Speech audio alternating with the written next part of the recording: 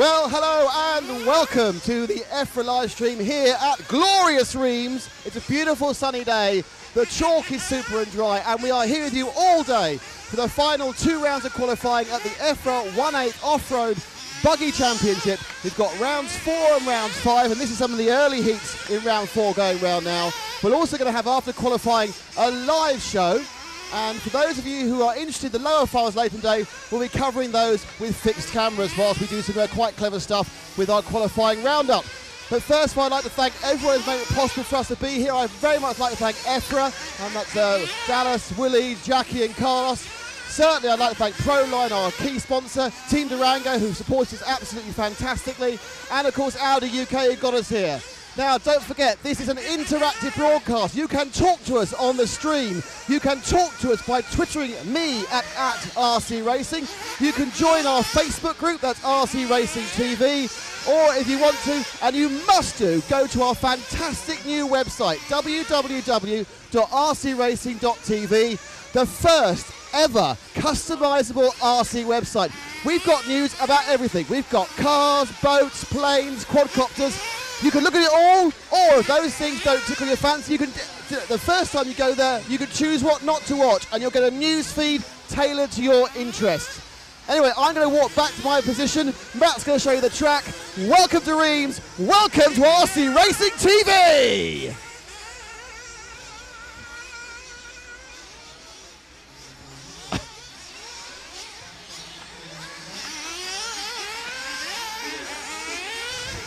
And now I'm sitting down. So indeed, welcome to all of you who are watching on the stream. Thank you very much for joining us. The action will pick up quite soon. We are currently looking at the J heat, and we'll have we'll start probably covering from heat K, then K, L, M, N, and O, and then we have at about 25 past 11 local time, which is 25 past 10, of course, in the UK, we have the top heats, A, B, C, D, and E. Then we have a little break for ourselves while the lower heats run down, and then we'll probably get back on air again at about 20 past 1 and cover 4 or 5 of the heats we didn't get this time round, so everyone will be on camera once. And then the top 5 heats again in the order E, D, C, B, A, and they start, those top heats again, at about 10 to 2 local, 10 to 1 in the UK. That all finishes about quarter to 3. And after a very short delay, we're going to have an absolutely superb, we hope, live qualifying show where we're wandering around the pits, talking to people, talking to the top qualifiers about what's going on here, what their hopes are for the finals, and you'll be able to see it all live here on www.rcracing.tv and www.efra.ws in association with Proline, Team Durango and Audi UK. So let's start off by summing up what happened yesterday. And yesterday, of course, those of you who are with us will know we had 3 rounds of qualifying. And the man who will be certainly most happy with his performances was David Ronefalk. Ronefalk, who after the 3rd round is now just 1 round win away from getting the TQ position. Ronefalk has a first, a second and a first for a total of 526 points overall after 3 rounds. Now remember, it's best 3 out of 5, so there's 2 drops. These 2 rounds could be dropped, but he's already got 2 wins in the second. In second place on the scoring, it's Robert Bataille, who has a win, a second, and about a 10th win will drop. He's on 518. Third, Renaud Savoy, who's won the second. Jerome Igon is in 4th. Yannick Igon is in 5th. Martin Baer is 6th. Lee Martin is 7th. Elliot Boots is 8th. Renard Monin is 9th. As Matt shows you the vista of the circuit here. That's the pits behind where we'll be doing our live show later. Jerome Sartel is in 10th. Brian Baldo 11th. Your Newman dropped to 12th after a good first round, but 2 not so good second and third rounds. But also our drop scores. Joseph Quagreen is in 13th, Neil Cragg 14th, Alex Antonetti is 15th, and Rowan Volter is 16th. And those 16 are the guys who go straight through the semi-finals. Lots of work going on, a bit of wrenching there you can see in the pits. Now, as you know, not only do we have 1 camera here today, Paul, we have many cameras. So let's look at the other cameras we have to show you. Let's look at the jump camera over at the top end. Look at that. Oh, it looks better today. That looks much better today. Oh, it's because he set it up, not me. Oh, there we go then. I just shot myself with a foot. Yesterday I set the camera up. And let's look at the second mini camera, which is on mini camera straight. Whoa, look at that. And that looks better as well, but that's not fair. And finally, the camera which is loved of people who want to sit in front of it, the mini block camera, the low down shot, Look at that for the pit lane. But our key camera, run by Matt McCallum, is our moving camera, which isn't moving because he's got it on a bit of break. And there we go. So, let's give you and now Matt's now searching out the crowd. They're waiting. There's a very nice set of bleachers, and he's found some RB people, which is nice for him. We now need to... Oscar Bowder's yawning, apparently. I have Matt in my ear, which is a very worrying thing. Not as worrying as what happened with me and Paul last night, but let's go with that now. And we will be starting in a second. In fact, practicing right now is heat letter K are going out. And so I shall leap to my paper and see who K are. And give you a rundown who's driving.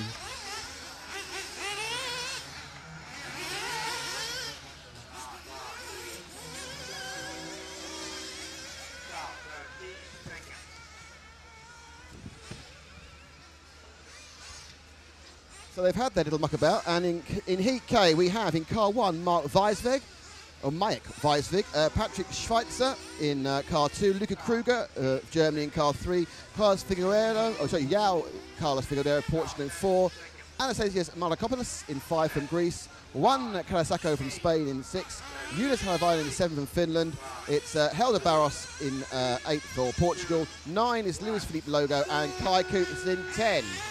And off they go. So we're going to pick up car 1, that's Mike Weisweg. Mark has already broken down, but actually I don't think the timing started yet, so we'll just run. I know some of you watched this yesterday may probably know this already, but let's just run through how the timing system works here. As you're called out, you get 2 minutes to warm up. There's a 2-minute warm-up period, and most drivers then come in for some fuel. Then the clock starts like down here for 30 seconds, and effectively, timing doesn't start till you cross the line. So let's just watch Mark through here. Now, start-finish timing is, oh, well, that's impressive. So we'll show you that again in a second, so I'll replay. And that's start-finish there, those little cones. So that's where you start, but until you've actually gone across that after the start button, so everyone starts their 5-minute personal time at completely different points. Show us a replay, Paul, because we have a replay machine here. This is Mark getting the jump all wrong, took off wrong, and it's a 50-pointer there, not even a 25. Straight in the time, but it doesn't matter because he hadn't started the race at that point. So that's a free mistake, but that's not a free mistake because he had started then and he'd fallen off. So Mark having a bit of problem this morning. All these drivers have been out already. There's a 5-minute shakedown very early in the morning whilst we were setting up wires, and everything's going quite well. So Mark again is jumping very sideways. So what we're going to do now with Mark is I'm going to take you around the track, and there we go. So that's the left, and we're onto Pitman Straight as they go past the rostrum, up to the Reims corner, quite tricky, through the old sock, and now over the boulders, very interesting part of the track there, very many different lines, that's quite a good one. That corner hasn't got a name yet and needs one. Over the double, and the mini double, and then they come down the left hand to the triple that seems to cause a lot of problems, as I said, seems to cause a lot of problems. The infield S, and now over the logs, left down to bottom bend, which could also get a rename if someone thinks a good name for it. Up over the sweeper, and now down mini camera straight. Into the bullseye, there's the bullseye. And now over Champagne jump.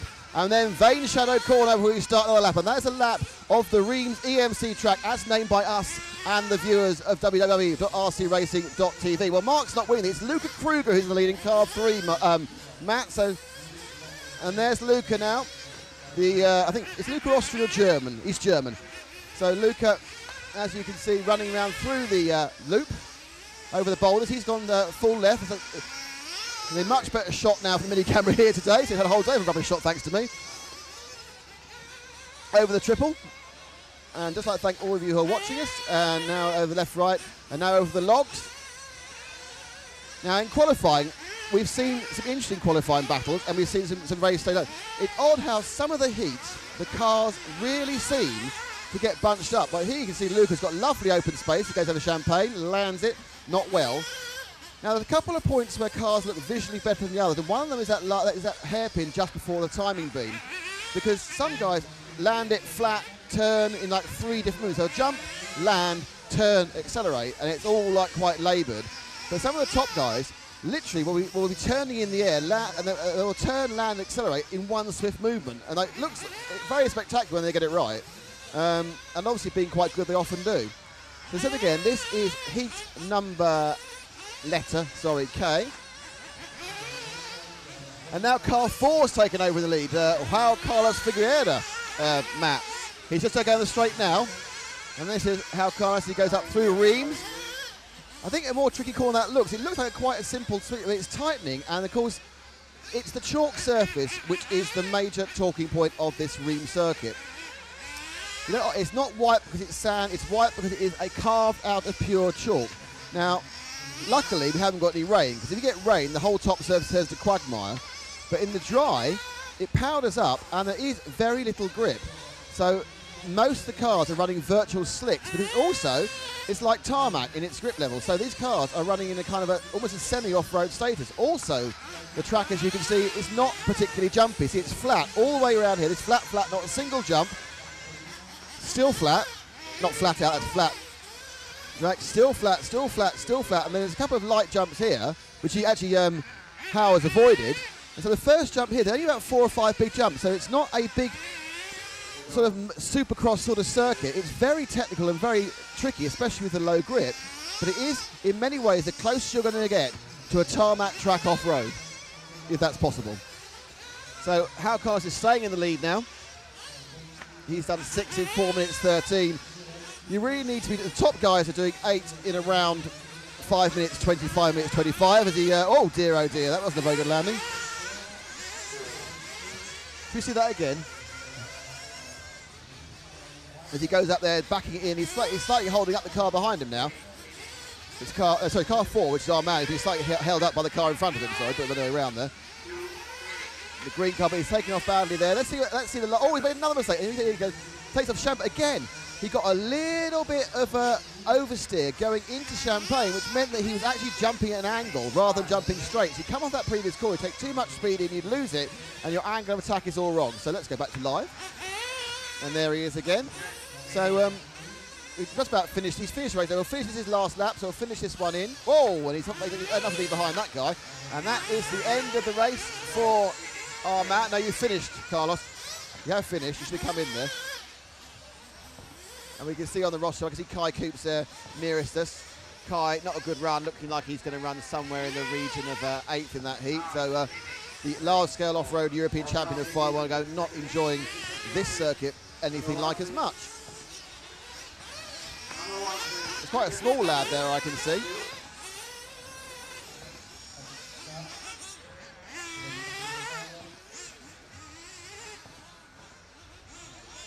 One of the great things about RC racing is a complete equal opportunity sport. It doesn't matter if you have any sort of physical handicap, as long as you can actually hold a transmitter, you are more than welcome to race here, and that's probably the only form of racing where that's true.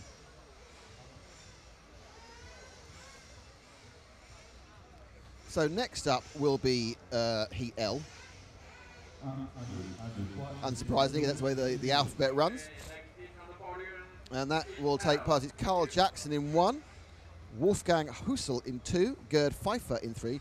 Actually, it's Carl Jackson from Great Britain, Wolfgang is from Austria, Gerd is from Switzerland, Misha Wiedeweyer from Germany in 4, Matt Angersted from Sweden in 5, Roman Kummer in 6 from Switzerland, Florian Schrum in Germany in 8, and Karl Zellinger of Austria in 9. I don't know why this heat, the previous heat, have got less than 12 cars in them. It's not being explained. No one's come up and personally explained it to me, which I feel very, very unfair about. I think they should do, quite frankly. It only seems fair I should be told what's going on. After all, I'm terribly important in my own mind. So the guys now are looking down at the pit lane where they're engines are being warmed up by their mechanics, and they'll then go out for a couple of minutes. Some of them have done now prior to the button going. So there's cars on track, but they're just warming up at the moment. Nothing particularly exciting happening. So they say 2-minute start. No, don't sit in the way, Mr. Marshall. And they run round, and this doesn't count. Then they're going to pick up a bit of fuel. Then the first buzzer goes, and they're released to the pit lane. And I think in 30 seconds, or maybe a minute after that, the second buzzer goes, which is when the 5-minute timing starts. And then as soon as you pass start finish, that's when you start your 5 minutes. So we've had situations where people have been more than a lap behind because of what's happened during the race. One person's finished, it's like a minute and a half before the final person finishes. But the Reims organisation will be fantastic, and they really are keeping to time brilliantly. This race is supposed to start at 10:57. Sorry, 10:47, and it is 9:45 now, so it will actually start almost exactly on time, which is quite remarkable and very, very positive.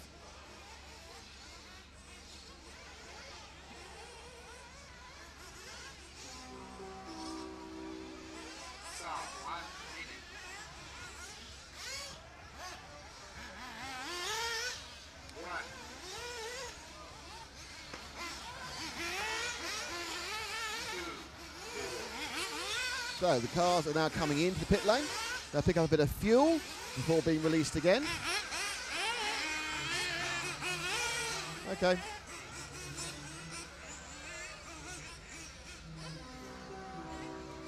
And let's see what's going on.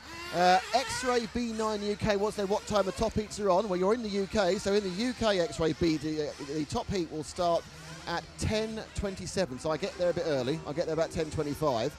That's 11:25, or about, I might be I shall go 5 minutes earlier than that. I shall be about 20 past 10 in the UK to be safe, and 20 past 11. The second round of the heats, they'll be back on again at about 10 to 2 local, 10 to 1 UK is the answer of what time the top heats are on.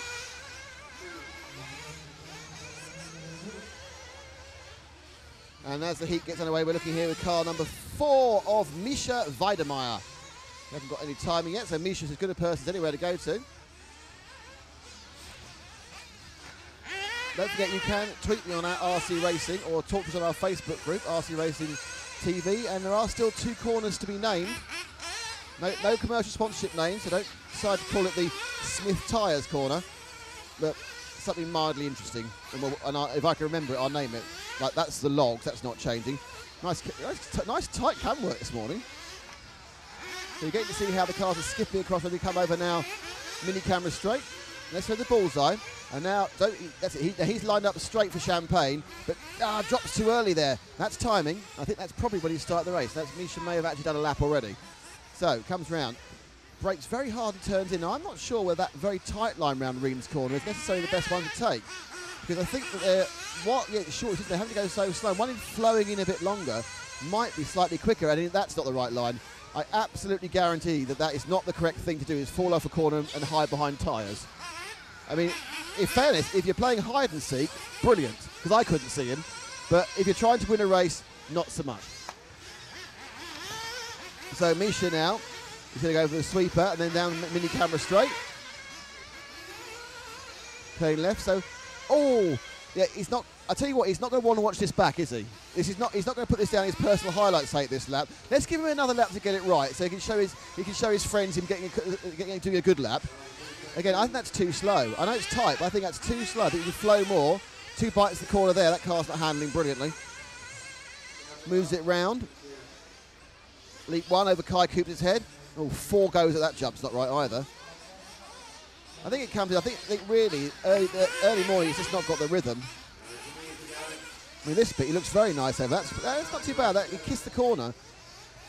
I think he's trying perhaps too hard to be absolutely on the line. And with the quality of the grip of the track, which is variable, and the fact the car's a little bit, loose generally, I think perhaps he should just build a slightly bigger margin of error, and it'll be faster overall. Now, the leader is Wolfgang Heisel, Matt. That's car 2. So Wolfgang has taken the lead of this heat L. So now Matt and I have a race. There he is. He's just got to... I just saw him as well. That's a jaw as he goes through the logs. And he's got a very nice pink and blue car. Team Losi machine. And now we go for mini camera. And a bit to the left there. And... I'm loving the camera work this morning. Matt's really got his mojo back. He got a bit of sunstroke yesterday, which is not that easy. But we've really kicked into gear. Perhaps he's found the zoom that works. There was one event we took one time where the zoom, there was a Neo about 2 years ago where the zoom broke for the first 2 races. Then suddenly it worked. And I sat there going, Matt, why are you so wide? They went, oh, we fixed it during the races. So over the triple now. That's 2 ways of doing it. And I'm wondering, though, that the drivers are looking quite a bit more circumspect. I'm wondering now, it's much warmer than it was this time yesterday morning. suns out whether the track has dropped some grip. We won't know that till we get to the top heats and can compare times of people who are more likely to put in equivalent 5-minute runs as we get showered by chalk. Because our wind, if you look at where start finishes, as they put the power down, come at the hairpin, basically just fire chalk towards the press tent, and most of it goes in my eyes. So close to the sock, there's the boulders. Back corner needs a name. Whoa, that's much better. That's the way to. Can you do the triple in one go? No, I think that was deliberate though. I think he decided that's not working for him, so he's doing a double single for safety. So it looks like Wolfgang's doing, but actually Misha Wiedemeyer, who we were following earlier, didn't look so good, is leading this heat now. In third though, it's Max Angerson. Let's see if I find Max Angerson in car 5. He's our third place. I'm guessing he's Swedish. Let's see if I'm right. Oh, look at that. I'm just brilliant, aren't I? Just like that, guessed he was Swedish. And Matt finds him again as he goes over the logs. Coming over the sweeper. Again, all a bit too far to the right there on that one. His car looking particularly nose up as he goes. Obviously, putting that weight at the rear, or giving it a bit more droop at the front, allows the weight transfer to go on the back, which should give more rear grip. And as most of the cars here are oversteering, you want to try and get as much weight over the rear as possible, up to a point, because at some point you have too much weight over the rear, and what happens is you start getting a pendulum effect. So that's the knife-edge setup these cars. Well, that's obviously taking into account they have to find the right tyres. Oh, triple there. Now, he took the triple, and the problem is when you land it seems much more random. Doing it double single, I think you're pretty certain where you're going to land. It's slower. Whereas Matt's there took the triple, and I think it showed there. I'll be interested to see what happens in the next lap. We'll stay with him to see the next lap. Actually, we're not, because I think it's the last lap. I think he's finished. So he might not do another lap. But just to see whether doing the triple must be so much more random on the landing. No, a bit too wide in the corner there. Is he going to do another lap? He's doing a sneaky other lap. Let's just see. Follow as far as the triple, Matt. I just want to see what happens if he's still going for it. Just want to see whether it is a random landing that they're getting worried about. Top corner. Very hard, a bit showy there. I think he knows he's finished there. And let's have a look at that. That was better, yeah. The shorter you go on that triple, the better. Well, Mats has finished, and he was third. So the results of that heat, it's Wolfgang Heusel has won with a 7. So Misha Wiedemeyer was second. Mats Angerson is third. Florian Schramm, fourth. Gerd Pfeiffer, fifth. Arthur Heinen, sixth. Carl Jackson, seventh. Carl Zillinger is in 8th. And Roman Kummer is your final finisher in Serie or Heat L.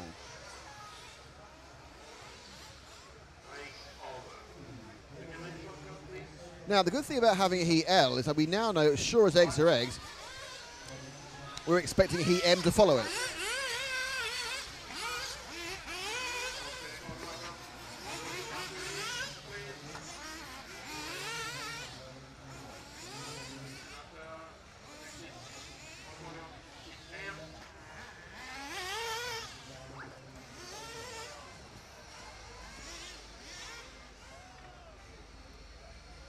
Now, this is a slight problem. I can't find my heat listing for him. Hold on.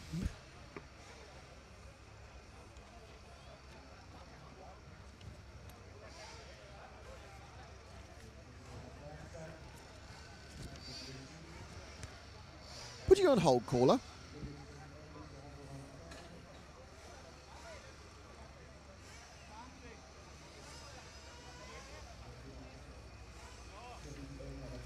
There we are. I'd filed it under don't need it right now, which is wrong. I didn't need it right now. So Heat M, we have Andreas Bartels in car 1, the German. Remy Barbilian in car 2. Scott Walker, the Swiss.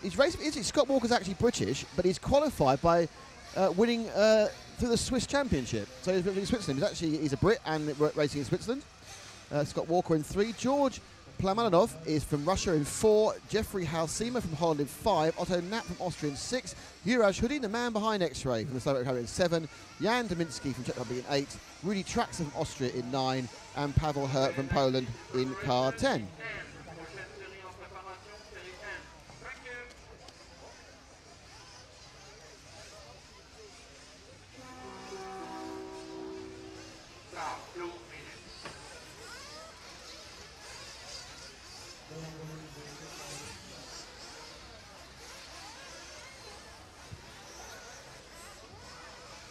So they're the warm-up periods for this Heat M. Oh, carnage on the camera there.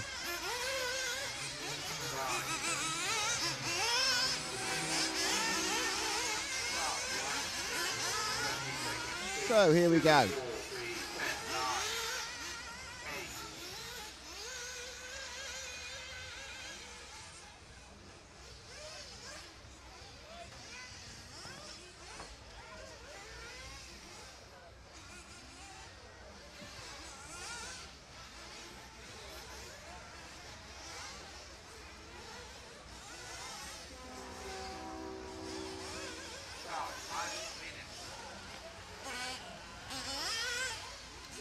So the warm-up going on for Heat M.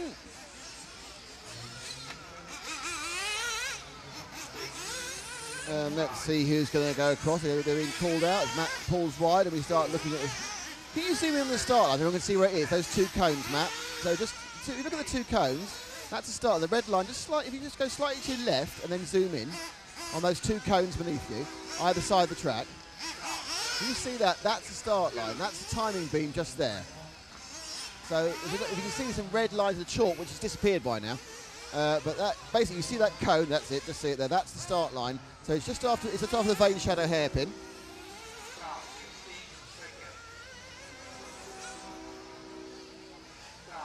And then 10 seconds. And now 9. So they're counting down 10. So let's see if car 1 is waiting. He's slowing down. He can hear it, and he's waiting to go. So he's going to first car over, and he's gone. So I think he may have actually just gone slightly too soon. We'll see in a minute. But that was Andreas Bartels. Did he actually wait too long and therefore actually missed the start of the thing? No, he started. I think. Actually, not sure if he had. Yeah, he did just catch it. Huraj Huddy's behind him. So it's Bartels off car 1. You're right. Huddy. So there's Bartels off on his 5-minute run here. He didn't seem to handle the logs too well, a bit tentative. Another car looking quite nose up under power. Over mini camera.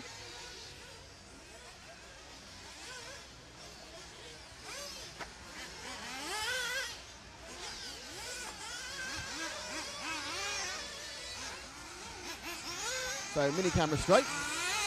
And now going around the top of the Reams corner. Over the bowl, avoiding the right-hand one, taking the left-hand one through the sweeper. So those routes are quite different. Whoa, here we go. Still quite showy as well. Wants to get the nose right down to land that second half. And is he going to double single? No, he's going to slap land it on the end of the third. That actually was quite effective, in fairness. And he was actually the fastest person in that lap.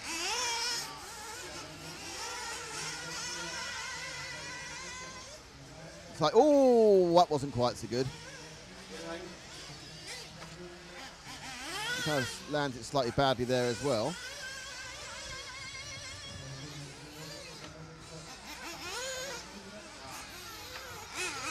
And he's a bit tentative around that corner. So Andrew kind of trying to set himself up for the boulders. Got a little bit tentative there, which is a bit unfortunate. And double, yeah, that's okay. So he's still leading after 2 laps. In second, it's Jeffrey Halsey, number 5. A couple of seconds back from Bartels, car 5. And he goes over the logs. The orange car with a white, front end to it. And actually looks quite good, actually, that section. Too long in the air there. No, this is the point where you don't want to get run. And double correction there. And yeah, that's not particularly good. It was going quite well to that bit. Not a massive mistake. Yeah, it's 2 tenths here, 2 tenths there. Now, how fast you go? Again, I think you can go quicker around there. But I'm not driver, so I might be wrong. But that doesn't seem to be that very, very tight, very slowing line. I'm not sure that's best one through Reams. Hopping on the takeoff there. Oh, yeah, controlling this. Shoulders left, shoulders right down. Now, that is a good way. That's an excellent bit of tripling there. And he's now going down the straight towards bottom bend. Direction change too fast for Super Cameraman Matt there. Oh, extra bump in there. So again, this point here, you don't want to put too much in. That's much better. So he learned from his previous mistake, Halsema. And it's still Bartels leading Halsema second. Otto Naps in third in car 6. So he's just going down the straight now. Oh, Matt won. We are having a competition who can spot the cars first. It's about 7.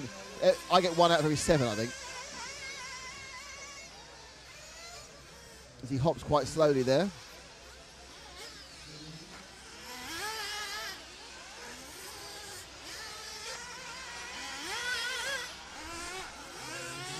So this is Knapp.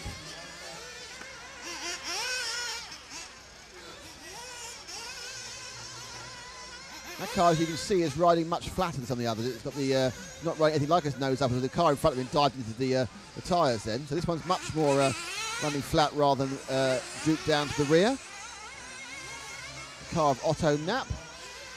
Yeah, that's. So he's obviously decided he doesn't want to rear bias the weight because that gives him pendulum. Let's see if we can pick up car 3 as I think probably our last car. That's Scott Walker, the Brit who's qualified for Switzerland. So he's actually a British racer, but he qualified for the Euros through the Swiss Nationals. He doesn't live in Switzerland. It's pretty huge dedication, but I'm assuming he does. So car 3. This is my chance. Matt's not found him yet. But at this point, you wonder if he's still on the track. No, he's been found. Going through the S's. So this is Scott. Oh dear. That was like going over cobblestones in an old BL Allegro, all over the shop, with knackered hydroelastic suspension. Whoa, car dead next to him. It's a great thing when you're in qualifying and you've got cars in front of you and they're sort of not necessarily holding up, but kind of taking your attention. There's nothing better than when they crash in front of you, you don't hit them. Nothing worse when they crash in front of you, hit their accident. But when they crash in front of you, don't hit their accident, it's a great feeling because you haven't got to overtake them or they haven't got to let you through. So, speaking of somebody who's done, I obviously know I race a lot of 12th and Europeans and Nationals, and I've been overtaken a lot, but I've been overtaken a lot more. I have overtaken people. I have overtaken occasionally, honestly. Going through the S, and right now, Scott's got the green car behind him. Now, I'm not quite sure which way round there. I think the green car recovered from an accident. Scott looking like he's putting some distance on them. This will be Scott's last lap, so when he comes over round the bullseye, not quite the right place to be there. Over Champagne, back it up, turn it and go and blast it past. And he's finished. And the results of that is that Andres Bartels has won, and he's also managed to do an 8-lapper. But an 8 lap, about 40. Jeffrey Halsema is second. Otto Knapp is third. Scott Walker actually should be third according to this. Otto Knapp is fourth. No, third Otto Knapp, fourth Scott Walker. Fifth Herbert Powell Hurt. George Plamondon was in sixth. And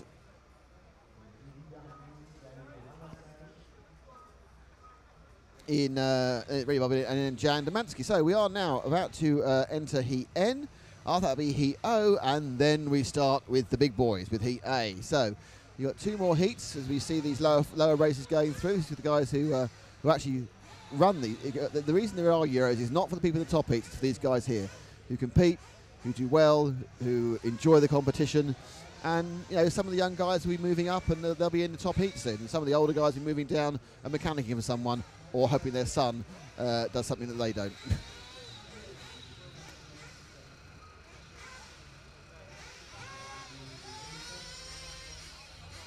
So whilst we've got a bit of back time, I'd like to thank again our sponsors. It's Proline, thank you very much, and Team Durango. As Paul goes to look at a camera that's slightly fallen over, and we have Audi as well. Team Durango Proline, thank you to all of you for that. And also, obviously, please interact with us, RC Racing on Twitter, and the RC Racing TV Facebook group. And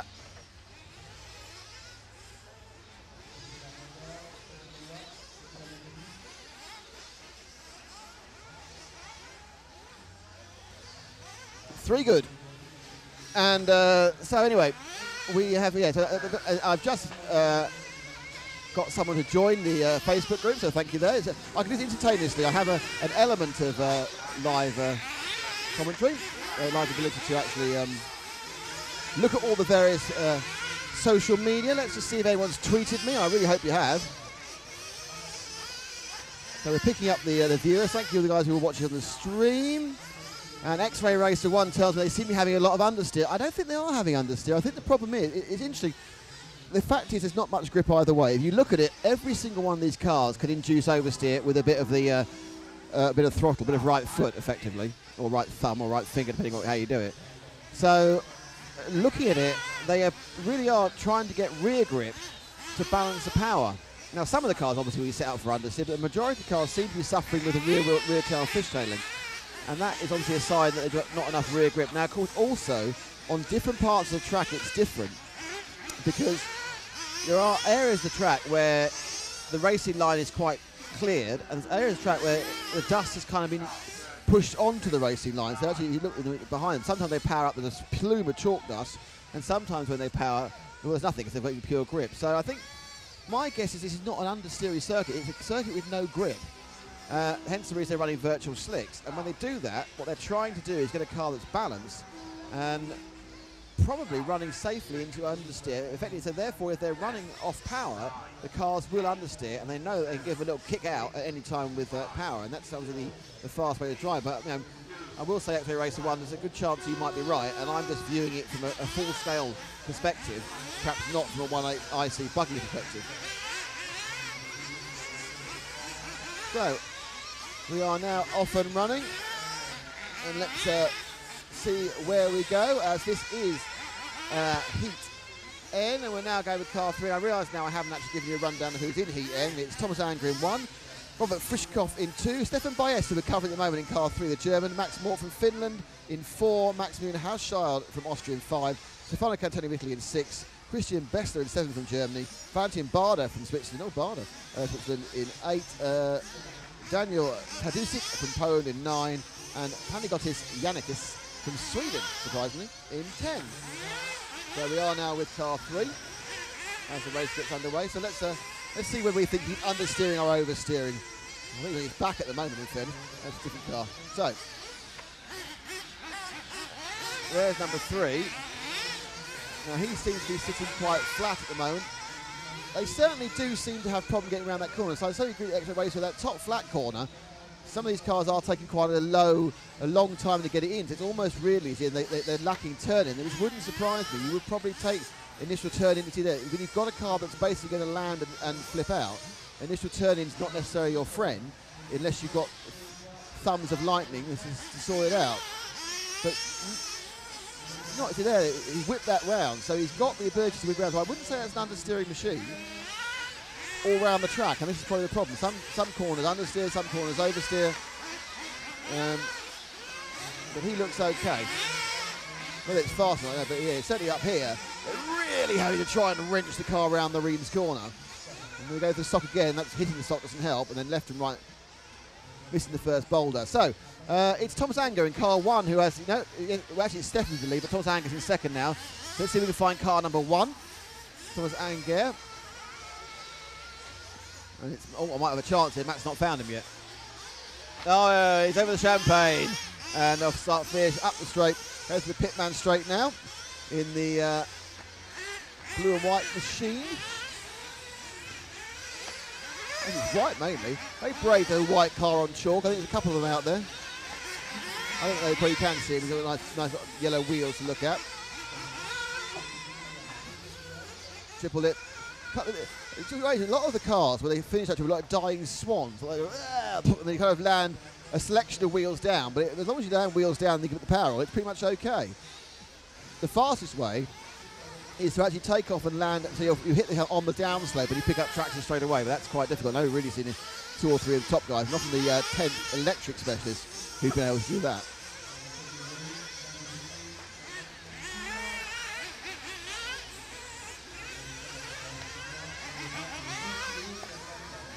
So through the bottom corner,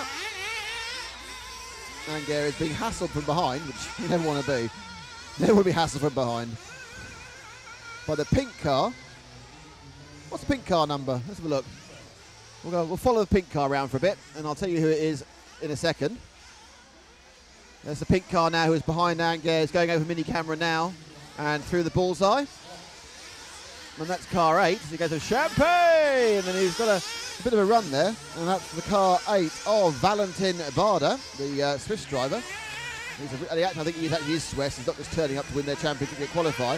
So Barder being held up a bit now, and he's currently shown in 5th, but I'd say he's being held up by the cars in front of him, looking to get round the 4 car of the car of Thomas Anger there. There you go. He's also got a car behind him. He got quite skippy nippy over the logs there. So I think his car's nice over the logs. His car's again going the same speed. So is that the fastest they can go? Or are they pacing themselves? Whoa, and Anger makes a mistake. Gets in the way of Happy there. One of the Nova Rossi, I see Italian drivers going, oh, it's not fair, I want to get extra lap. So a lot of these guys, their ambition, we have not to have to race today. There's lower finals this afternoon. As long as you get into the 164th finals, you can get the rest of the day off. And everyone wants the rest of the day off. So the results for that is Stefan Baez with an 8.5.45.38 has won it. Stefano Cantoni is second on a 7.51, then Thomas Anger in third. Maximilian Hauschild in fourth. Robin Frischkopf in 5. Max Moore in 6. Christian Bester in 7. Balagotis Yannikis in 8. Daniel Tatusik in 9th. And Valentin Barder in 10th. So we now have just Heat O before the top guns come, and I'm going to take a quick break. So enjoy the multi-camera cutting as I take a quick break before we start the Heat O and the top 5 heats.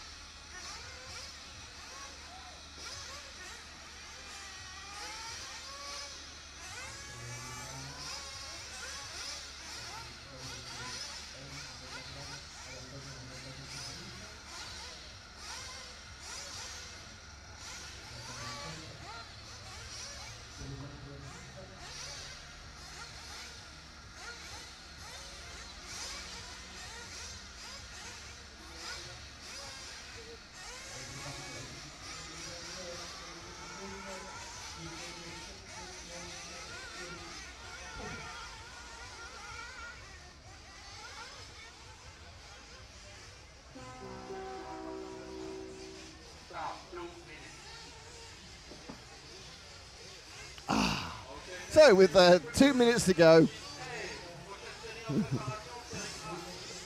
the train, the bong's very reminiscent of the Milton Keynes Central Station, and with the 11:14 for Heat O about to leave, we are on the warm-up phase of this, the final heat before we see the big boys. We Heat A out first, then B, C, D, and E. So we're getting quite close to the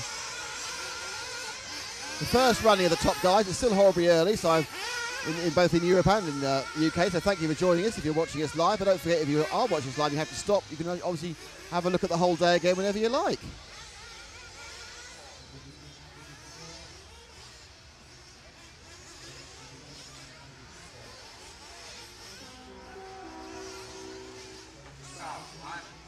So there's 1 minute to the official start.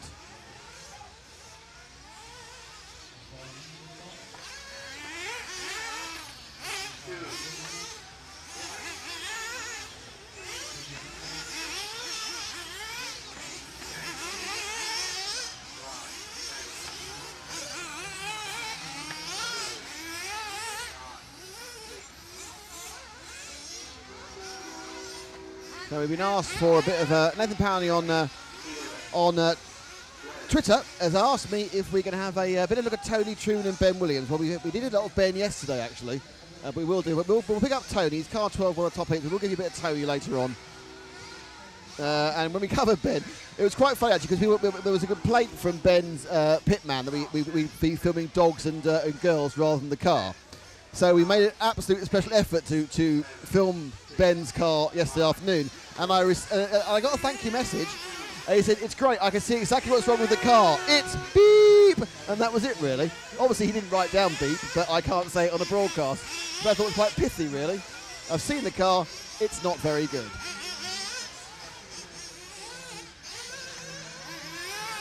So let's have a go, and this is the final heat. So it's Ramon Nunez in 1, Anthony Conroy in 2, Mike Craddock in 3, Matthias Selinger in 4, Maurizio Fanitel in 5, Yunus Nakor in 6, Jordi Verla in 7, Frank Lemke in 8, Joachim Kallen in 9, Johan Catalina in 10, and Walter Jean-Jacques in 11, with Denis Cherusinov in car number 12. Oh, and we're going to have a car 2 there, but he hit a bucket instead. But I don't think he started yet, has he? Is that him actually officially starting? No, they just started. That was his starting lap. So I don't know. Was it car number 2? Yeah, he had started, but that's Anthony Conroy. So he got a 47 second lap because he spent 6 of it in a bucket. So let's see if he can do a bit better this lap. It's Anthony Conroy over the triple. Oh, that's nice. That was good. He's got a lot of time to make up for his bucket sitting though, so he needs to do number 7 really clean laps, and then he'll sit around going, if only I hadn't hit the bucket on lap 1. I've been there many times. 8-minute races, 7.5 minutes brilliant, half minute of nightmares, it's all gone. There we are. Yeah, you can show that lap to his sponsors, that's fine. So we are now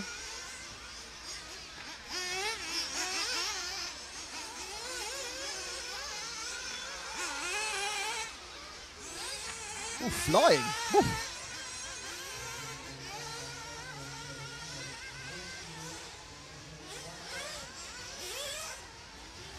So the car behind him, who's trying to overtake and has overtaken, we'll follow that person now. Is that car 3? That's Mike Craddock. Mike Craddock, obviously, who is the many years. He's been to running with the Kyosho team in the UK and supported people for goodness knows how long. Mike has. He looks like helps Elliott Boots. He's been to about the last 10 World Championships, so a lifer in this world of 1/8 off-road. So I'm sure he's seen more changes than just about anybody else, I would think, in the world. Same with one team, and there he goes, sweeping over the jump. Oh, and the man in front of his crash, which I said is always a joy to behold when you're qualifying. Sounds cruel, but it's true. Left and right, over the logs. Now, can he get past the man in front of him? Oh, now, obviously, there is some good refereeing going up there, or some very heads-up driving, because the yellow car knew he wasn't going to match up with Mick's speed, and Mick's only in 3rd at the moment. You have the Champagne, finishes his lap, and the leader, actually, at the moment, is car 9 of Joachim Kallen. So it's car 9 who has the lead. And let's see if we can find car 9.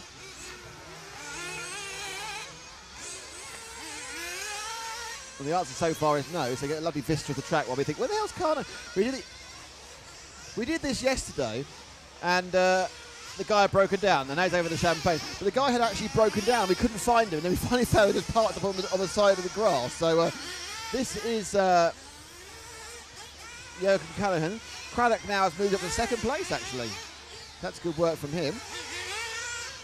In fact, actually, he's now in 1st, so Mick Craddock's taken the lead. This is now 2nd place for Joachim.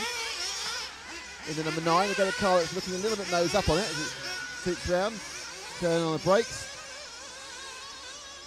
Then remember, for people who don't know these machines, they are 3.5cc, around about 3 horsepower nitro engines, 4-wheel drive, and they have brakes. They have a centralised braking, so when they ease back, they've actually got disc brakes on the centre of the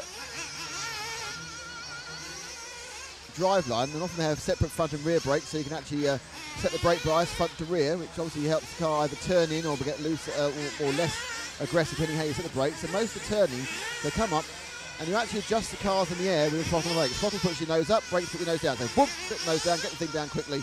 You'll brake there, and brake and turn. Obviously you want to lock the wheels, so the lock wheel does nothing, it slides straight off. And that's, there we are, turn a bit of power to blast it round. So there's not 2 of these cars. Proper little scale racing machines, 1/8, about 3.5 kilos. Probably top about 45, probably some of the longer, so 50. But the acceleration in their engine, not quite as easy to tell you as electric cars. Of course, have maximum torque from 0 revs. He's got a real engine, so as the revs rise, they get more torque and then more power. Going to the sock, And certainly Mike Craddock has decided he wants to win this one, but in let's do so Frank Lemke. Frank Lemke in car 8. Frank, a well-known racer from Germany, races all sorts of classes. And he's just going on the straight now in the green car. So Frank, let's see how he goes. And he's gone very. Oh, he's gone what? Is that person? I don't know. He actually let the person through there. I think he just taking a different line. And then he found a nasty car that was inside. I think he must have let him. He's really pulling away. So Frank, that second the car over the jump there, hops it round, and through the S's over the logs. We now have times up and the cars are finishing. This will be the last lap. And the important thing to remember is the next heat out is Heat A, and we start round 4 of qualifying for the top 5 heats.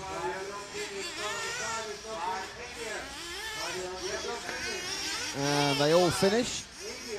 And Mick Craddock at the end got down to 5th, so bad a couple of laps. Okay, that is the end of the appetizer. And we now move to the main course of round 4, which is the top 5 heats A to E, the top 60 drivers from pre-qualifying over the first holidays that have been put into this. And it is a who's who of the best drivers in Europe, well, obviously, as it's the European Championships.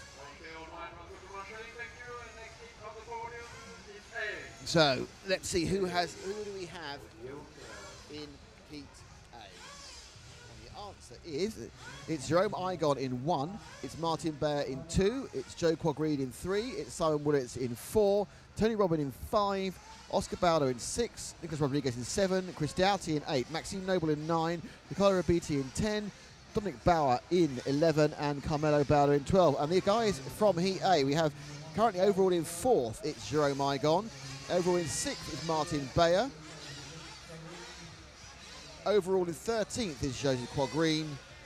And overall in 18th is Nicholas Rodriguez. So they are the ones who've been moving down. But that's, of course, that's for 3 rounds. It's going to change now because, of course, drop scores come in.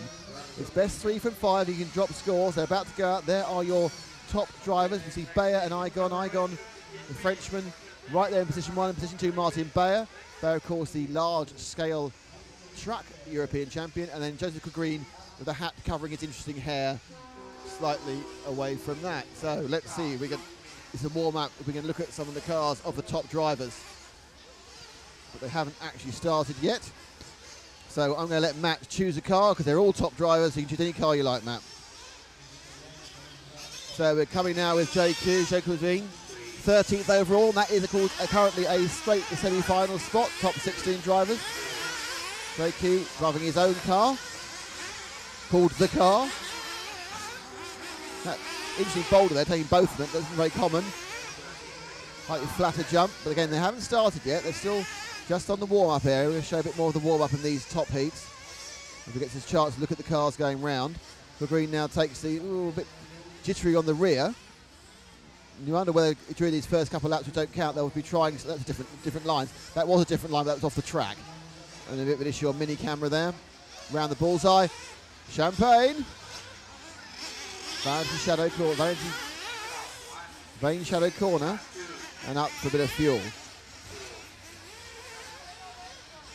So let's see what the pit men are doing their work. That's they go back out again. There's the Clippy car. Is that Bayer? Car 2. Is it? And that's Martin Bayer. Matt covers out in tight. Bayer had a very, very good first round. Bayer, he was 2nd or 3rd, and then he had 2 not quite so good, but still overall, because he got 3 decent scores in 6th. But he's got a good drop. He's got a 162 to drop, which I think is out of 14. So Bayer not happy with his last round. Hopefully he'll change the car. This is the X-Ray, the new version of the X-Ray. It's got different front steering that makes it less aggressive but rotate better, which to me is an oxymoron, but I am not a car developer. So we still haven't actually started this 5-minute race. Counting down as the bongs from Milton Keynes Station can be heard. And that's 9, 8, so let's have Matt to wait and catch the first one. No one's come through yet for... So the first car to go over the line is going to be, I think, car 10, 12, and that's car 12. So that is Carmelo Baldo, one of the multitude of Baldos in this race. I think it's 4 Baldos who are running. Carmelo's actually 2 in this race, Oscar and Carmelo. There's a bunch of Baldos. Jonathan Baldo later on as well. So there's at least, and Brian Baldo. So there are 4 Baldos in the top heat. 2 in this one. This is Carmelo. That's why I call it a dynasty, a team that get 4 people into the top 60 in Europe. Oh, and that's all gone horribly wrong. So that's an absolute curse. Let's see that one again. What, I don't know what had happened there to Carmelo, as he just doesn't land it. So let's see that one again. Here he comes. Goes a bit tight and just gets it all wrong. I think he was correcting for being too tight on the left-hander, and it all went horribly wrong. But that's not good for Carmelo. So we're now going to pick up car 6, and that is of Oscar Baldo. So it's a Baldo fest in this one. Oscar Baldo. He'll be hoping that he doesn't end up in any sort of problems that his brother, cousin, relative, I don't know what the relation is. And he goes, and he pulls. Oh, this is Baldo's corner. What is wrong with the Baldos and the triple? Triple Baldo fun. Well, we'll have to see what happened to Oscar Baldo. We knew what Carmelo Baldo. So it's now called the Baldo, but I won't remember that. I can't rename it. See, another Baldo problem here. Boom, flat chat, fall over on the side. Now, that must be so frustrating. So, anyway, Martin Bayer has taken the lead from Jerome Igon in second. Bayer putting a 40.71, which is not massively quick. But it's Bayer from Igon, from Robin, from Willits, from Quad Green. So let's pick up. We've got Igon now. He's the person who's done best so far. Jerome Igon currently qualifying in 4th overall with 3 very good scores. He's had 2 4ths and a 5th, I think. Could be 2 3rds and a 4th. And 2 4ths and a 5th in the round. So it's hard for him to improve on that without a win. But he has been consistent. And of course, being number 1 in Heat A means he was the top qualifier in pre-qualifying that took place on Tuesday and Wednesday. Carl, just slightly unsettled by the logs there, comes down bottom bend, hugging it tight. Massive acceleration, he pushes up and now goes to the mini camera. Dips the first one, hangs the right and then the left, he goes over Champagne and through Vane's shadow. That's lovely, that was a lovely turn and run there, and put the power down the pit man, coming to Reams. Now, is he also going, well, I must be wrong, because everyone's decided now the best route is that very, very tight route round Reams. They weren't doing that yesterday. Now, whether the track's broken up slightly wider and that makes it more of a move to do that, I can't tell you, but certainly looking pretty good there from Igon. And he has actually now taken the lead after 3 laps. So Igon is just a few hundredths of a second, actually about 1.5 seconds in fact, ahead of Bayer.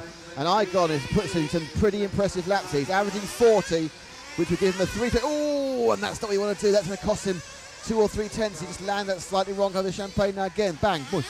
Lovely motion there as he gets off the straight. That's a textbook way to take those last 3 corners. You land, you turn, you flow in one movement, and it looks really, really good. So, let's see who's going to race second. It's Chris Doughty is up to second now, the Team Durango. I think that's on the stagger. We've not seen Chris much on car 8. Let's see if we find car 8. Matt, Chris Doughty, the Team Durango team manager with the Durango. Thank you to Team Durango for backing our program. And he's just coming over the Champagne now. Second car. And of course, we'll thank Proline and Audi UK, and of course EFRa for us being here. And there's Doughty. Goes more right, taking both of them. There's someone trying to avoid them. He's got kind of a loose way of taking them. Oh, that's impressive. That's a stunt move. Actually bouncing over the double. Chris actually showing off the cameras there. I think when we see that one again with a smiling face from Paul next to me. Let's see what Chris did, putting in a full 360 rotation as he goes over. There we go, bang, boom, 360, carry on. Excellent work there from Chris. Stunt driving with the best of them. So he comes through, and Doughty is kind of running around 3rd and 4th overall. He'll have lost about half a second with that rotation, but still looking good for an 8-lapper. And the car looked good around there as well. So he's taking right to that side and then crossing back. So we are now to the last lap, and so it'd be good, I think, to try and find Martin Bayer, who's running in second. He's in car 2. And Bayer is, I think, in the blue car. Yeah, I know he's in the blue car. And he's going down, I think, down the bottom bend now, I think. Could be wrong. He's over the triple. And you're right, it's different. I'm looking at a different blue car. So over the triple, once again, Matt wins. That's now 8-1 just today. And that car is looking very nose up under power. Look, you see how it rises under power. A lot of front droop on that car. That's lovely over the mini camera. Turning tight. When he lines up properly for Champagne, lands it, turn, go. Oh no, he didn't get it quite right. He landed, he skidded along before he could turn.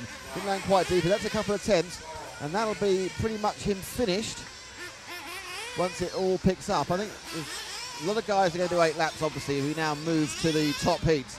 The winner, I think, is going to be Igon. Now, Igon just had an accident on the last lap. He just rolled it coming off the triple. And Igon now going over the logs. He's going to go over the bottom bend, but off camera, he actually mislanded the triple just then. Didn't cost him a huge amount of time. He didn't need to be marshal, but he was upside down, rolling out of control for a while. So Igon comes across. He'll finish this lap now. And now we have to wait a little bit until we get the timing screen updated. So Doughty's done a 5:34.6, Oscar Bauder a 5:36.6, but Igon and Bayer will both be quicker than that. And in fact, coming at the last lap, Bayer was only 2 tenths behind. So I'm wondering whether that last lap accident might have cost Igon the race. But Igon has done a 5:28.42. Jerome Igon, 5:28.42.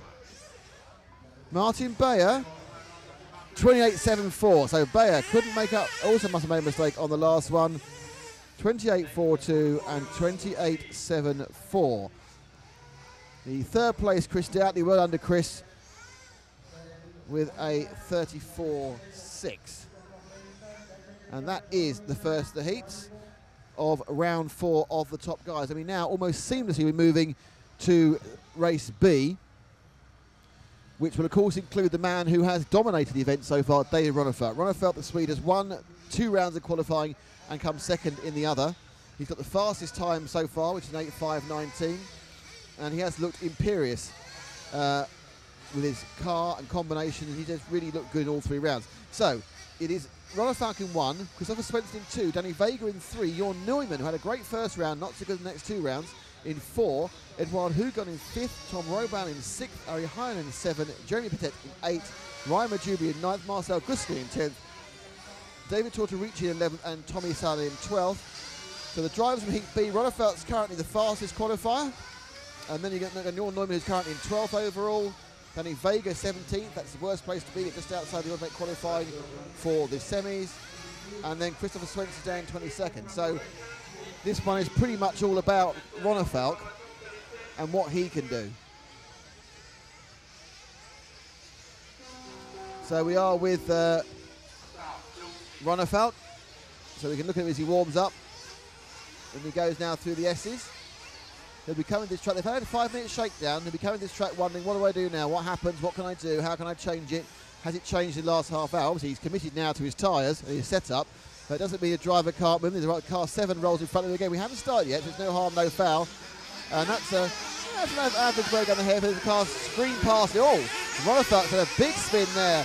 And that could, why did it damage his car there? Let's see that one again, because that's a car breaker. Get that right to break the car. Paul, you've got that over the shoulders again.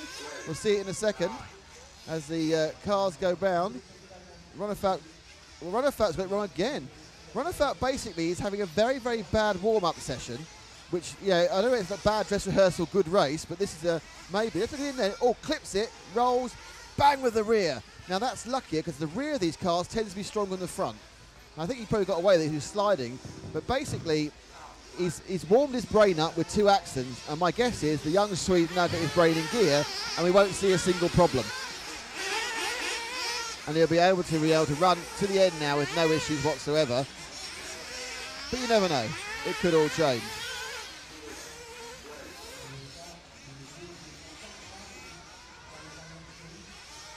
So, fuel goes into the Ronnefelt machine. Out he goes.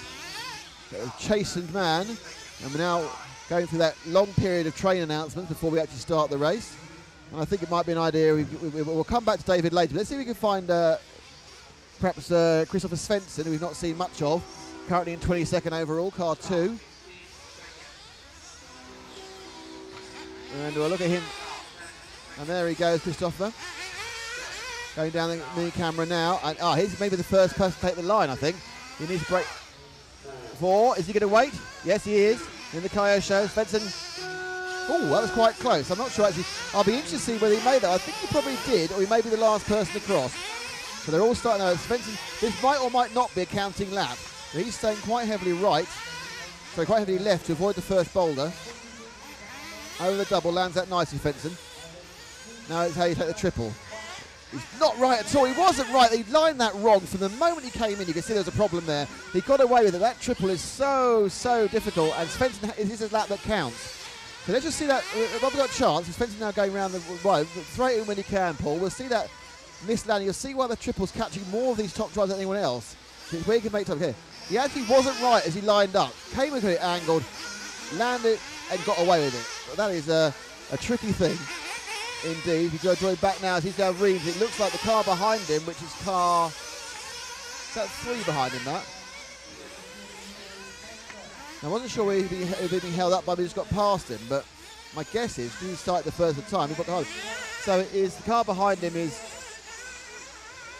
Well, I'll see in a second when he comes nearer. So if it's 3, I think it is. It probably might be Danny Vega. So let's go and look over, as we kind of pick up the cars over mini camera straight. And now over Champagne, the second of those cars is indeed car 3 of Danny Vega. Vega qualified. Oh, the front wheel looked very odd there. I don't know where it's just where the angle of the front wheel was going. I mean, the front it was chlorine for grip. I think there's a kind of a reverse. The cars are always steering with a reverse caster on them, as a reverse camber, sorry, as they turn. So it's quite interesting. See that before, looking at turning right. Some of these are running quite a bit of reverse camber. Obviously, it's helping the guys get round the corners and keeping the cars where they want to be. So that's Vega chasing down Svensson, but the leader, and Ronefalk's not gone well so far. Ronefalk is lower, and our leader with 2 great laps is Jorn Neumann. So Neumann in car 4 is the man we need to be looking at. And he's actually behind this race of 3 and 2. So car 4 is the third of those cars. He's getting trouble. Neumann take it, and Ronefalk's had a bad couple of opening laps. He didn't look comfortable during warm-up, and he doesn't look comfortable now, as Neumann has a man behind him as well. So Neumann, so we've got 4 cars together. Neumann currently still the fastest. And you actually they go over. It's 3 from 2, and that's Ronefalk who's gone in the background. So Ronefalk is not going to be TQing this one. This one has gone. Let's stay with Neumann. Do we have that one on camera? We'll go, let's look and see what happened to Ronefalk. We'll stay with Neumann whilst we're looking at that. There he goes. He's behind Neumann. It's Ronefalk. Ronefalk really hasn't had his brain in gear at all for this race. That's 3 accidents. That one's going to count, and that one's going to stop him in TQ. So this is going to mean that we won't know TQ at all at this round, because he can't be sewn up by David now. But Neumann needs to get past these guys in front of him. They're slowing him down. But the guys in front of him are the 2 other quick guys, which is Svensson and Vega. So the top 3 of the top 4 are running nose to tail. Again, Neumann, and oh, that's good, very good heads-up driving there by Svensson, letting his not his fellow sweep, because Neumann, of course, is German, so he's getting his competitor through. So excellent work by the referees to get Neumann clearing through. Now, Svensson, the next target for Neumann is Vega, who's definitely benefited from him being behind. Neumann puts up his screen and sprints it through. Again, a little bit of check brake there to get round that left before the pit man straight. Into Reams again. They have definitely decided that inner corner is the best way of doing it. Durango again taking that more circumspect route. And Neumann now. And Vega are the guys at the top. Ronefalk, despite those accidents, is still in second. Vega's in third, but he's 3 seconds behind the Durango. Neumann really, really needs 3 perfect laps to get himself further up the qualifier. Vega, is he going to let him through? That minor mistake means he might have to. I think, oh, he's holding him through. So it's Vega who's slightly holding up Neumann. He's 7 or 8 seconds behind. Neumann takes a wide line. He needs to get past. Vega, I think, is he going to let him? He's thinking about it. Yeah, I think the referee told him that was good drive by Danny, because he managed to lose very little time. Neumann again, taking that first corner on the right, flipping through from Vega. So at the moment, Neumann a 4:03.41, which is something in the region of a 23 or a 24. Fast we've seen so far is a 28. He's certainly on target to be the fastest guy so far in this heat. But Ronefalk, great comeback drive by Ronefalk. He's only 2 seconds behind him. So with 2 laps to go, I don't think he can make it up on Neumann, but he may still actually have the second fastest time when he come out this week, because Igon wasn't clear in the last round, and neither was Bayer. So slightly tricky conditions, slightly slow conditions. And Ronefalk still the class of the field, it has to be said, but there's a couple of mistakes to take him out in contention on the big event. So Neumann has a chance if he takes the right, both boulders there. I think possibly you see the car that crashed in front of him. taking it slightly safer, slightly slower route. Neumann 7.4, with another mistake for Ronefeld off camera, and he's lost 6 further seconds, so he will not be in contention for TQ of this round, but Neumann will be. If Neumann can do a 40 or a 40 and a half, he's going to take the fastest run so far. Just 3 corners to go. It's a sweeper over mini camera, then he'll be turning sharp right through the bullseye. Lining up for Champagne before he comes to Vain Shadow. Nice run, and he has finished his run, Neumann, and we'll have to wait, but that is the fastest run we've seen so far. Ronefeld looking for second. Danny Vega dropped badly, and I think they may have actually pulled off at some point. So as we wait for the updated time, which still hasn't come, and it is an 8.5.24 for Jorn Newman. So he has a 5.24.42. Ronefeld a 5.30.3. Whatever he put on the car or whatever he had for breakfast, he needs to eat something else or change the setup, because that car is lightning quick. But today, Ronefeld, or this morning, Ronefeld just not kept it on the island. So in third place was Christopher Svensson with a 32.2. So key thing is, Jorn Neumann currently on TQ with a 24.4, and that's a time that would have TQ'd at least one of the rounds yesterday. So Jorn should be very pleased that after a great first round, 2 iffy second rounds, Jorn is going to be a big mover up from his current 12th place during the course of this run. So we now move to C, which even I can work out that B follows C, which says that one of those A follows B follows C, follows those adverts for Guinness, isn't it really? So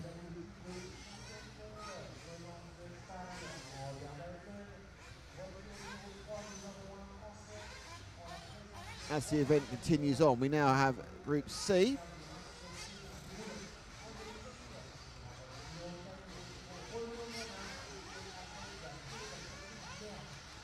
And your Group C drivers are Elliot Boots in car 1, Robert Bataille, the world champion, in car 2, Boots of course TQ Unit Worlds, Roman Walter in car 3, Renard Mona in car 4, Alex Antonetti in car 5, David Ongaro, TQ at the B this year in car 6, Federico Sala in 7, Borja Hernandez in 8th, William Herbert in 9, and Rodrigo Lewis in 10, Marco Natalie in 11, and Tony Truman in car 12. We promised to cover Tony Truman at some point, Matt, so can we cover Tony Truman as he comes out the pits in car 12?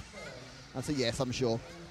So looking at people in car C, where have they done so far? Robert Bataille, he has won one round, 1 second, and blew out in round 3. He's second overall. In 8th, they brought Elliot Boots, 3 average rounds. Well, very good rounds, average for him. Renald Monan in car 4 here is in 9th overall from Heat C. Alex Antonetti is in 15th, and Walter Roman in 16th. So Heat C well represented in the top few positions.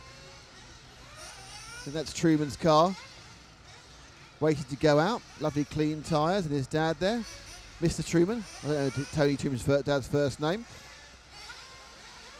But we will see him out in his outlaps. And interestingly, covering the outlap for David Ronefeld last time gave us an indication that he just wasn't happy either with himself or the car. We saw a load of mistakes which carried on to the race. So out at the back is slightly oversteer as he settles down for Truman there.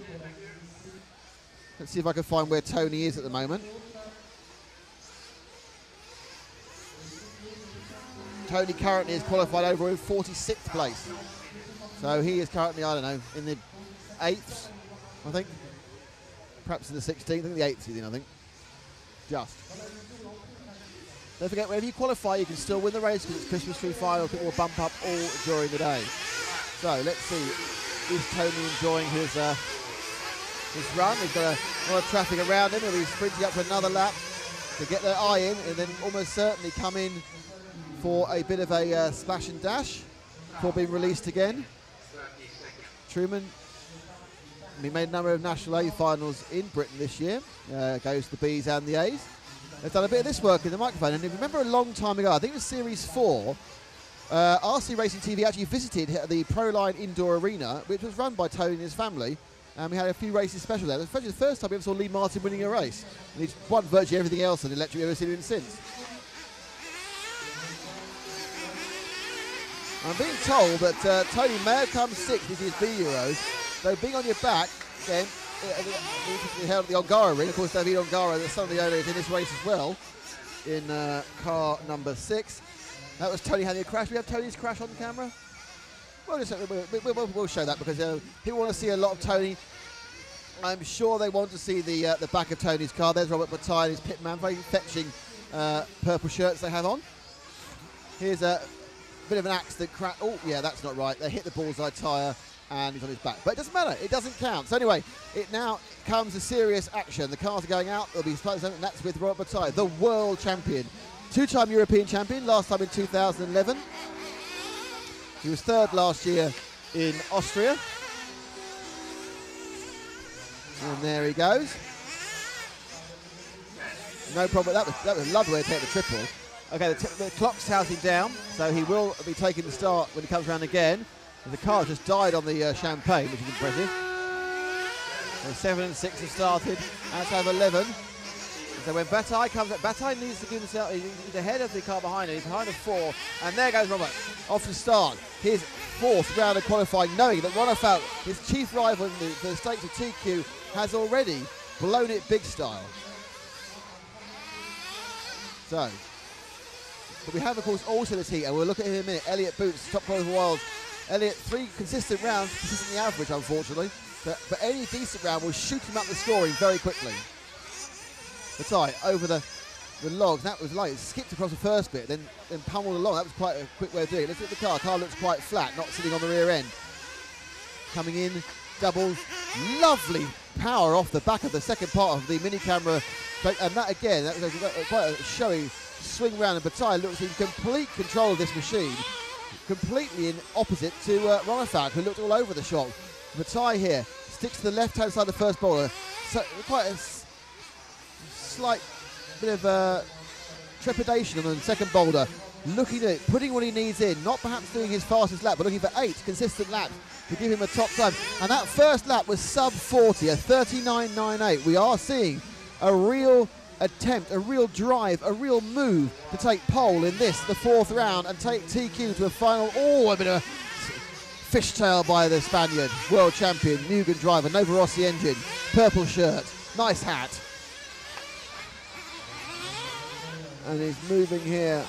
He needs to get past the car in front of him. And see, that was a little error there because he got impatient about the car that's blocking him. The referees need to say that the machine in front, whose number I can't see, and he's getting in the way now, definitely that has cost Robert at least a second because he's being held up, psychological mental hold, like psychological rating. It's not really holding him up, and then the car moves outside, gets a bit close and moves out the way. But that's cost Robert, I think, half to a second after 2 very good open laps. 1:20.14 for the first 2 laps. We'll watch this car across, see where he's going. Second place is Renard Monin, and Boots is nowhere. Boots already, the pre-event favourite, is nowhere. In fact, second will be, as you come, is Renard Monin. Battle a good lap that one actually. So let's see the number 4, car 5, Renard Monin, who's running second, about 2 seconds behind in car 4.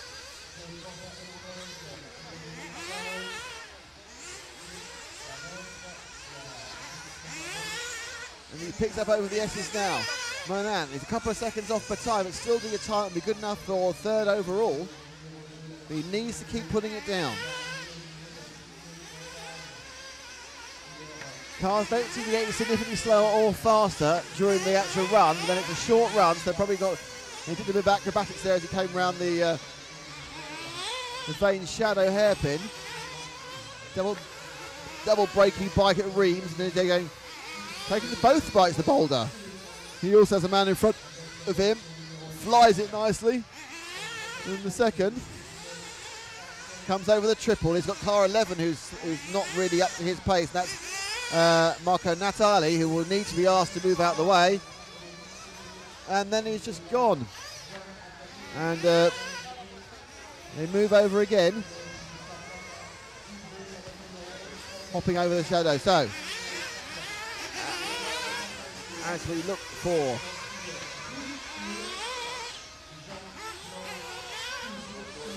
moving, going round over the 1, over the 2.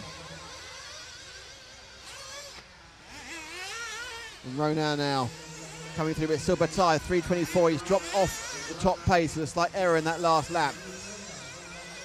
Okay, Alex Zanachetin is now in second place in car 5, and only 7/10 behind Battle. Can we find car 5?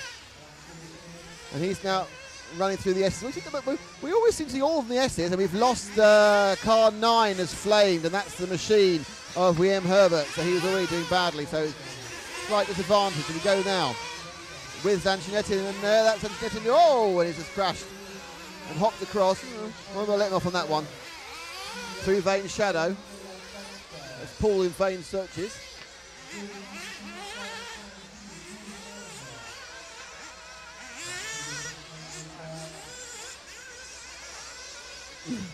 Indeed, that's what's happening as we see Ongaro now has picked up in second place in car 6 after Antonio's spin. They're all very close behind Bataille.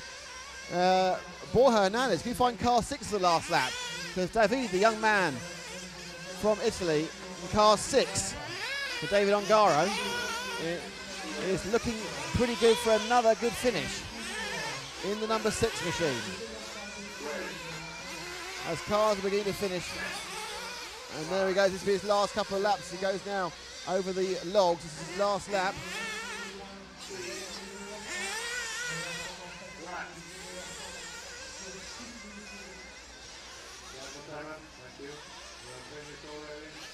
So there he goes and finishes the race, and that is Bauco over now. The question is, what has Bataille done? He could be on for a 24, which would obviously get him close to the time of Jorn Neumann. David Ongaro now 5:27, great run from the young man. 5:27, 8 laps, 5:27, and now coming over the line will be any second now. Bataille has done a 5:24.91. That is his second best time. He doesn't get the extra point. Second is David Ongaro on a 5:27.85.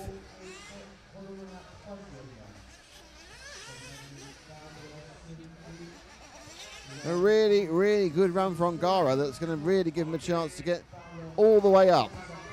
As Ongaro now. 5:27.85.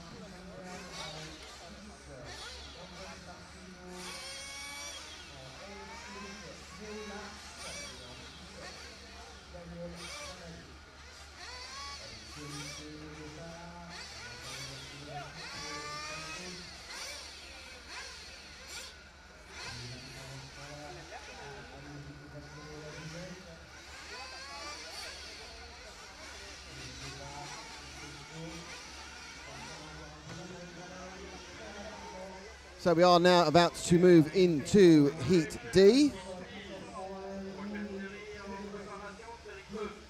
And Heat D brings you Yannick Igon, Renault Savoia in 2, Neil Cragg in 3, Lorenzo Craola in 4, Bruno Coelho in 5, Miguel Matias in 6th, Jonathan Barco in 7.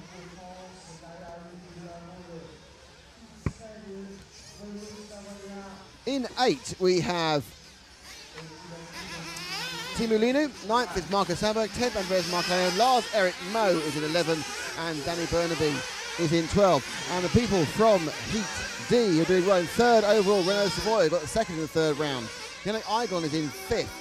Neil Cragg is back in 14th, and then 19th is Miguel Matias. And we now wait to start this next D round. So there's one more race after this for the top drivers. And they will be going out, and then we'll have the results of round 4 for you. And a brief break. I'll be repositioning some stuff, and we'll be back in about an hour after that to bring you the top heat of round 5. There will be camera work, and there will be bits of commentary as well during that period. Anyway, let's pick up a car, any car.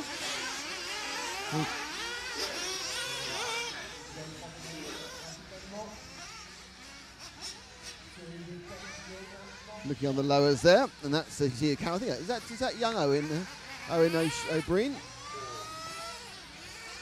The Silver Fox. I really don't know if I'd call him that.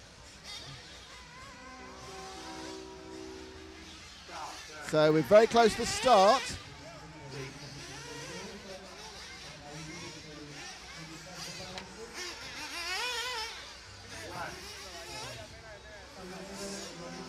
So we're counting down. It's like Will Neil Cragg, who's coming towards us, car 3, 30th over qualifier so far. He's not waiting, so Neil Cragg wishes through our camera. No. So the next car, so our first car over is car number 5. No, it's not. It's car 4. No, it's not. Yes, car 4. Finally, someone decides to take Lorenzo Corolla has taken it, and therefore he gets to be on television. Well done, Lorenzo, for actually not whizzing past. So Corolla now, number 4 car. So I can find him on the timing. I can't see him. He doesn't appear to be in the top 60. So he's obviously not all gone well. Of course, but still with drop scores come, it's hard to tell. You can have one bad result, which put you way, way down the list. But now it will start to get a bit better. So Savoia, second in the last round. Yannick Igon, who has had 2 fourths. So these guys are the classless race with Neil Cragg once again doing the thing Neil Cragg always does, and being there when it matters, there or thereabouts. And there we go up the straight there. That looks like a very familiar orange and yellow machine. It looks like the Shark. It looks like the X-Ray. A 3-time European champion, Renault Savoia, and indeed it is. Now his car again, like Bayer. Now it's interesting. Both his and Bayer's car are looking very, very nose up under power. This is obviously how they've got the cars set. New pivot ball front suspension for that X-Ray. That's the developments that Uri Hoodie, who's here as well, one of the lower heats, we saw him earlier, is running with. Very good landing there. He goes through the S's for Savoia. He's got 2 cars in front of him.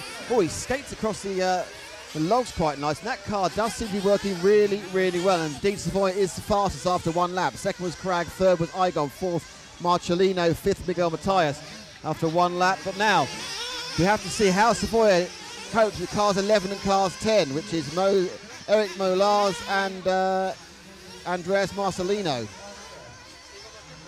As he waits for Savoia, who is currently the leader. And he's done 2:40. At the moment, he is on for pole position. 2:40 and change his time. He's got round the first one already. Over the triple, lands it a bit flat-footed, but doesn't lose too much momentum. Left and then right over the S's.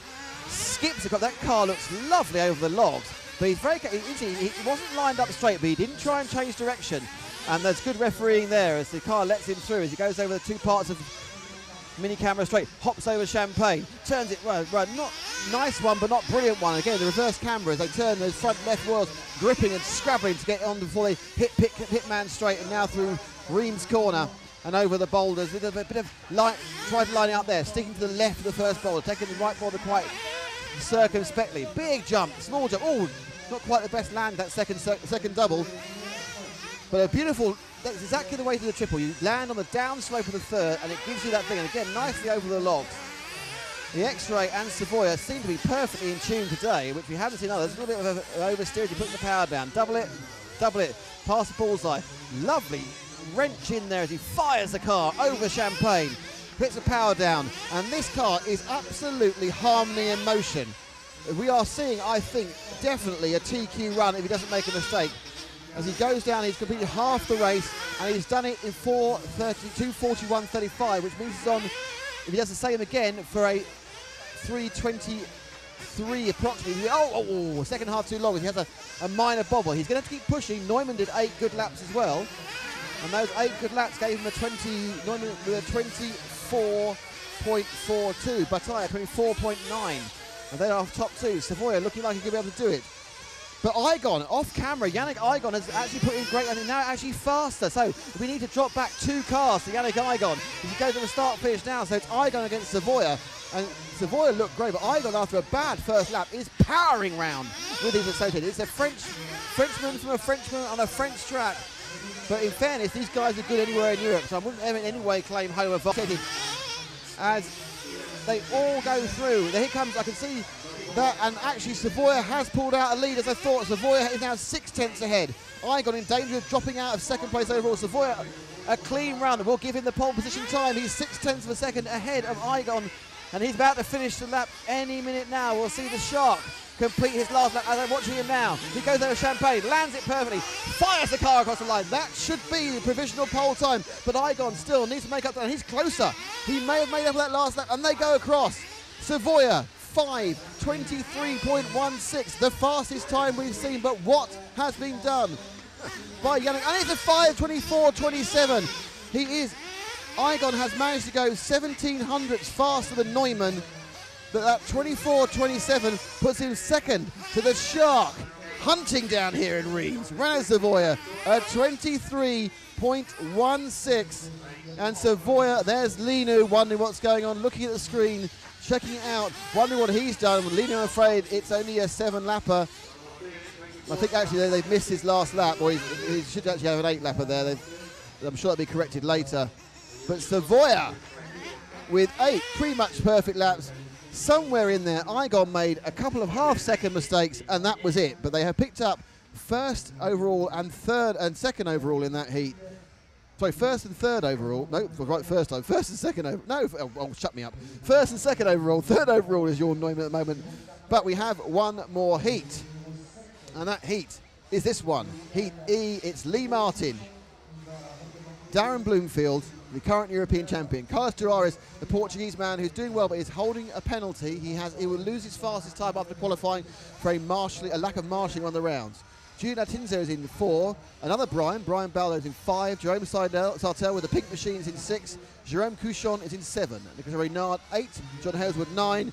Danny Reckwood 10. Hupo Honegol 11. And Thomas Meyer in 12. And your Group E drivers, the fastest one is Lee Martin, who's 7th overall. In 10th overall, Jerome Sartel. 11th overall, Brian Baldo. In 20th overall, Carlo. And 21st at the moment is Darren Bloomfield. Really, whilst he's finished 3 rounds, he's not even straight to the semis. So this has not been so far an event that Darren would want to write home about. Lee Martin is the man leading away for this group, 7th at the moment.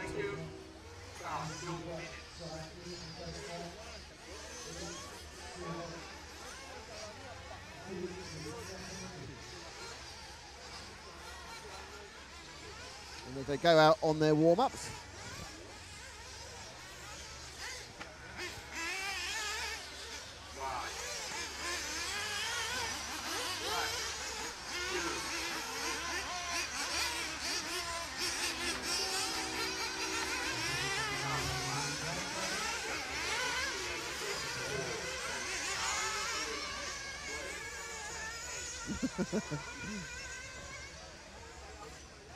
Okay, now, so we're looking at the warm-up is running through. And currently the timing screen's blank. It's worried me like this before, it's worried me like this again. But if not, I will manually take, I'll just count them all around and tie them individually. So, as we are informed by the 1 minute to go before the start of official timing. What's very, very noticeable if you pick up Lee Martin on the straight is there's a lot more dust blowing across the circuit. Once again, the wind is blowing straight down the track, so it's in the face of the cars as they come up Pitman Straight. So it's running, I suppose, as far as the driver's looking, it's going from left to right. So there is more wind, and there's more dust as well. As the track dries out, it's a bit warmer than yesterday. It's not as warm as it was on Wednesday. Still quite a pleasant breeze. And I'm rocking my P1 shirt here. Thanks to Jay and the P1 guys for supplying us again with our racewear. And thanks to Proline for supplying us with sponsorship and looking after us for the whole of the European season. And thanks to Team Durango, they're with us for the off-road events and also for the TC event in Portugal. And thanks to Aldi who got us here today. Thanks to EFRa. And don't forget you can interact with us at RC Racing on Twitter. RC Racing TV is your place to go for on Facebook. And of course, www.rcracingtv is now the place for all the news of all the radio, all the news you can have from the RC world on www.rcracing.tv, as well as all our videos, as well as all the live streams, and as well as some of the more amusing and fun stuff we like to think we're famous for. So we're now with car 4. It's the first car of the line, we think. We don't know. Here it comes. And we have a replay apparently, so let me see what happens here. Lee Martin. Oh, Lee Martin, that's it. Now we saw a couple of those last time. You get, if you don't get those boulders right, all that happens is you hit the tyre. So as we go over the double and the triple, and the race has started, and we're currently covering Lee car 4, which is of course the car of Julien Latanzio. And luckily my timing has turned up, so that's lucky. So we'll see what Lee Martin just completes his first lap, and then we'll see who he's taking in. Brian Baldo doing well in car 5. Let's see if we can see Brian in car 5. Lee Martin is the fastest we've looked at him so far. Brian Baldo is second, the number 5 car. You see Jerome Sartell having a problem on the logs there. And car 5 now going over Champagne and landing it. That's a point to me. Putting it further. Baldo, one of the 117 Baldos who are taking part in this event. A remarkable 4 of them are in the top 60 for the Spanish team. So it's a Baldo benefit, as Matt says.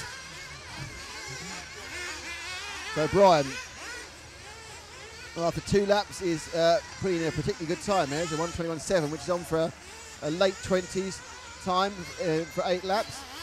And we've got car 6. I think we lost Sartell. Sartell's had problems. Jerome was doing well up to this point. And so let's see Lee now on the triple. Lee Martin is our fastest driver, 1:20.9 of the first 2 laps. That's not quite the pace he needs to go. It's close though. If he puts in a couple of good laps, he'll be around about Savoia and Igon's time, but one mistake and he'll be tripping it down. So Martin has a chance for a particularly good time. You see him going through the mini camera over Champagne. He's got the car 0 in front of him. Quite a slow apex there to Vane Shadow Hairpin. Up to Reams. Well, again, taking that slow route. They're all doing it, so it must be the right way of doing it. I must be wrong. Taking a lot of that. He's taking some risks on the boulders. He got caught out in the warm-up. And now he's got to try and get past car 0. Car 0 of Danny Reckwood, former world and European champion. So he should know everything about racecraft. Martin, though, fell back a bit, and now Martin will be looking very much to dispatch Reckwood. And I think at this point he's losing small amounts of time to Danny. And I think he's beginning to pace himself to Danny, rather than pace himself to what the car can do. Because he doesn't want to, problem is he's taking off, he doesn't want to land on him. At this point, Reckwood needs to get out of the way because he's holding him up. So I would hope that at the end of the straight, Reckwood has indeed moved over. That heads up drive from Danny. And good work from our referee, Dallas, and the rest of the team. As Martin, again, takes a huge risk, I think, as he takes that right-hand boulder. Because you see, if you go to just a couple of inches to the left too much, and you'll be hitting the tyre. So Martin, 3-time European, 1/10 off-road 2-wheel drive electric champion. He's also been the 4-wheel drive champion. He was also in the world's final. Driving from Mugen and putting down the sweeper now. Over he goes.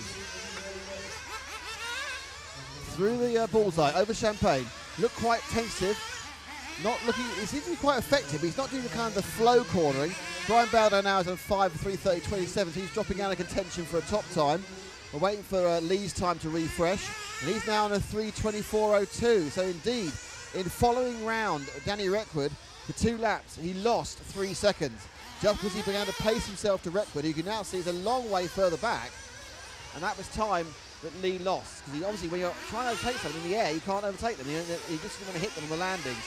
So not Reckwood's fault, but Lee either would be more aggressive, or perhaps the situation should have been seen slightly quicker by the officials. But Martin now completes another lap. So even 40-second laps now are not going to give him pole, and we haven't seen many sub-40s. In fact, we've seen only 2 or 3 all the time we've been here. But a 40-second lap will put him in the top 5 or 6 for the round and cement his position in the top 8 overall. But as it looks now, it looks like Renault Savoy is about to pick up a round win and put himself in contention for FTD. And we'll be left with 3 guys who can get TQ if that happens, because it will be either Savoia or Bataille, or it'll be Ronafat. Though Ronafat has the advantage of by far the fastest run so far, and I don't know the track still has that speed in it. Martin now has just about to start his last lap, and he's done a good 40 seconds in the previous one, so that's why he goes now through the Reams corner. He needs not to get put off by this car in front of him, because currently he's on for like a time in the 3rd or 4th. That machine needs to get out of the way, or Lee needs to dispatch it really quickly, and he needs to push. And I think actually he's being slowed up by its mere presence. And it's almost like he's sitting in like a second behind like a Formula 1 car with an aero wash. This is like a safety wash. He's thinking, I'm on my last lap, I'll take what I've got, but I think this is going to cost him some time. I think this is going to push him out of the top 3, which he was on to coming out that last lap. So he finishes. Let's see what Lee Martin gets. Brian Bowder's on a 31.2 in second place. Carlos Juarez a 34.6 in third. Junior Natanzo. And Martin does a 26.78. Again, following that car around cost him another second. Martin a 26.78. So I can now tell you that the 4th round of qualifying has been won by Renault Savoia. 8 laps, 5 minutes, 23.16.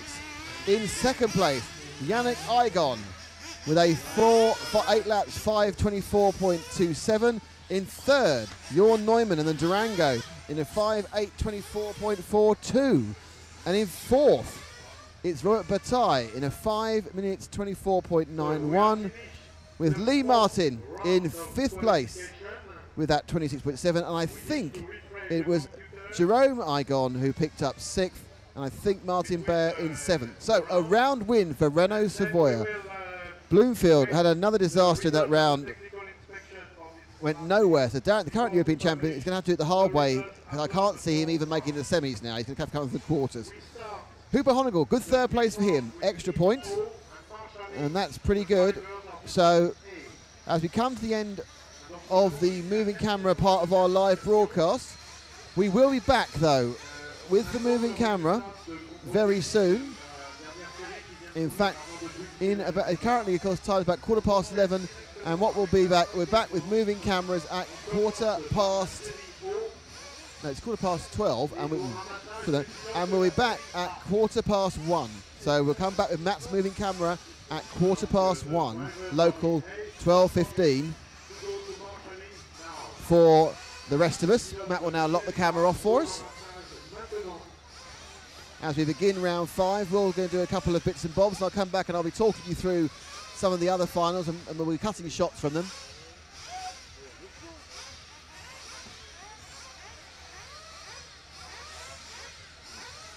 So that was a pretty impressive set of qualifying there.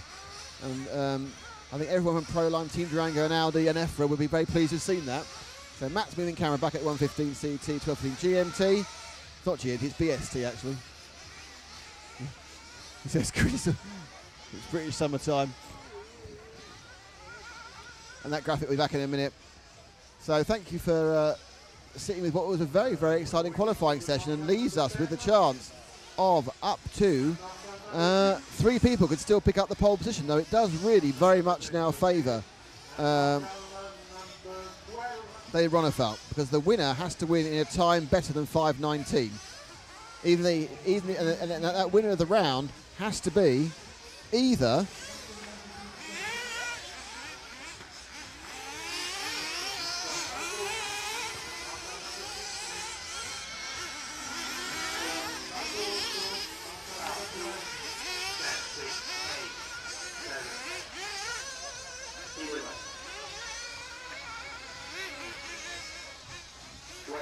yeah. So we're going to change the graphic again. It's grammatically incorrect now. It should be Matt's apostrophe rather than Matt apostrophe S. So not only are we bringing you quality RC action, we're also bringing you some grammar, some excitement, some innuendo hopefully, and exactly. So Matt now will be climbing down, and we'll be back up there in an hour or so as we go and get a bit of drink, a bit of a snack, and you get to watch the first few heats on a slightly movie camera sort of way. So thanks for listening. We're back very, very soon with some audio, and back a bit after that with some moving cameras.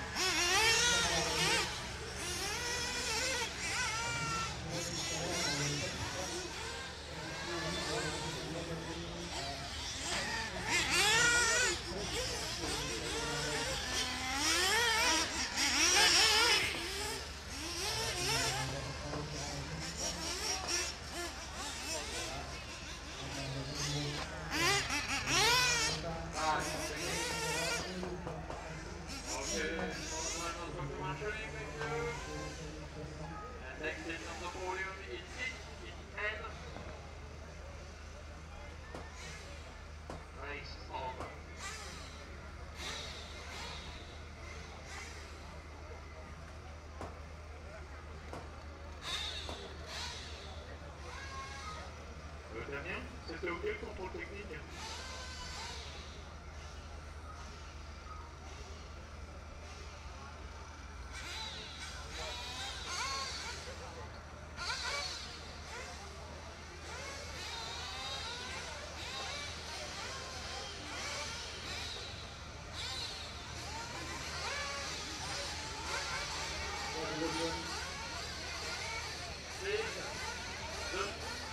The fuel for car number 9 for EFRa.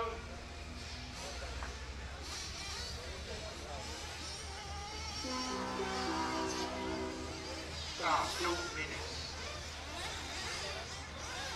Fuel. We need some fuel for car number 9 for EE. For EE. Please.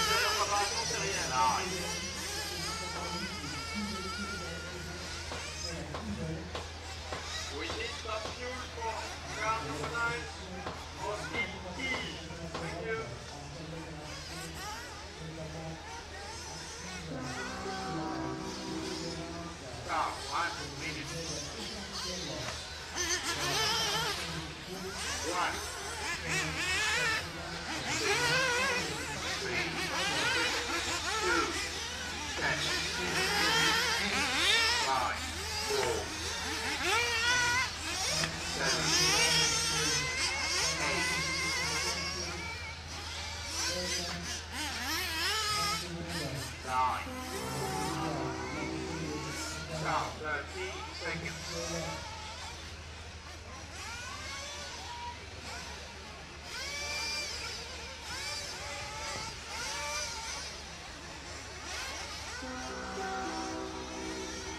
Start 15 seconds. Start 10 seconds. 10, 9, 8, 7, 6, 5, 4, 3, 2, 1. 7.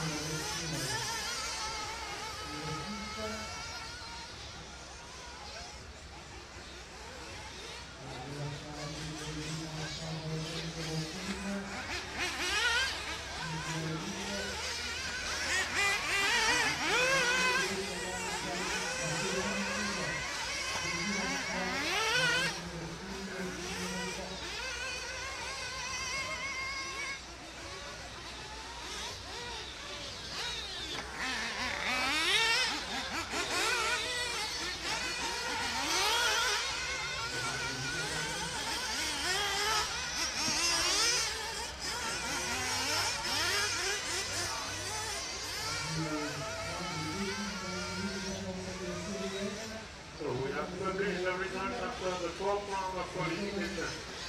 Donc les résultats, c'est la quatrième round de qualification.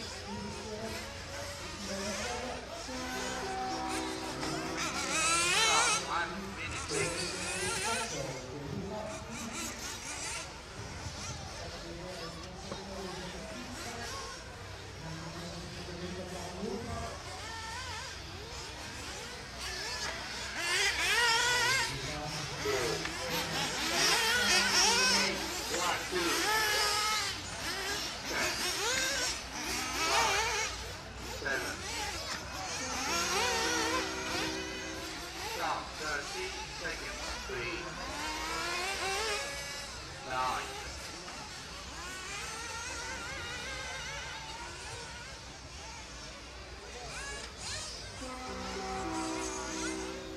Stop, 16 seconds. Stop, 10 seconds. 10, 9, 8, 7, 6, 5, 4, 3, 2, 1. 「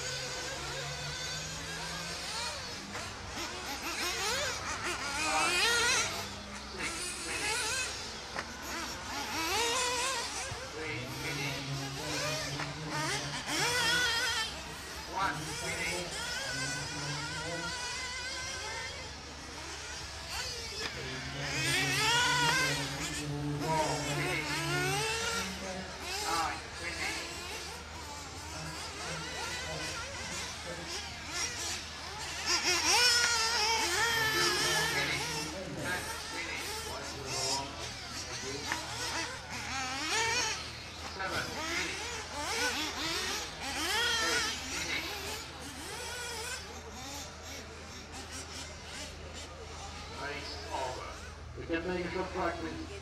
Driver. Thank you. Okay,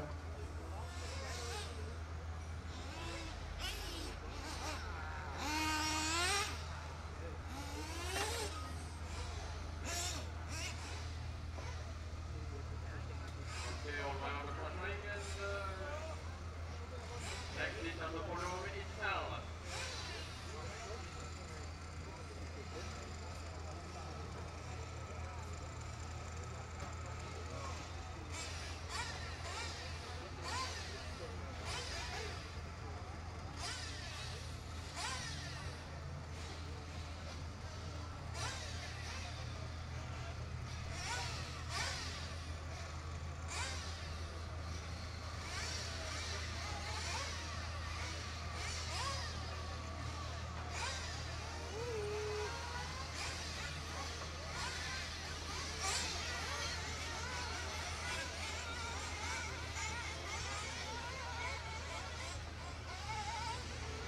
Okay, next team in preparation is K.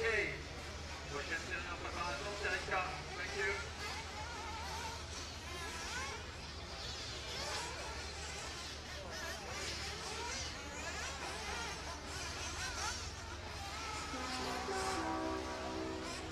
Stop, 2 minutes.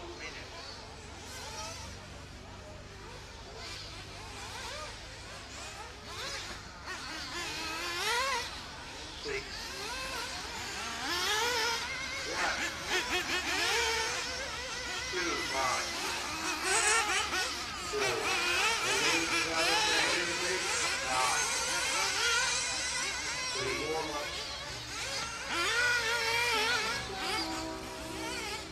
Stop, 1 minute, 30 seconds, 7.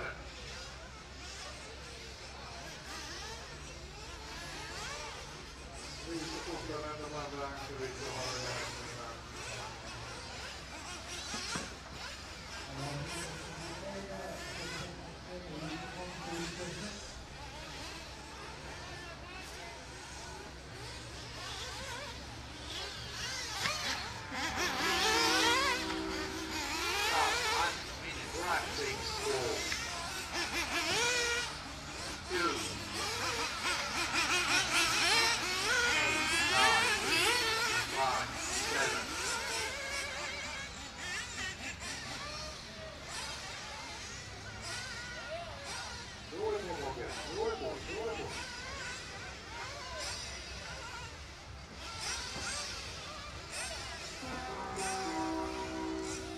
Stop, 30 seconds.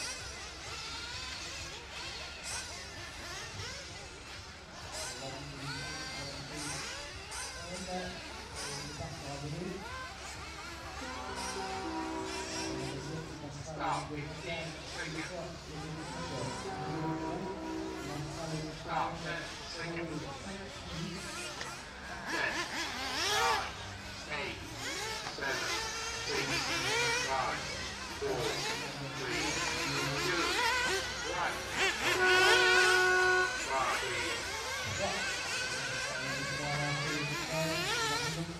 4,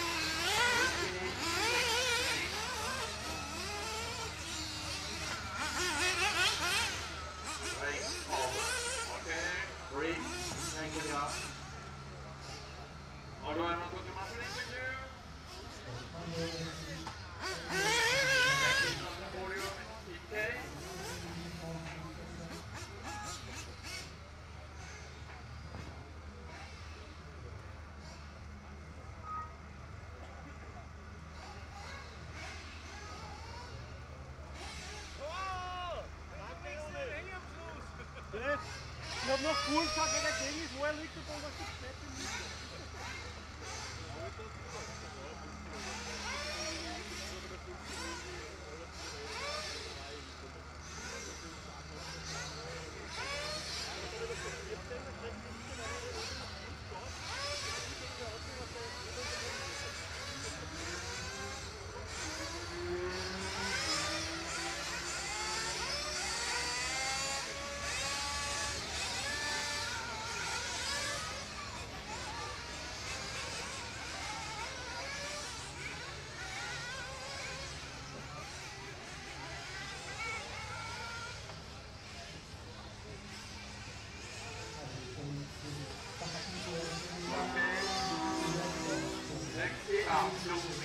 Next stage in preparation is G. For l'expérience, thank you.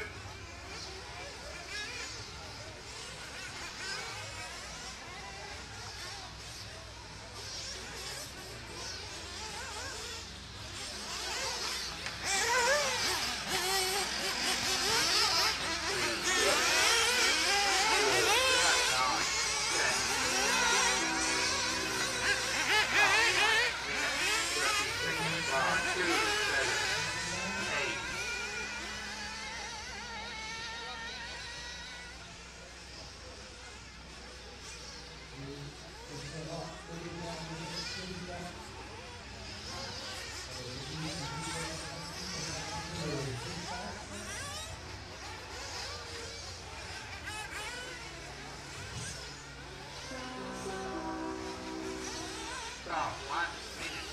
The team manager of Germany on the right, please.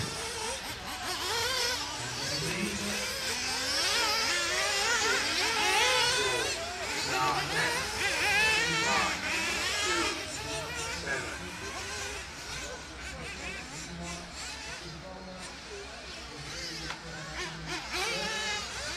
8.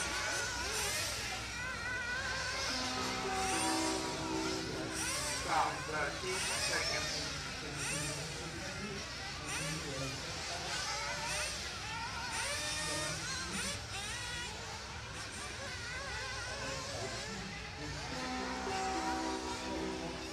Stop, 15 seconds. Stop, 10 seconds. 10, 9, 8, 7, 6, 5, 4, 3, 2, 1. Don't stop. 4,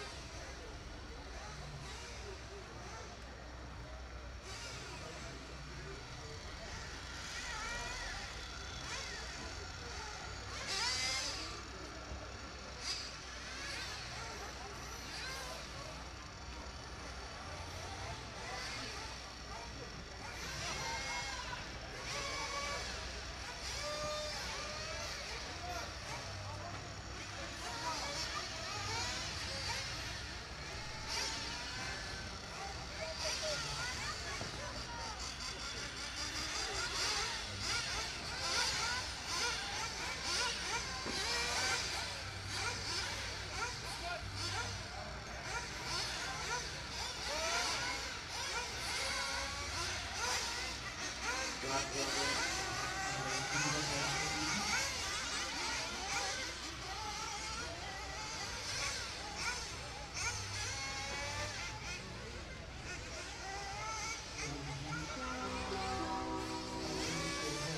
2 minutes.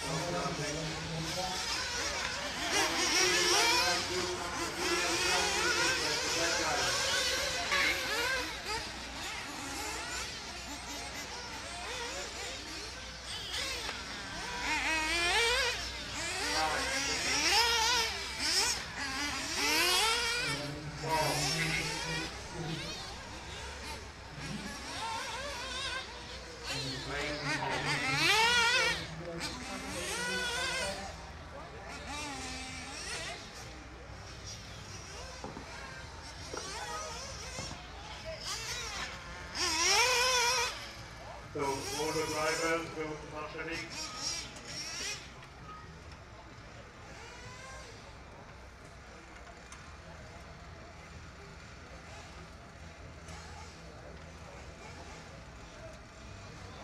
The following heat will be in H.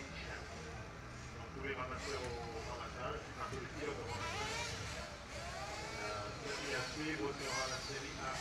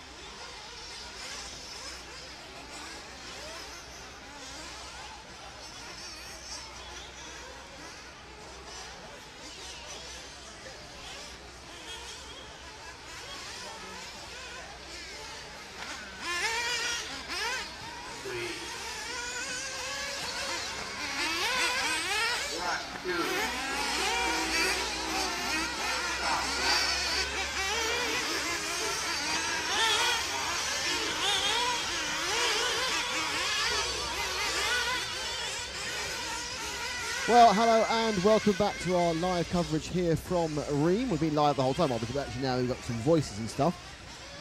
The voice being me. The camera being Matt, he's still just up on his rostrum setting it all up. The man on the wheels of steel, well, they're actually not steel, will be, of course, Paul the Machine Bateman. The washing machine, obviously.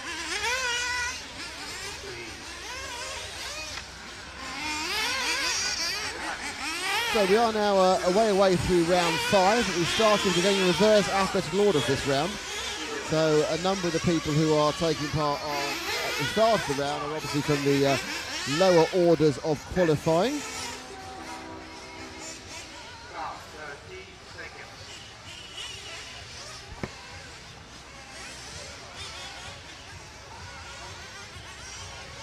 So we are about to see going out. It is, I believe, it is believing. It's Heat I. So they're actually running a tiny bit behind schedule now. And so with Heat I, we have, we start this one as number 11, and that is Ionis Papandreou. So this is the heat which includes Lewis Candell, Martin Carnan, Mirko Bianchi, Matthew Lewis, John Balsberg, Alejandro Darras, John Pennick, Sartell, Ben Williams, Yale Zerfrier, and Jarno Siltanen. And all this happens in 12. And we're currently looking at a car who's fallen over. And they have started now, so that counts. So everyone's started the race. Coming round, nothing to do with starts with them. So we are now got a few rounds. The top heat start in reverse order. There's EDCBA, and the first one of those is on in about 40 minutes.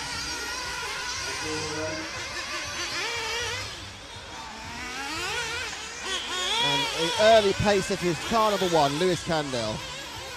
So Lewis Candell is the person who's nipped off first, car number 1, looking for some speed in him.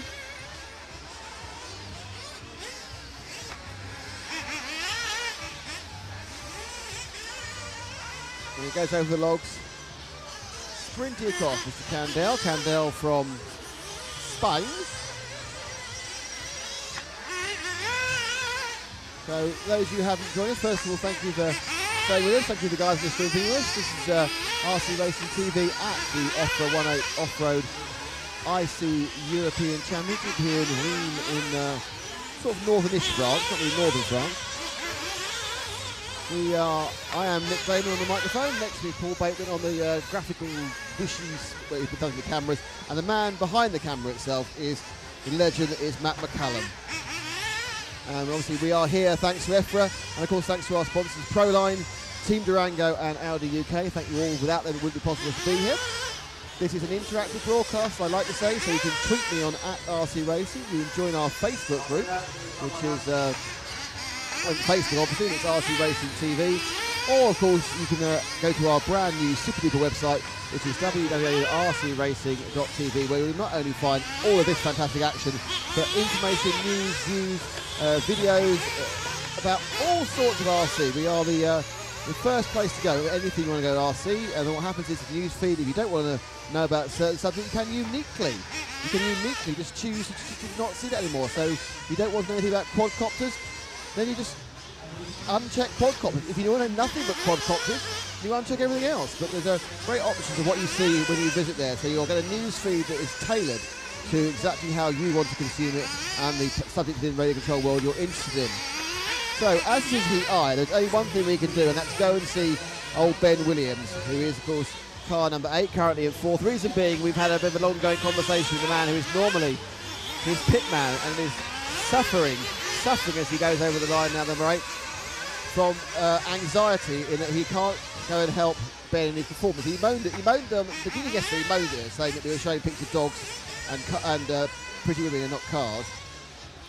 So we treated him by giving him 3 or 4 laps of Ben action, and he made there's Ben action there, where he made a starting discovery that he knew exactly what was wrong with the car. It was beep, which is a bit unfortunate. So Ben there on camera falling over. Ben, of course, 3rd in the B Euros last year in a very wet track in the middle of somewhere. Well, Matt normally tells me the B Euros, well, I know it was last year. Is it Italy, Spain? Are you listening, Matt? Where was the B Euros last year, Matt, I was saying? Switzerland, there we go. See? It's good that the communications work. He's offering a dream world of his own.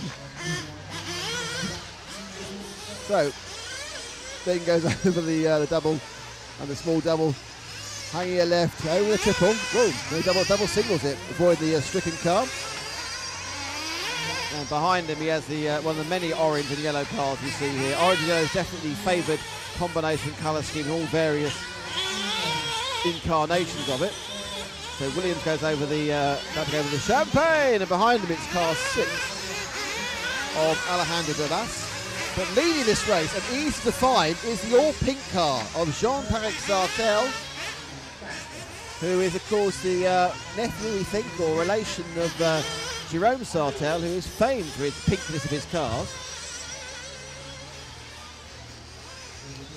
And as he goes over now, a bit of a break there to make the left hand on the main straight. Now giving it lots.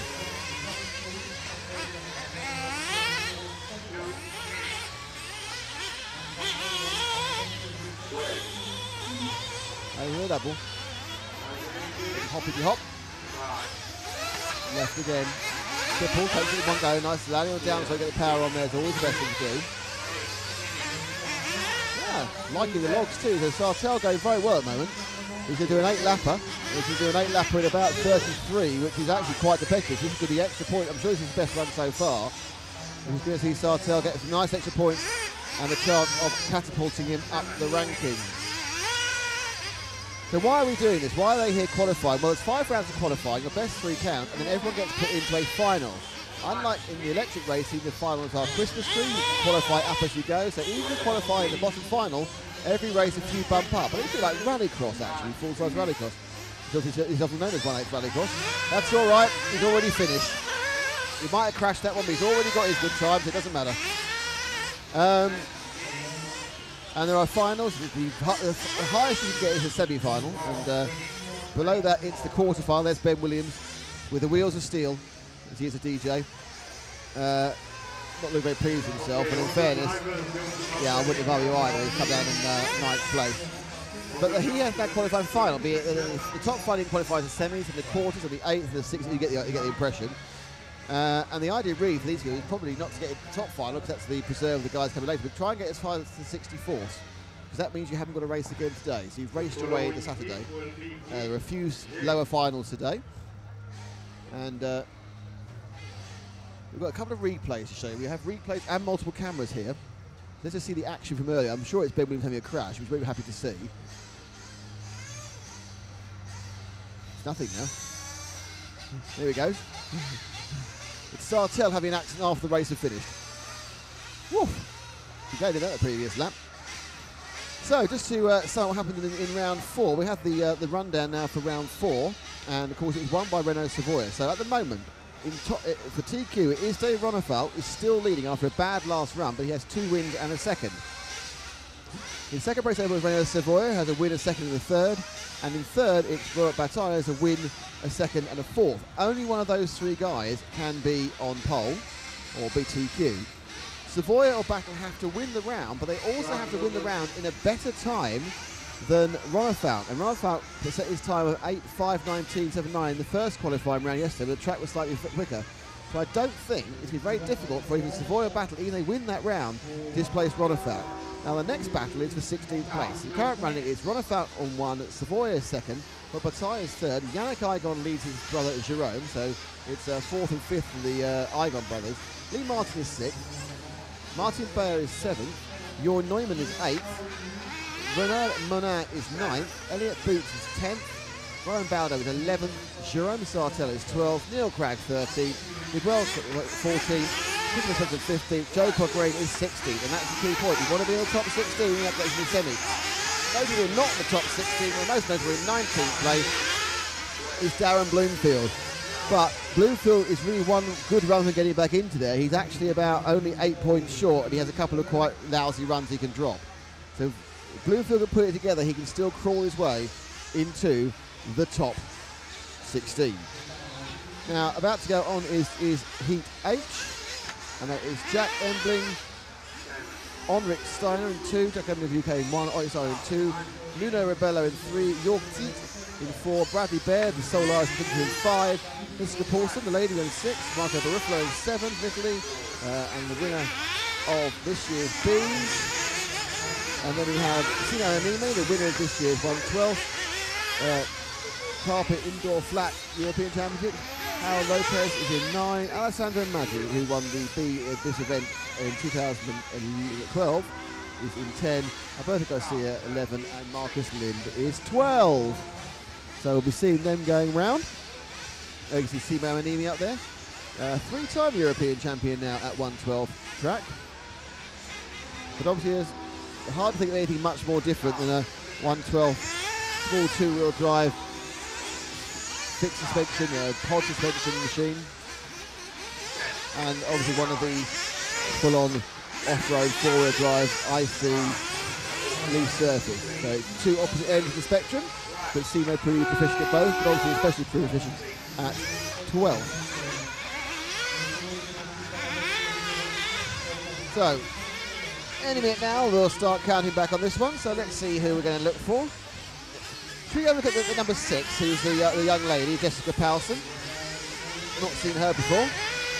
See her car going round.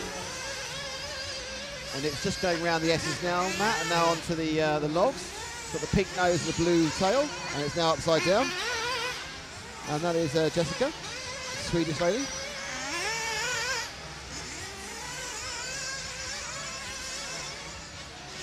And that's not a great, oh dear, that second one wasn't her fault. And that's not what you call a good first lap for Jessica.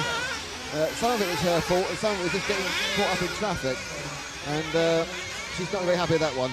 And there's more acts at the top there. The world's attempt to get the most rolls in one go. So those first few cars are falling all over each other and not really doing any much good for anybody. And Paulson's first lap was nearly 47 seconds, which is way, way out, because basically she had about 4 accidents. He's looking a bit better now. Tight left, tight right.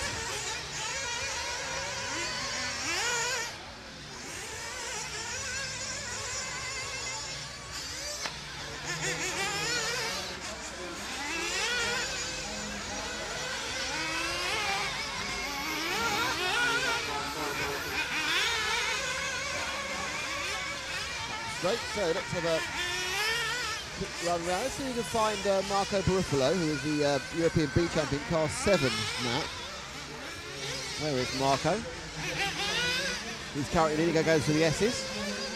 So what we'll do is we'll reacquaint everyone here at the Reims EMC track with all of the new caller names we've given the track. And so we'll start from the start. We'll run around the track, telling you where everything is, so you'll know when we call areas where we're talking about on the circuit. So about to start, and here we go. We go over start finish. To the left, and we go to the pitman straight. They sprint up the pitman straight before they come to the Reims corner. Break half of that. Now, going through the odd stop and onto the boulders. There's lots of different ways you can take that. And that's another work version there by Barufalo. Now over the big double and the little double. Pick right and the left onto the triple, which has caused most problems. Causes Barufalo problems. And then into the infield S's. And we go over the logs. Bit of a left and then around the bottom bend. And the bottom bend at the Brands Hatch. Around the sweeper, up mini camera straight. Right hand into the bullseye. And now over the champagne drop to Vane Shadow Hairpin. And that's a lap of the Reims EMC circuit. Marco Barufalo, who stays in the lead of this heat and is actually doing a reasonable time again. He had quite a good first heat as well. I think he put in a 12th or 13th overall. Don't forget, the top 60 drivers after practice were put in the top 5 heats. So anyone who's in this heat is way below 60th when they start this. Barufalo, though, is the B champion, so I think he should have been in that 60. Obviously had some problems during the Tuesday and Wednesday running as he moves over the logs again. In second place, it's Bradley Baird in car 5, our sole Irish representative. Let's see if we can see Bradley. I'm trying to see where he is. Oh, car 0's broken down the infield S's. We've lost Alessandro Maggi, the last year's 12th. It's got a rear wheel not attached properly. That isn't going back out again, as you can see. It's holding its leg like an injured dog. And then the car 5 now, which is Bradley Baird, is going up the straight in the blue and white car. He's the sole Irish representative, and he had to make a team understeering quite badly around that top part of the corner. But I think that maybe just hit it. But oh, that was brave. He just managed to miss the tyres. Here he goes. Drop down, double bounce there. Bradley Cullett running in second in this race behind Barufalo. In through the S's. Again, one of the cars that looks very, very nose up under power. He's got quite a lot of pitch in that car, depending on where he's on throttle or brake. Some of the cars are much more flat in their overall chassis attitude towards the track. Over the Champagne, ooh, a bit too long. Need to get the nose down quick on that, nose down and turn, and off you go. But Baird holds on to second. In fact, now it looks like actually moving into second is Sima Ananimi in car 8. That'll be purpley and white, I expect. And there it is, already on camera with Super Matt.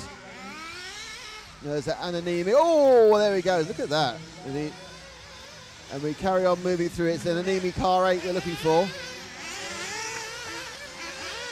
Who is at first of those two cars, going through the S now. The second car is car 4, the oddly named York Teach, who's also oddly painted his car white on a chalk surface. So Ananimi with the white and the blue in car 8, now coming over the double. And the which of course is the mini camera straight. Bit too much power there as he comes to the Champagne, dips it down. Still got that purple rear end and a purple cooling head in this car as well. He streaks up. We are now coming right to the back end of this race. In fact, Jessica Paulson has finished already with a 7:04. Barufalo, though, is going to do a pretty good time here. He could be up at like a 5:27, 5:28, which actually last time would put him in the top 10. So Barufalo is currently 30th overall. He's going to climb with this one as he finishes the line and clutches. So Barufalo, good time by Mark Barufalo there. He'll be very, very pleased with that. And Neely's on an 8 lap as well. So Barufalo is always happily in the quarters. He's going to cement his place in the quarters here. And I expect might even start making it with a 5:28.6. Excellent time for Barufalo there. He's done that twice now. He's put in decent times. First round he was about 12. Not quite so good the last couple of rounds, but another good round there. Finally form when you need it towards the end of the round. So we now have Heat G, which will be followed obviously by Heat F, and then we start the top 5 heats.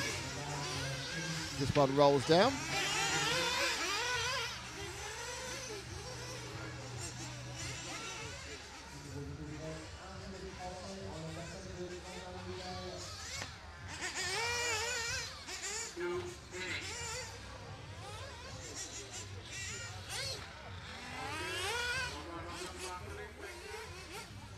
Okay, so as the sun is certainly up and it's probably sure at the top temperature today, which is supposed to be 24 or 25 degrees here in Reims. It's a much warmer day than yesterday, 3 or 4 degrees, and the wind is more gusty. I think at its highest it's been more, and now it's virtually disappeared. There's very little wind indeed. Paul's nodding sagely with my wind advice. We like to talk about wind, don't we? Had long conversations with bodily functions earlier.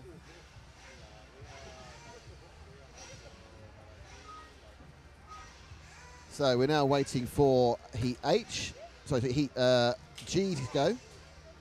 And that will be Oyvind Rasch Olsen, Albert Navarro, Kenny Engstenara, Michael Lewis, Cedric Nickel, Richard Taylor from Great Britain, Quentin Legal from France, Ralph Denemeister from Germany, Pascal Sass from Germany, Anastasios Papagreas from Greece, and Nikita Pomogev from Russia, and August Pound and Einen, who will be our representative from Finland. So they will go out now for their 2 minutes. The drivers looking over on the stands. The marshals putting on their reflective jackets. It's all really a rather lovely scene actually out there. It's a lovely, lovely summer's day. It's a very pleasant track. The track's holding up. One thing as Paul commented on is he's never seen a track hold up this well after a couple of days. We've been to a lot of events on all sorts of off-road, 10th, 5th, 8th, and often the tracks collapsed, and this time the track's really held up well. Certainly, yeah, there's some wear on the takeoff points of the jumps, but it's not really affecting the cars. Not having to, there aren't divots they're having to avoid or anything. So all looking pretty good actually.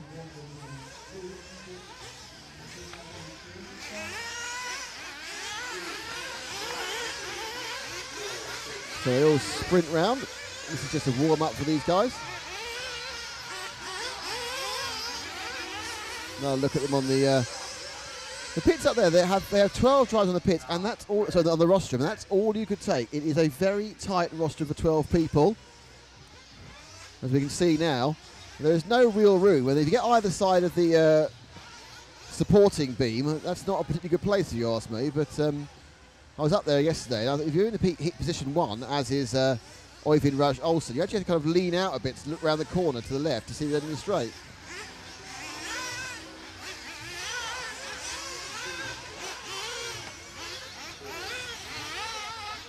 So we are with this heat and one more before we have Heat E, which is the first of 5 top heats.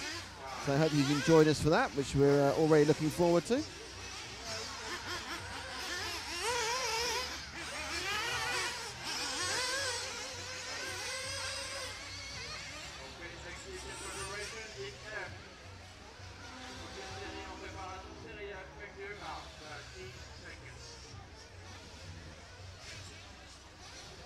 Go us.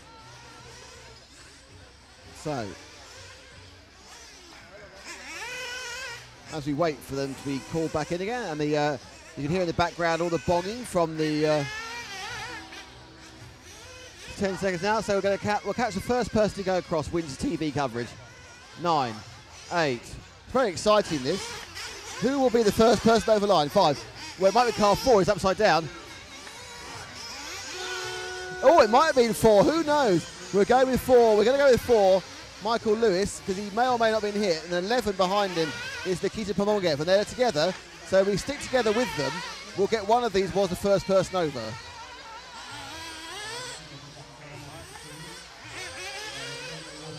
Oh, and they're coming together. That's not very good. Over the triple, sort of 2.5. Did 2.5 the triple there. And certainly Pomogev is faster than Lewis at the moment. And it's all gone horribly wrong. So I think the all gone horribly wrong meter is going to need a replay.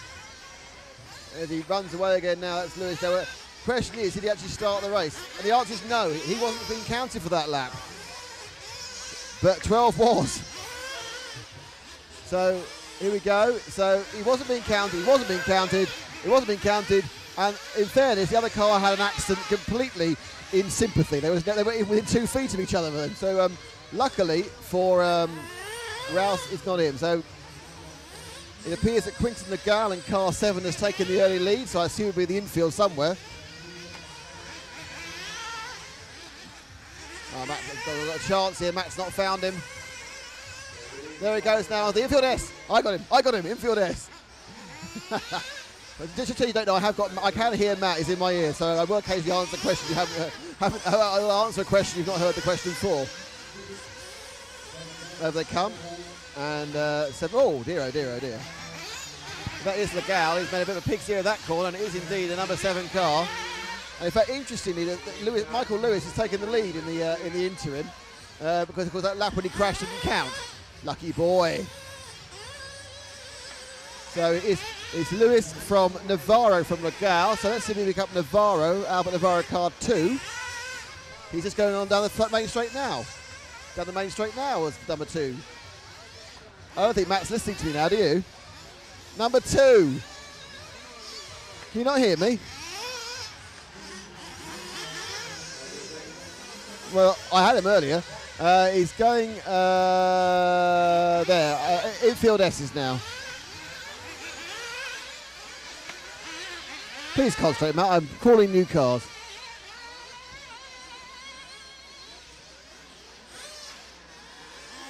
Okay,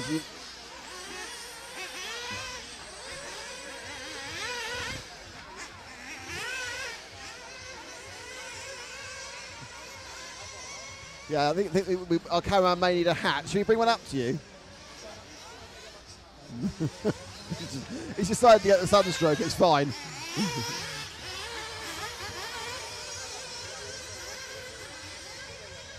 So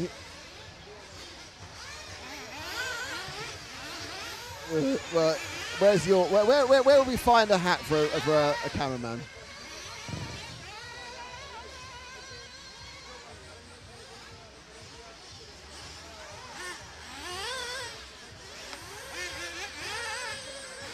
So we go over the champagne and then the left now on the pitman straight, left and right. Very much a racing line now carved in that straight, you can see. So just there by Navarro, who's now leading this heat. And he sweeps round, lands it.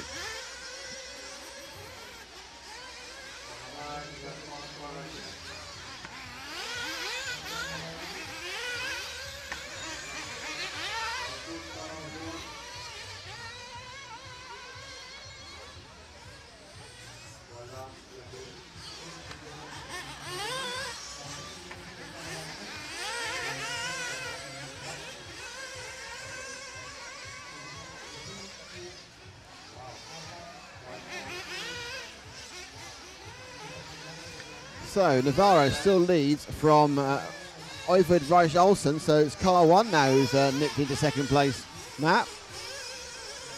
The Norwegian, I don't know where he is, but he's in second place.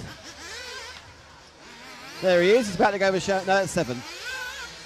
We both thought 7 was 1. In fact, I think, is that 1 now about to go to the triple? No, that's 3. Yeah, we all got, our identifier of counted to 12 has died here at the moment. There we go, over the champagne, lands it now, and sprints out. That is our Norwegian, who's currently running in second place in this heat. No one really setting the world on fire, it has to be said. A much slower heat than the previous one.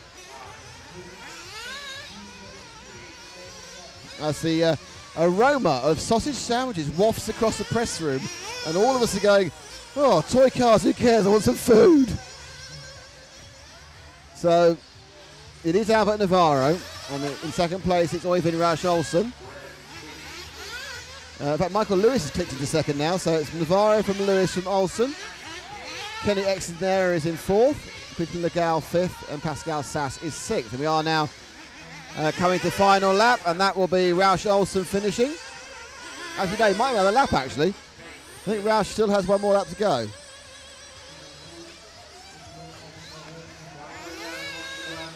He does, he just clicked by 3 seconds, so this is his last lap now, Reich Olsen. That's not him, is it going off? As silly it was. So Navarro was leading at the end of that run with 1 lap to go. Lewis was second with 1 lap to go, and they both, of course, Lewis started as late as he could, of course, he just missed the buzzer as it went off. So he'll be the absolute last person to stop in car 4. Car 1 now finishes. Slap down as they come round the jump. So that race has taken a bit longer than they would have expected.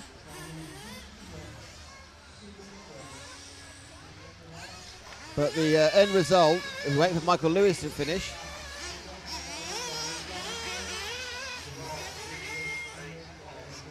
And we now have the result through. We don't actually, Michael Lewis, there we go. And we are now looking at the low camera into the pits. We can see a man. You can watch the changeover of the marshal. It's almost exciting to change over the guard.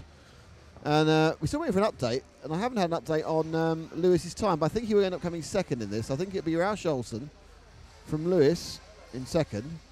In third will probably be people at the lack of update there. Third is Navarro, 4th is Exera, 5th is Sass, then Powson, Legal and Papagres. Okay, and now coming up is the last heat before the big boys, or the top 60 qualifiers, I should say. I'm sure it's they're the same size as everyone else. And that'll be heat F.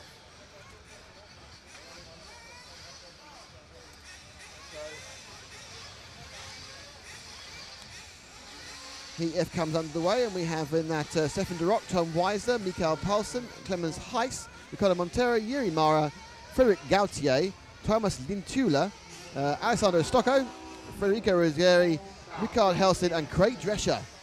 Multiple European champion at electric off-road. I mean, and I think also maybe possibly in the early days of IC on-road, because, sorry, electric on-road, but he has, well, I think 14 European champions or something, I think. And he was on You Bet. And I'm going off mic for a second.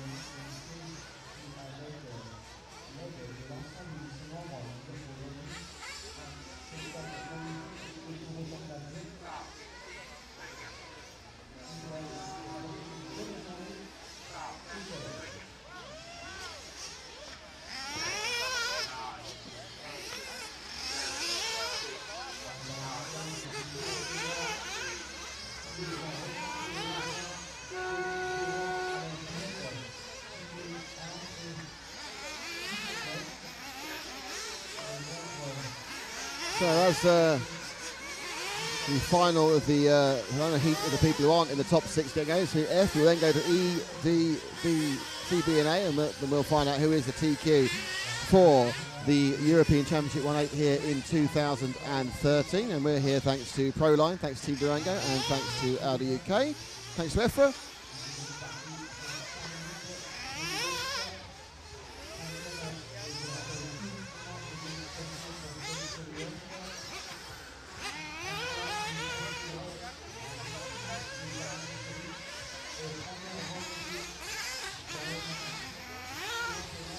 And okay, thanks Dave Matthews. Dave Matthews from Australia is watching. He's giving us a nice big up. That's nice. So we're very pleased to be able to bring you the race, and hopefully you're all enjoying it.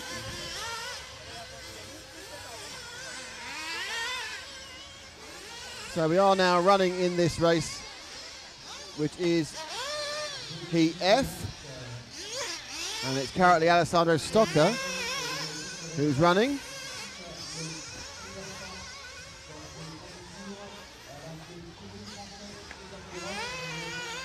So we let's see if we can pick up a car.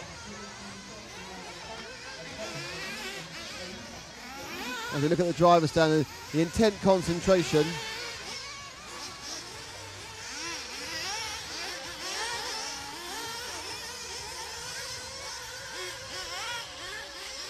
So it's Stocco from Ruggieri. Mikael Paulsen is in 3rd, and Richard Helstein is in 4th. As we run now about a minute and a half in. Now this is the final run.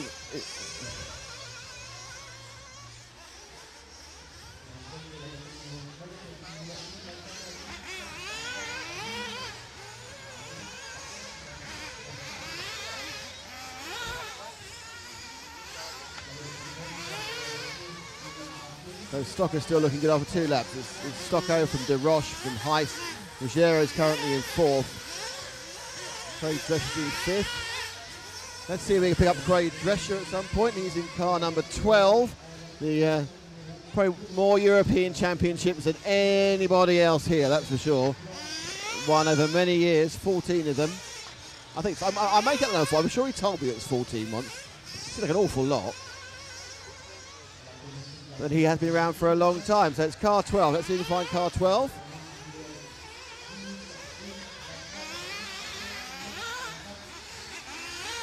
So far we can't, so it's not going well on the search for car 12 at the moment. Here he comes over the champagne now. Orange nose. Down the straight, and that is Craig Drescher. Currently running in 4th in this heat. Certainly I think we were expecting to be slightly better than he is. The man in front of me crashes quite conveniently in front of him, which is always nice. Certainly can drive this man, so you wonder why he's not as high up as he would like to be. Can't just be age, surely. Played the A final at the EFRa Worlds in ISTC Touring Car Worlds in 2006. It's the first live event we ever covered here on RC Racing TV. It was 7 years ago this weekend. Me and Paul in Turin. How different we were. Both of us lighter. Paul significantly. And Matt hadn't even been born then. He's so youthful. So Drescher kind of gets knocked off course slightly by the second one of those boulders. Overtakes someone from the double, which is quite impressive. Oh, that's not so good. There's a double single, the triple after getting a bit of a contact going through there, through the S's. Over the logs.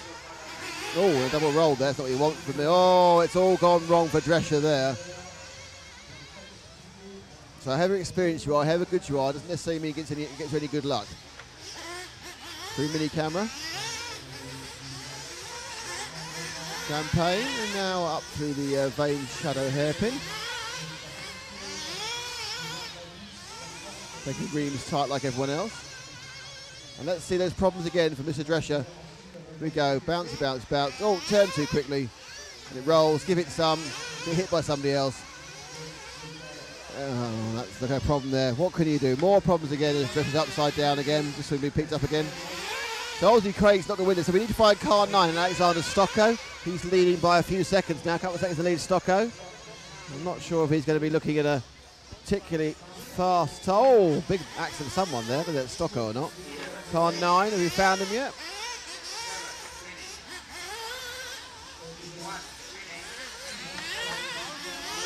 Yeah, there goes the infield S's. Stocko's car there with the yellow wheels, orange, and oh, didn't quite end up where he wants to be on the logs. Good reaction to save that though. And he managed to turn around and get it quite right. Quite ponderous jumping there by someone. I'm not sure it was. We go through mini camera over Champagne. He's had quite a bit of traffic, Stocko, but he's on his last lap. I think he may just have finished his last lap already, and that may be Stocko finishing the race on a 5:36.09.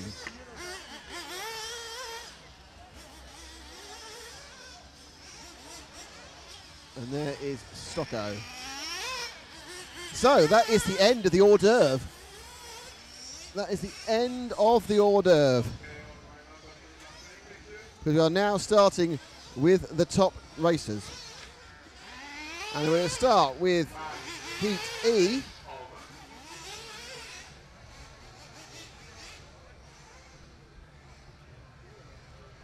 So let's go and see who's in Heat E. And it's the first of the Fast 60. And it's Lee Martin in 1, Darren Bloomfield in 2, Carlos Durares in 3, Julian Latantanzo in 4, Brian Baldo in 5, Jerome Sartell in 6, Jerome Couchon in 7, Nicola Reynard in 8, John Hazelwood in 9, Danny Reckwood in 10, Hooper Hager in 12, and Thomas Meyer in 11, and Thomas Meyer in 12. So, where we are sitting here with people in Heat E, where they qualify, well, the best one so far is Lee Martin, who's 6th overall. Then we have Brian Baldo, who is 11th overall. Jerome Sartell, 12th. Jerome had a really bad, had flamed out last round. And then it's Darren Bloomfield. This is the big one. Bloomfield, currently in 19th, not even in the semis, needs a big result here to avoid being in the quarters. And he is there. The second car is Martin, the farthest from us. Then it's Bloomfield. Car 3, of course, is driven by Carlos Durares, who's sitting on a penalty. He's going to have his best time taken off for not marshalling. As they all stream out, the fast 12 here. And the question is, can the current European champion put in a good enough run to get himself into the semi-finals? Martin, he can't be pole, so a good run will just put him further up. So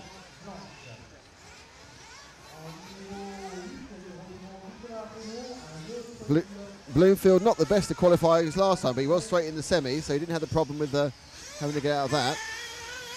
And now he sits and waits as we do this 2-minute warm-up. And we are currently with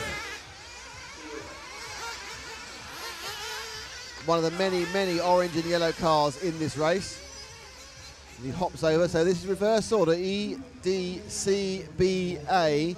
Ronafalk in B, Bataille in C, and Savoya is in D. So the 3 people who can get the pole are in the next 3 races. And we are currently looking at Brian Baldo, won the 83 Baldos in this race. And there he goes. He'll be coming into the pits this time. Hops in. And we're now going to come to the next countdown. So the air tension is palpable. There's lots of people. Here's Bloomfield. It's Bloomfield, or that's 11 actually. It's car 11 coming in a massive fish training of Hugo Honigel there. So Honigel, he's currently down in 25th. His best round though was the last round. But he did a really, really good score to get him in the top 60. I think he's very safely in the quarters. Gerd Strange, the designer of the Durango, Team Durango, who are of course supporting us here. Thank you very much, Team Durango. As they look and see drop it in, and the bells and the whistles are going. Hoopo away to try and get a few more points to see if we possibly sneak into the semis. 4 seconds to go. Bloomfield's got across. The first person is Jerome Sartell. So it's Sartell in the pink car we can pick up, I think. We're still there with the pink car. It's Sartell, the first person over. Sartell going well, had 3 good scores. Bad result in round 4. The Frenchman, always easy to spot thanks to his choice of colour. And in fact, he just saw his nephew or his relation with his son go particularly well in one of the warm-up heats, so they aren't really warm-up heats, they are other qualifying heats. Over the rocks, those logs down the bottom bend before he picks up some speed. Hops up over, there's a car dead in front of him, managed to avoid that one. So it's likely that car dead in front of him actually hadn't started this race, so that was Brian Bowden who hadn't actually started in Forno, but Sartell looking good after the first lap. We'll see, we'll start getting times coming in a few seconds. His time is running to 40.66. Anything with a 40 is a good time. So Sartell looking to put in a good time. He's currently running in 12th, so he just needs one more solid run, and that will make sure he makes the semis. And that is the aim of all these drivers. The furthest you can qualify the semis. In years gone by, there were 4 places went straight to the final. That no longer happens. The only advantage of actually being FTQ is that after the quarterfinals tomorrow, there are semi-practices, and they get to practice, and the TQ is allowed to practice in both of them. That's the only advantage. You get a bit extra track time, and of course the honour, and the fact that you can call yourself TQ. But in practical terms, you just get a bit extra practice. And so it's Sartell who is coming, and in fact Sartell is the fastest on the track after 2 laps. Lee Martin looking very good. Bloomfield not as bad. I think we should have a look at Bloomfield. It's been a troubled qualifying for the European champion. Car number 2, the blue and white machine. And we try and see where Darren is. He comes around now to complete his second lap. The first lap was not stellar, but it wasn't bad. But after 2 laps, where is he on the overall time? Lee Martin currently is fastest by 100th of a second from Jerome Sartell after 2 laps. Reckwood a third second back, and Bloomfield now has pinged into third overall. 121.7 for 2 laps, 121.4 for Martin. Bloomfield absolutely needs to pull something out of the bag here. He needs to make the semis. Not because he wouldn't think he could qualify out the quarters, but every extra race you run is a risk of something happening. Cars, we've seen Bloomfield's car. I remember in Sand when he qualified really well, just flame out and then have a servo failure. You want to run the least runs as possible just because there's a chance of something going wrong. When he comes around up in third, that third lap seemed pretty good. He clicks it through. Wait to see what the time is. Martin in the lead at the moment, 2:02.42. Sartell, 2:02.60. Bloomfield, 2:02.47. So at the moment, Bloomfield is doing what he has to do. He's only 400ths behind Lee, and Lee is setting a reasonable time. This is the first look at a competitive time from Bloomfield, which will do a lot for his confidence, because it means he'll be able to race with him when it comes to the actual event tomorrow. Bloomfield, the car, looking again, a little bit up on its nose when it's under power. Obviously cars will squat down, but they run a bit of droop. Extra droop will allow that weight transfer to run a bit more. Droop is the amount of up travel the nose has before it's limited by block stops. And another clean and good lap. Was it a fast lap? We wait for the timing to update everyone. And Martin's had a nightmare in this lap. So off camera, Martin's dropped right out. He does a 5-second mistake. So I expect to see Bloomfield does take the lead. He's got a lead of 1 second over Sartell. Martin off camera has blown it with a 5-second delay. So he won't be, I don't think he will this one. Now, Bloomfield needs to get that car out of his way. It's the white, oh, and that's one way of getting out of the way. Just kind of spin, and Bloomfield caught a break there because we've seen how other traffic gets slowed down, but Bloomfield there, we got that. Oh, and it's moving through now over Champagne. But this is about the European champion who has underperformed for the entirety of this event. Finally laying down a bit of form. He's up against Jerome Sartell, currently covered 12. But the problem is, he's got 4 rounds that aren't very good. He needs to get enough of a points boost with a great performance this last round to creep himself into those semis by right and not have to go to the quarters. That's the big thing. But suddenly, a car that's looked uncompetitive is looking an awful lot better. As Bloomfield on a 3:23.91, he's still doing well, but Sartell also is putting in some good times. Bloomfield, absolutely, and this is the problem. He's had so many bad runs. What he needs to do now is push like crazy, but does the conservatism kick in? Does he decide I've got to play safe? Because at the moment, he's looking at a time which, the rest could give him a top 170 score on the top 5 or 6. But the problem is, in his mind, he knows how badly it's gone before. So, takes the boulder. Again, he's looking a little bit conservative. This will be his penultimate lap. He is currently just 2/10 ahead of Sartell on a 05.33, which would mean he'd be on about a 27 and a half for the entire run, which is okay. It would be good enough about 6/7 of the last run. A huge points boost for a man who's dropped score. He's looking to drop a score of 155. So they're giving him about another 10 points and just might be enough to get him straight into the semis. Cross the line again, and this is his last lap, and Bloomfield needs an absolute miracle run. He needs a clean run, a fast run, a tight run. Comes through the boulders, gets that right. SS, come on, oh, a little bit of wobble. I don't think it cost him too much. Might have slightly unsettled him, but he just tagged the inside of that top sweeper. Now the triple. Can you get a download? Great finish there, great run, and that's a brilliant run through there. Landed it perfectly, the triple, got it lined up nice with the S-bend. Not many corners to go. He could be looking at a time for the top 5, which is what he needs to make the semis. But anyway, suddenly Bloomfield's proven as he's got a bit of form. He's shown nothing so far of anything apart from being quite good. And he's going to finish the race. And when he's going for Bloomfield, well, he appears to be back and in time because he's been nowhere in comparison to where he should be for the rest of the time. So where are we looking for Bloomfield there? Sartell with a 5:27.18 has got the fastest drive in the world. So Bloomfield made a mistake. So Bloomfield wins that one on a 26.88. And that is the first decent thing we've seen from him so far. And he'll be very, very pleased with that. 27.18 for Sartell. Another good one for Sartell. He's happily in the semis. No problem at all for the Frenchman. Bloomfield finally, with those fly glasses, finally puts it right. I think that was Phil. Phil was leaving the rostrum then, kind of the camera rostrum. So, already action the first one. Martin, though, nowhere. So Martin will be dropping that score, so he'll be going no better than the 6th, but it doesn't matter because he's done the work already. So, Heat D. This is where we saw the FTD of round 4 from Renault Savoia.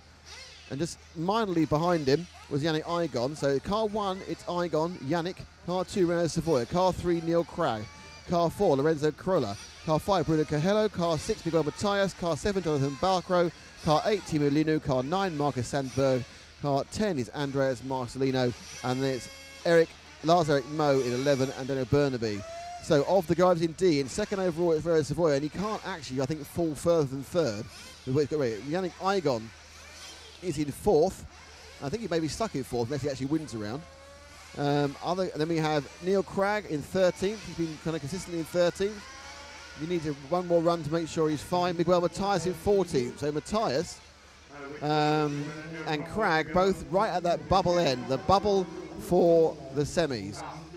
And then beyond that, the next D is Marcel. So it's Cragg and Matthias who need to put in something better than they've had already in point scoring, not time scoring. And of course, it is Renault Savoia who needs to win the round, having a chance of TQing. But to do that, he'd need to win the round in a time of under 8 in 5:19. And I just don't think that time is in the track today.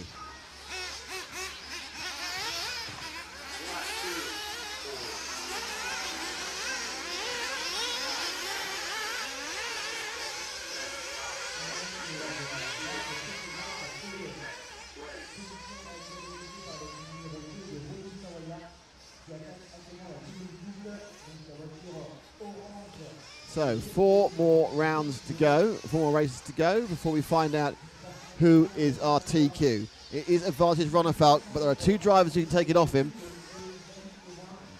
We look down the roster there, you can see a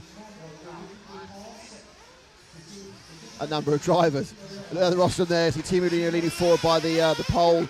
Right at that, Renault Savoia, good 6 to 8 inches shorter than Yannick Igon in position 1.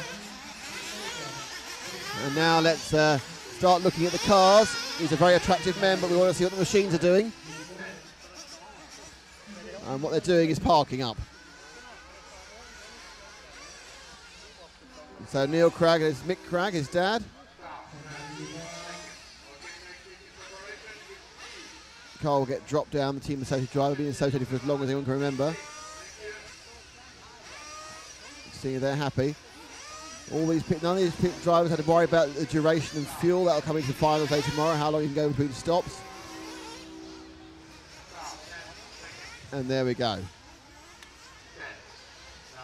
And we're now 9, so who's the first person over? Savoia is going to be the first one. Who's going to wait? No, Savoia is the last person over. So it looks like Timu may have caught it, but certainly Savoia will be the last person home in this race. Which is a worry to me, because that sometimes upsets the timing screen. And we need to know what his time's going to be. So there's Linu, first person over Timu. Things not really going very well. And car 11's got an issue as well already. Car 11's retiring. I think Lars-Erik Moe has had a problem, had a clutch problem off the line. So Linu, who has got a start, so he is going to be counted this time. Sprinting down the lead. Again, not had a particularly joyful proceeding here. Linu is comfortably down the field.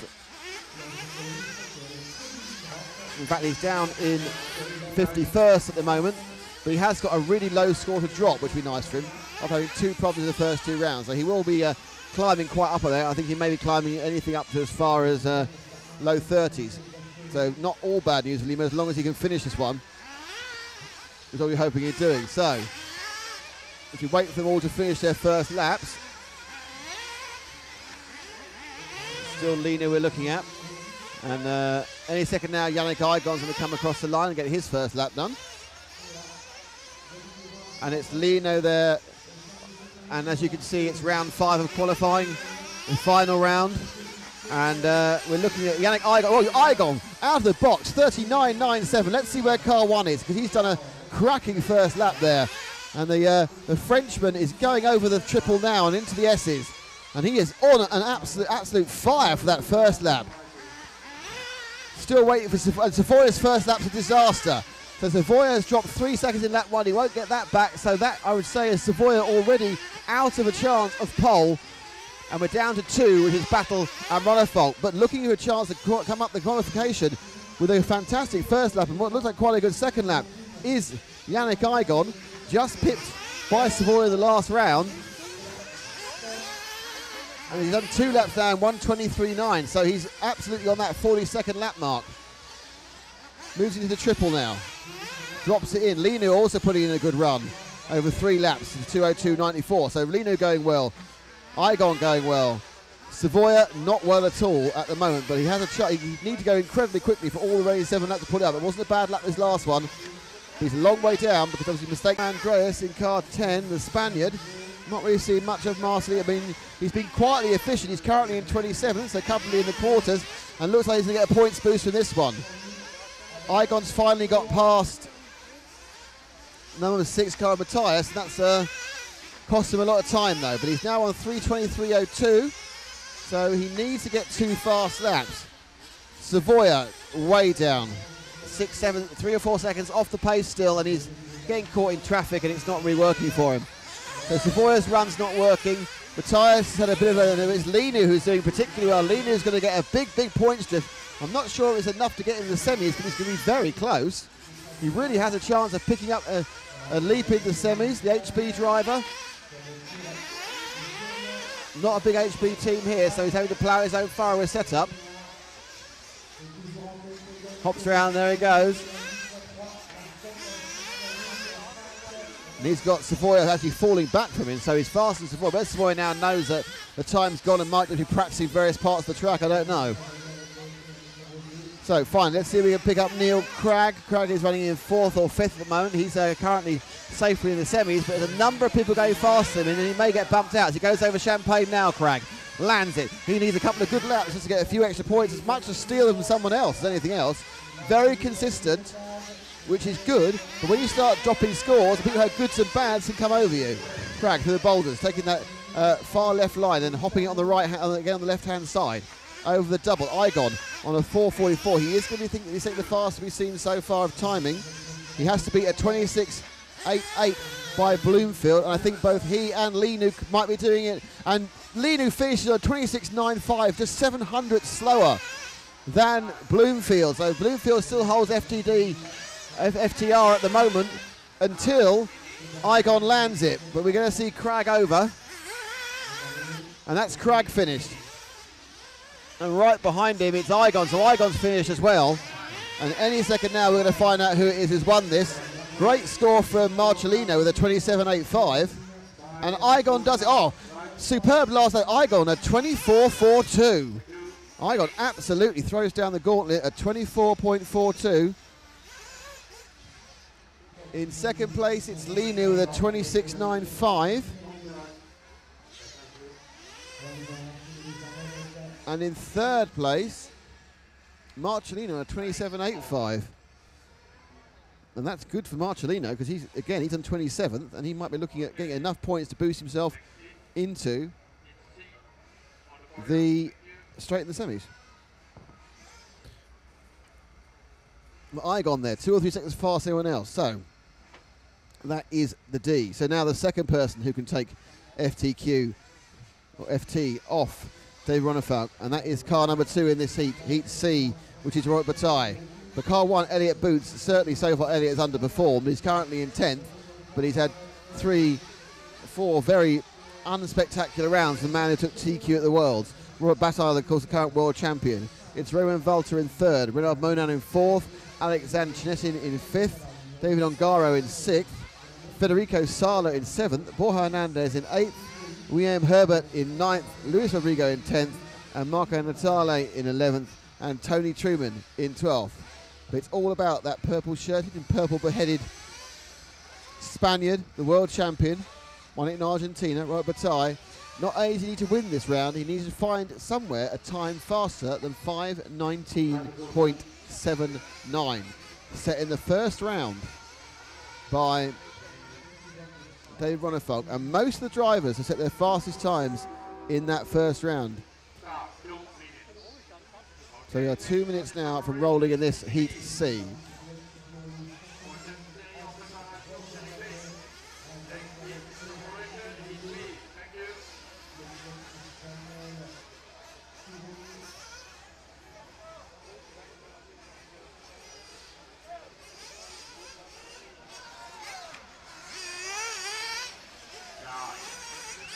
So we've got someone who's out. So who's flamed there? So we've lost car 5, the machine of Alexander Chinetin has got a problem.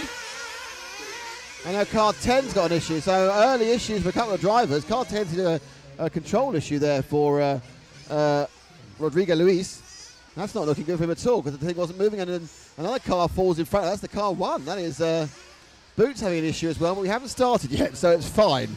They can all have the issue. Car 0 looked like he'd lost his switch off. He had no steering. Everyone's looking at it then. There's a problem.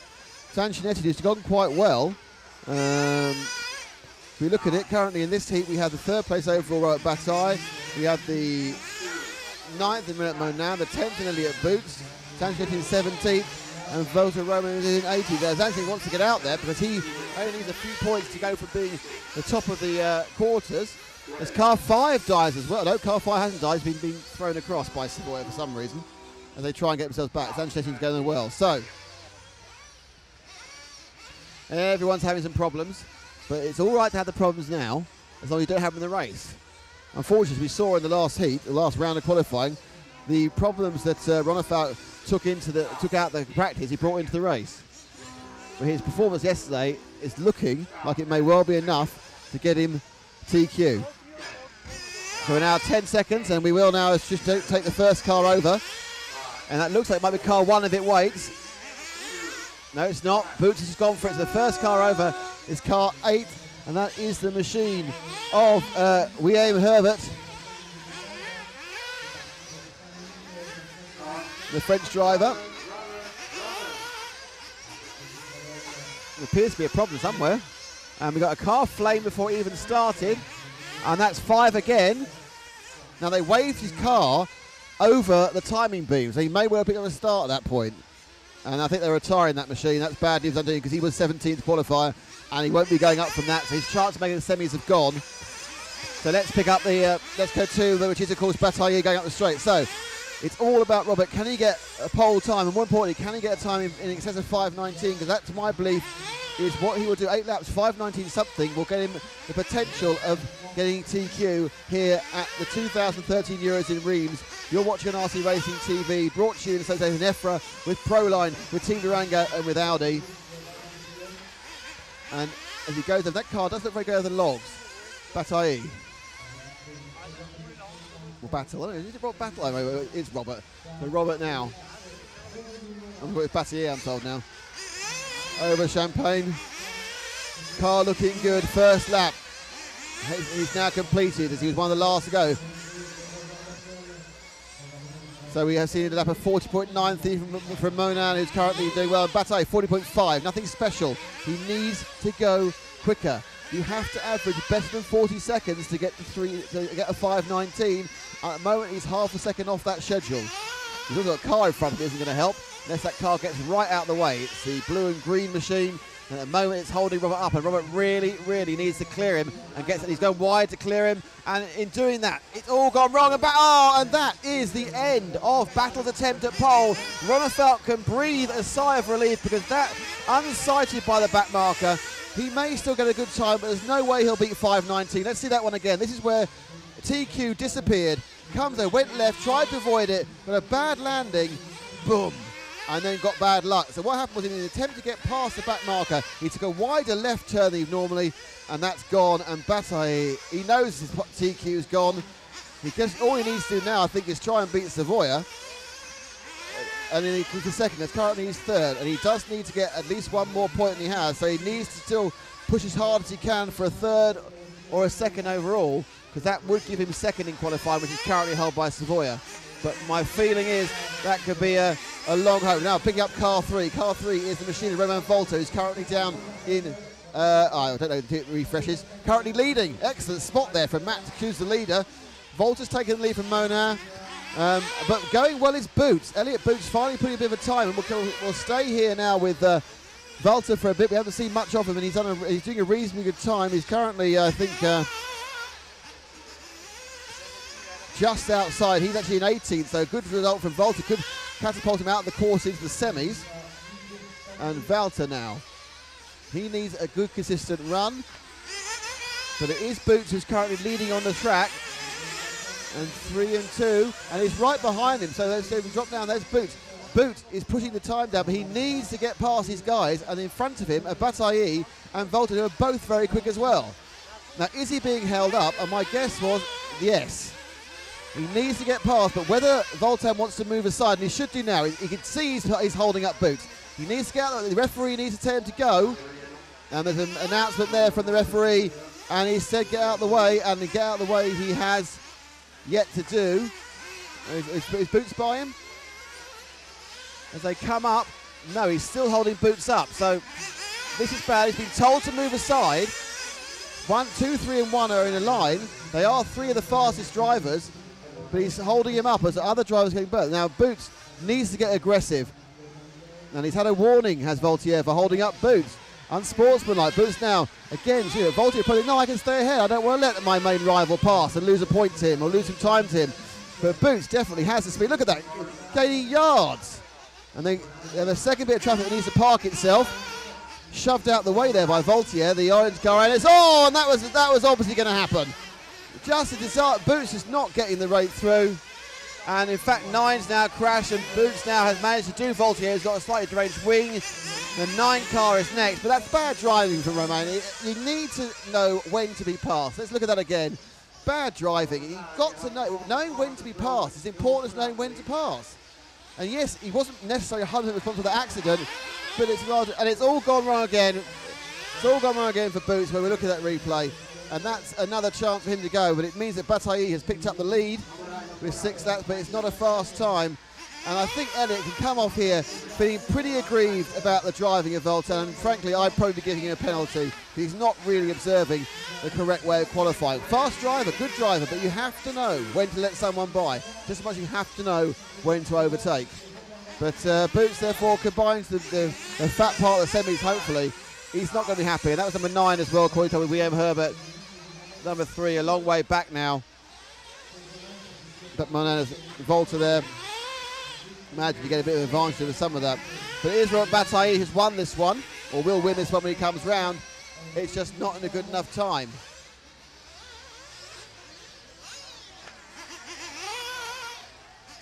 And he's coming out. Is it Robert now coming down? Yeah, about to go over the finish line. So Robert's won this. It's not a time that's going to pull up rocks, but it may well be a time enough to give him a chance of taking second off. It's a 25.29, and I think that can now, that's already second. So, Boots is absolutely fuming, and I'm not surprised. And there's a Dallas there, the referee, having a word with other drivers, and they look, That's not on. You've blocked drivers. So it's good to see them coming into it. It's not going to give Boots the points he's lost. But, guys, you might be something. Don't look upset. You've made a mistake. You might win the top 60, but that guy was faster. And you're being overtaken, let him go. So Elliott there, rightfully a bit disgruntled. But in fairness, the other four rounds where he's not been setting the world on fire, that's not been the fault of other people. So sometimes if you get into last chance saloon, it's often your fault. And when the last chance saloon doors are shut, you don't get a drink. I think I've taken that analogy as far as I can actually now. So there's Elliott having a bit of a skulk out, and he's not. I tell you what, Elliott's really bulked up. I wouldn't want to get in an argument with him. He's quite a beefy lad now. So, plan B, and I know I shouldn't do this, but I think even without this race, Ronnefolk will be on TQ. Because neither Bataille nor Savoia have taken the pole, and therefore Ronnefolk cannot be beaten. So Ronnefolk in car 1, always TQ, but he'll be looking to improve on what was a quite shoddy performance in the last run. Car 2 is Christopher Svensson, car 3 is Danny Vega, car 4 Jorn Neumann, car 5 Edouard Hugon, car 6 Tom Roban, car 7 Ari Heinen, car 8 Joey Petit, car 9 Ryan Majubi, car 10 Marcel Gusquet, car 11 David Tortorici, and car 12 is Tommy Saarinen. So the people from Heat B who are up the top, it is of course David Ronnefolk who's in pole at the moment and will stay there. Jorn Neumann currently in 8th. And needs some good points. And he's got a reasonable score to drop as well if he gets a good result. Christopher Svensson currently in 15th, so on the bubble, needs another solid run. Edward Huygon is in 21st. Danny Vega in 22nd. He's got a big drop score, which will help him if he can get going. And Ryan Majubi back in the late 30s. And the cars will come round, and there's carnage almost immediately. So let's see if we can pick up a bit of David Ronnefolk, because it was during warm-up last time, everything went horribly wrong for him. And he never really got it back. And he's currently leading. Second 30, he's going over the triple now. And this is the man who has TQ'd the Euros 2013. But his form today has not been like his imperious form yesterday, and that must be a worry. Because frankly, in the first round he was plain ordinary, whereas yesterday he'd been majestic. Car looking slightly better than the first round. And he takes a pit exit. He's done a lap and a half. Get a bit of fuel. See what you can do. And out you go with Ronnefolk as he now warms up with another car right next to him. Who's letting through, sort of. It's all very well letting through in the racing's not happened.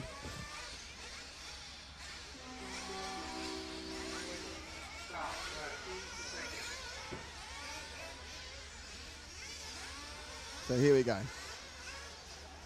A few seconds to the start. I think Ronnefolk may actually get to the end of the lap before the time goes.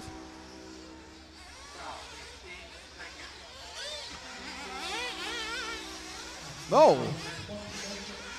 And car 0, sorry, I think something else fell over. And so who's going to be the first person over the line? 6, 5, not car 3, it's car 9 who's going to get our camera coverage. And it's car 9 is, of course, that of Ryan Majubi, doing quite well. Ryan is down in the late 20s. Needs to get a few points to make sure he doesn't drop out of the course into the 8th. And Majubi now over the boulders. Swinging around, a bit of oversteer. Oh, a bit of a tank slapper actually there as he comes down.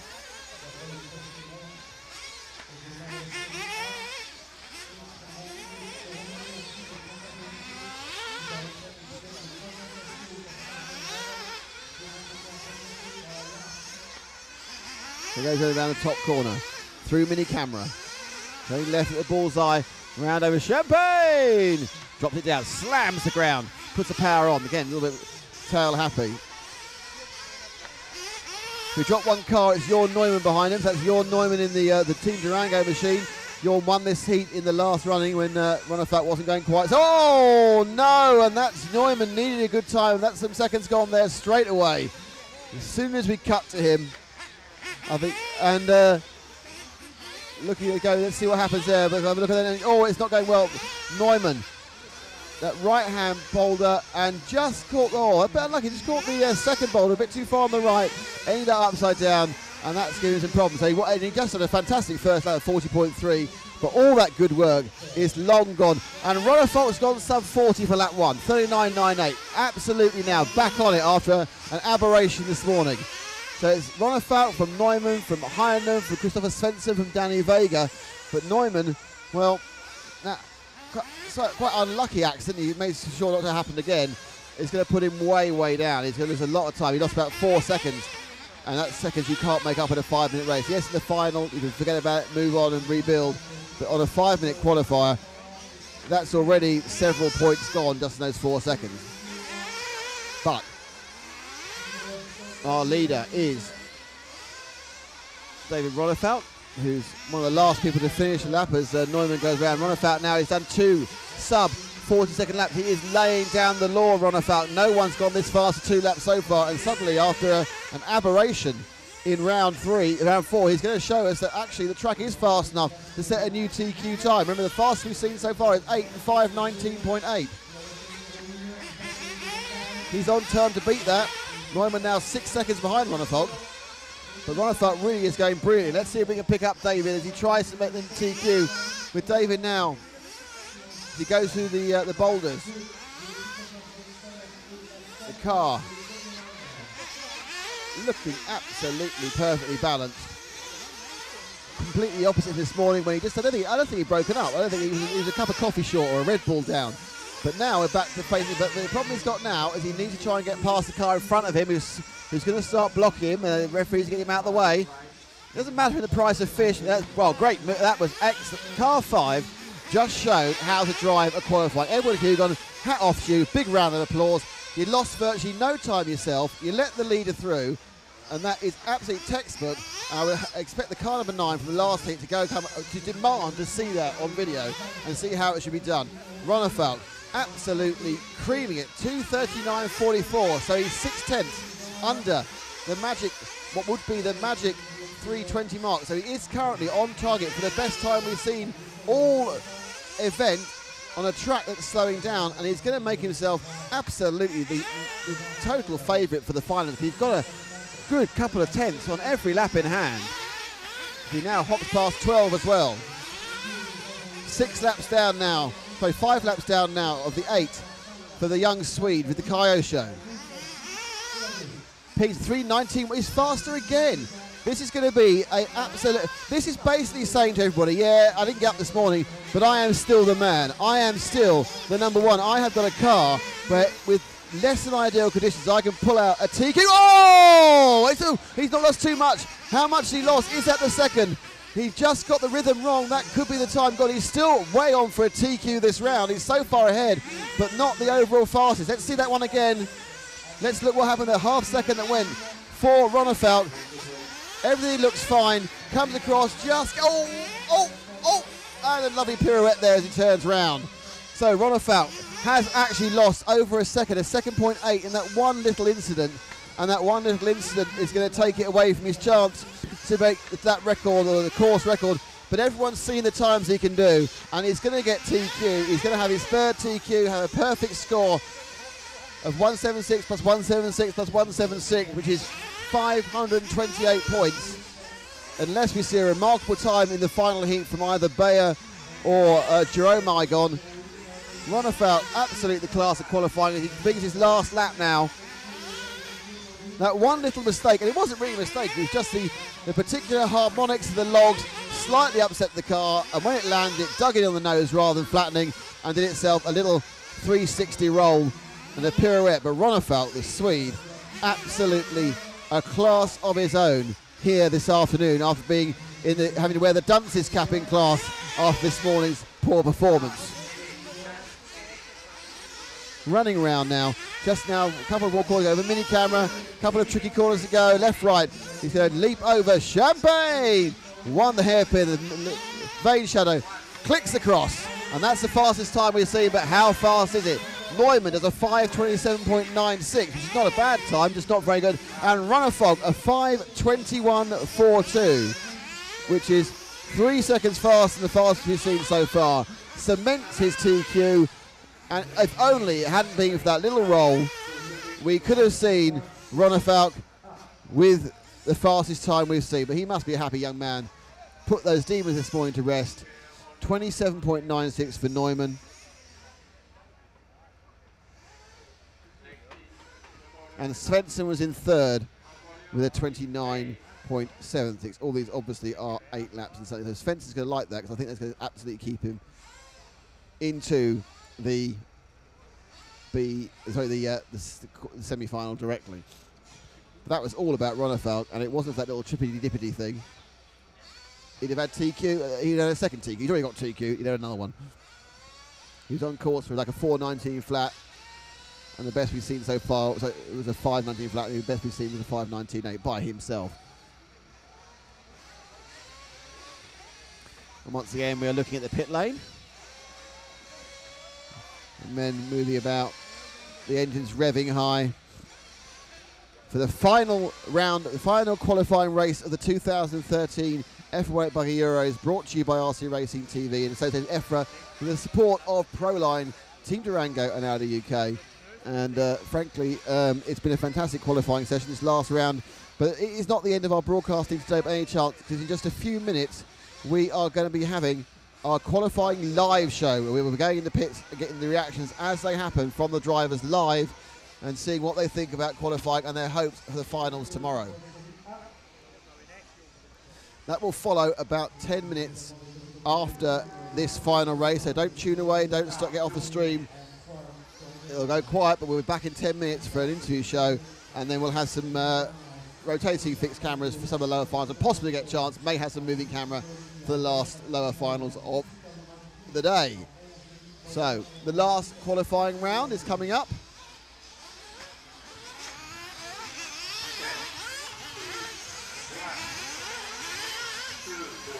And the drivers are in car 1, Joe Mygon, car 2, Martin Bayer, car 3, Joseph Green, car 4, Simon Willits, car 5, Tony Robbins, car 6, Oscar Baldo, car 7, Nicholas Rodriguez, car 8, Chris Doughty, car 9, Maxime Noble, car 10, Ricardo Rabiti, car 11 is Dominic Bauer, and car 12 is Carmelo Baldo.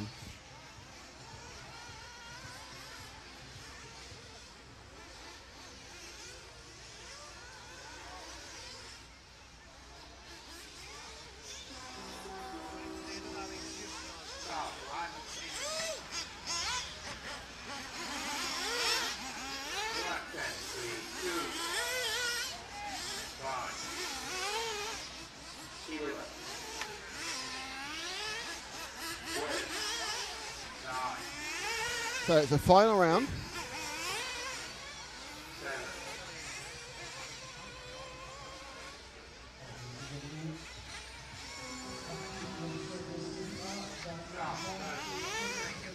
Final heat of the final round of qualifying is about to get underway. And the question, and the guys who's gone well who are up the top. In Heat 8, it's Jerome Igon, who's currently overall in 5th. And then we have Martin Bayer, who's currently overall in 7th. Then it's Joe Green, who's currently overall in 16th and right on the bubble, so Joe Green is definitely going to want a slightly better time. Oscar Baldo, way down 23rd. So it's really about whether Jerome Igon can, and Martin Bayer can move up the field. And the first car over is car 11, the machine of Dominic Bauer.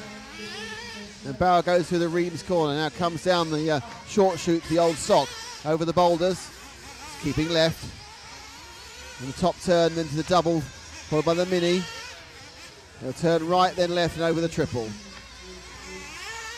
Bit flat-footed, but quite good into the infield S's. Sprinting down over the logs.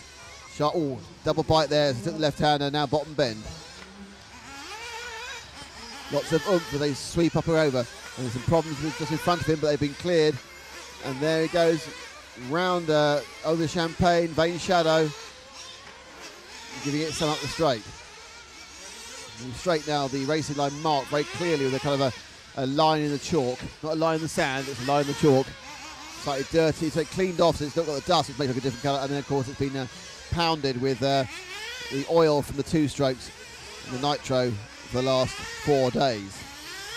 So the triple. So we'll stick here with Dominic for a second till we get the idea of who's going quick, who's going slowly, as they all finish their first laps. And in fact, Bayer and Igon, the 2 favourites, are actually nose to tail at the moment, which can't be a good idea. Bayer's on a 40.45.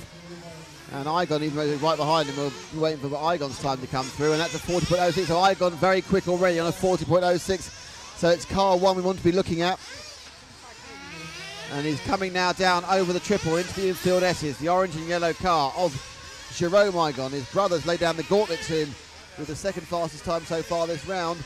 But ahead of him is Martin Bayer. Now Bayer, of course, is the second fastest person here, so it's debatable if Igon will catch him up. And if he does, it's going to be an interesting move about how Bayer lets him through. So that car ahead there is Bayer, who's running in second, and behind him is Igon, who's running in first. We wait for the clock to tick through.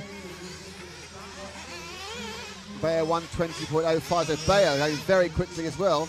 And it's possible, actually, they keep up this pace, they could take TQ for the round away from Ronefalk. They won't take the overall TQ away from him. But they have both started on an excellent pace, 20.05 for Bayer and 21.7 for Igon. So they're both there or thereabouts, so they can go clean. That little mistake which pushed Ronefalk down to 21.42. It's really hard, though, because they're going to need to find laps they've not been doing, which is sub-40s. And Igon visibly closer in that from that lap. So it's been a better lap for Igon than for Bayer. These are the first and second top qualifiers. And Igon has got ahead. Igon now 2 tenths ahead on the clock and caught up dramatically there. So suddenly Bayer's had a bit of a slow go to the boulders. And Igon now, who's 2 tenths of the clock, are a lot further ahead. He's currently at 120.35. Now Bayer's got a difficult thing. He really needs to let Igon go. I don't think he's going to want to. But otherwise, they're both going to start slowing each other up, because Bayer will start thinking about the man behind, not what's happened front. And that's what's happened. And Igon gets through, but simultaneous cock-ups there as they were too busy thinking about each other. Another mistake, and that's Igon's chance gone. And Bayer, I think both those guys have lost any chance of TQ. We got that. Let's have a look at what happened initially there over the mini camera with Bayer and Igon. Too busy thinking about each other, spooked by each other's position. Let's have a look at that. As it throws it in. They go over mini camera. Hop, hoppity hop. That's. What bit's that? That's not it. It's later on. That's it. Keep going, keep going, keep going, keep going. Stop. Back a bit. Go. So they go over there, and Bayer jumps wrongly, clip thing, and Igon is trying to adjust it. And we'll then see Igon think, I've got through. And that's Igon is back again, isn't it? We go live. So Igon's had a terrible lap now. Whilst we were playing with our replay machine, Igon's crashed 3 times. So Igon's completely dropped out of anything. Bayer on a 24.65 still could do a reasonable time. But Igon down 5 seconds further. So Igon, it's all gone wrong after he got slightly spooked by the position of Martin Bayer. So this heat winding down. And the man who's going quite well at the moment is Tony Robin in car 5. He's putting in a good performance in second overall in car 5. He's just going to start-finish now with a pink-fronted, yellow-reared car going through Reeves. So what could have been a fine example of battle between Bayer and Igon all went horribly wrong because they spooked each other. And that's what happens in qualifying. We're practicing so hard. Let's see what's going on now. And this is the second problem Igon had, in that he just clipped it and decided to park against the barrier. So Jerome, who's been putting in some pretty sterling performances in the KO show, has literally just said goodbye to a decent time, which is sad because he's looked pretty good. But he'll still be in the top 5, so it's not the end of the world. And it's only would have been different if he was second or third on the grid for the semi he qualifies for. He wasn't ever going to challenge Ronefalk for overall pole.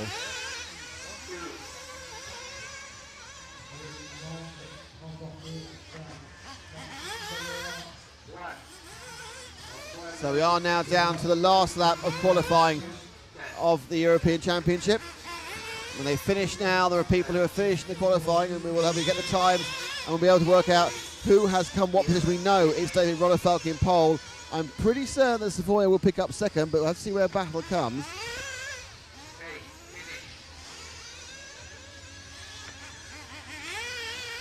So let's see what the times are.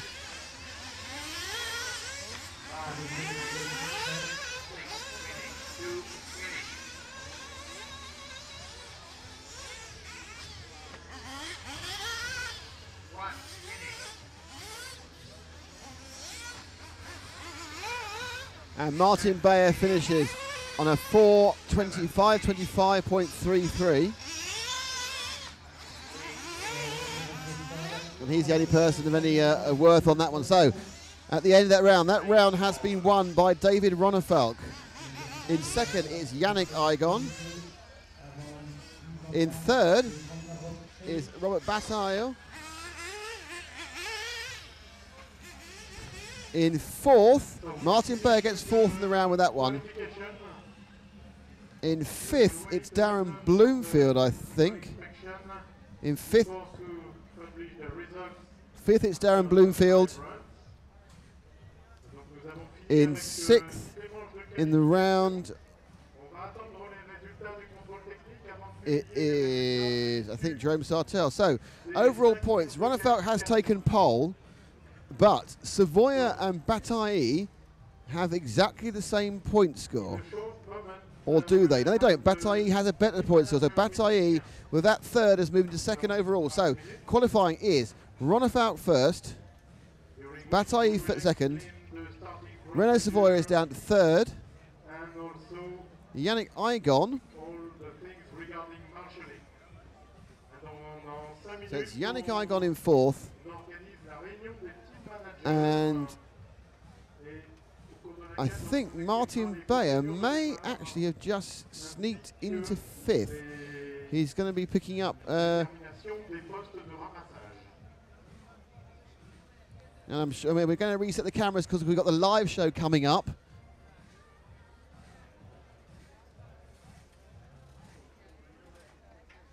So the live show coming up soon. So I think Martin Beyer, in my calculations, has picked up enough points actually to get past Lee Martin, but no, I think not enough to get past Jerome Igon. So Jerome Igon is in fifth. So it's three Frenchmen in third, fourth, and fifth. But the qualifier, so the top qualifier, is David Ronefalk. In second, it's Robert Bataille. In third, it's Renault Savoia. In fourth, Yannick Igon. And in fifth, Jerome Igon. Now, if you are watching live, do not tune away because we are about to start. Any minute, a few minutes now, we will have our live show directly from the pits, where we're talking to the great and good and getting the reactions of everybody of what's going on.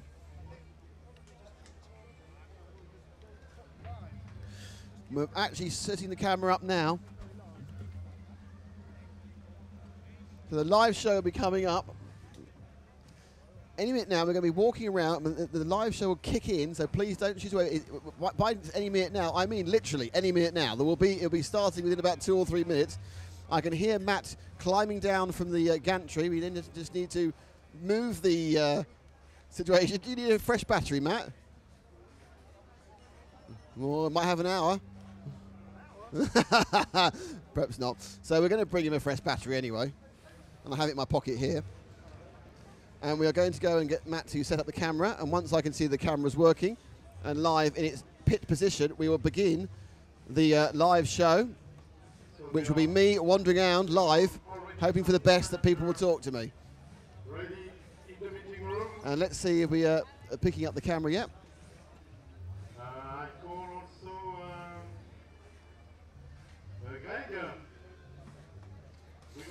So we are in the middle of setting up. So the big news from this is Robert Bataille is in second place, but Dave Ronefalk has become the pole man. Renault Savoia is next, and it's Yannick Igon who is going to be running in fifth position. All of this is, of course, unofficial, worked out by me, subject to status and a good credit history.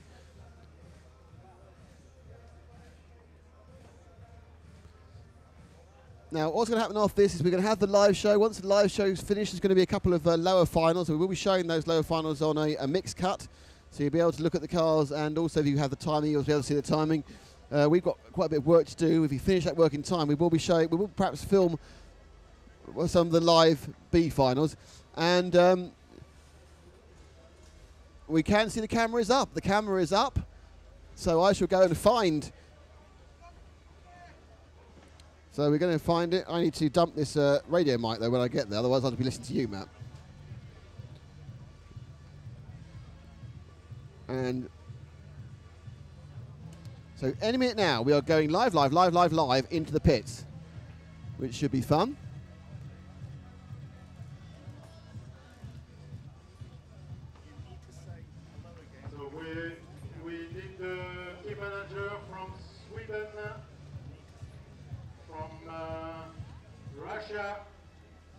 Sonia.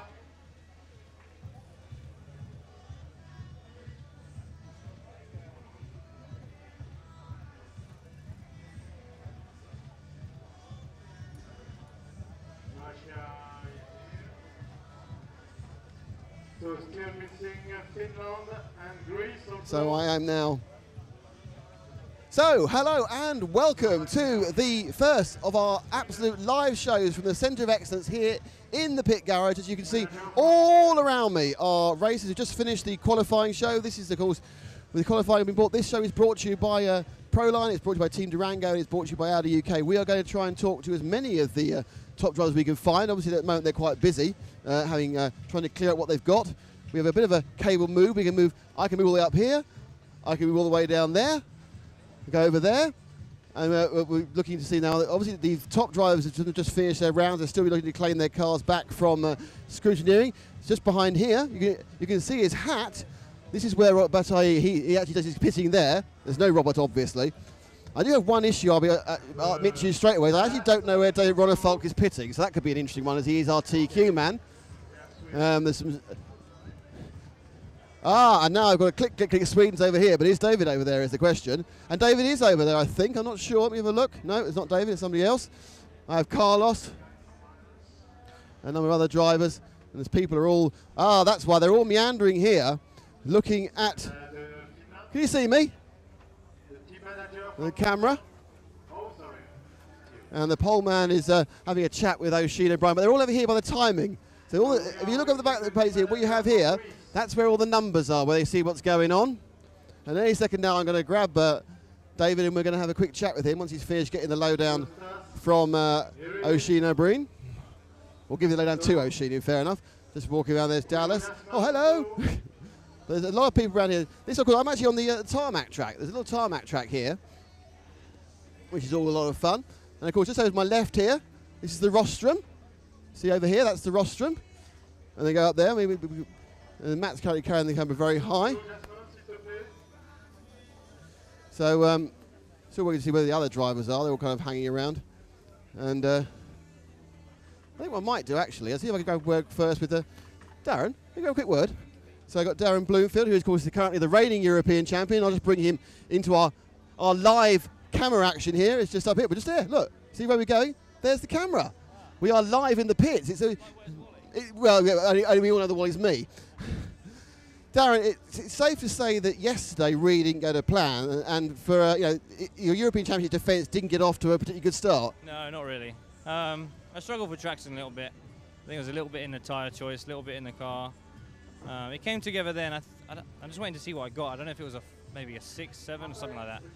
Definitely, for sure, the best and the most confidence I've driven around the track with. It's looking tight for a semi. But with the speed I had then, I'm pretty sure I can bump up to a semi and then start again from when the semi starts. So I don't know, we'll see. Well, we've obviously been watching all the main heats, and it was noticeable suddenly. It was like a switch had gone. It changed because we've been watching. Obviously, we thought, well, European champion, it's going to be great. And the first 4 rounds, I'm honestly quite disappointing. But then that last round, suddenly, the 40-second laps were there. It was looking good. The car was looking in the motion. Did you change it a lot from this morning to this afternoon, or is it just suddenly the brain clicked in on this surface? No, I changed it. I changed it a lot all the time, just changing different things, trying to improve what we had. The main thing we went to this time was actually, for the first time this weekend, I used the Enduro, which is obviously one of my favourite tyres. We hadn't used it up until now because we thought that the whole small block, small tyre thing was the way to go. But with a couple of guys from GB that had actually made the semis up until that point, decided to use obviously some different tyres after consolidating on their semi place. So when they broke out some big Proline big blocks, we were like, oh. And I thought with just one run to go, I need a good score to try and get me some confidence, let alone anything else. So I thought we'll go for the equivalent, which is also obviously my favourite tyre. So I think it just put my mind at ease, and if that wasn't going to work, nothing was. So. Did you say confidence there? I think it was very nice, and I was talking about it in the commentary, is that without that final run, you'd have got in the thing going, as you say, if you make the quarters, you know you've got the pace. It's not an issue. I mean, obviously, we're hoping to make the semis, because we've seen you in Euros before, and apart from last year, they've normally ended with a flame out, or a clutch breaking down, or a car breaking. And you want to do as few races as possible. I mean, what's your feeling? Do you think you can make the semis that run? Yeah, I mean, with the pace I had then, I'm sure I'm easy enough speed for the semis. obviously we got the car together a bit too late, and I think again if I could have had the car ready for even this morning with 2 good scores this morning could have got me to the semis, but with the unfortunate one this morning, and that one was a good one. Yeah, I've definitely got speed for the semi, just a little bit late, but we can still make it there. That's a good thing about rallycross. Do you think perhaps your rallycross has been suffering because of the amount of electric racing you're doing? I don't think it. No, I mean, it's touch and go. I mean, all of us obviously race, both me, Neil, Lee. Elliot's done a bit of 10th scale, but then again, you can say that maybe Elliot's 8th scale's been off because of his 10th scale. It's easy to blame. It's easy to blame this on that and that on this. I mean, obviously, this is a service I didn't get to because of what happened with the warm-up. I didn't make it to the warm-up, and then not be. I haven't been here before, so until 2 days ago, I hadn't seen it. So there's a whole mixture of things. You can't really pinpoint it to one thing or the other. It's just a whole mixture of things. With the French obviously being down here quite a lot. I know David's been over it quite a lot. But like I say, you can't point finger and blame. Everyone's doing as good as they can. You can only beat who's here. And if I haven't been to practice, that's only my fault. So.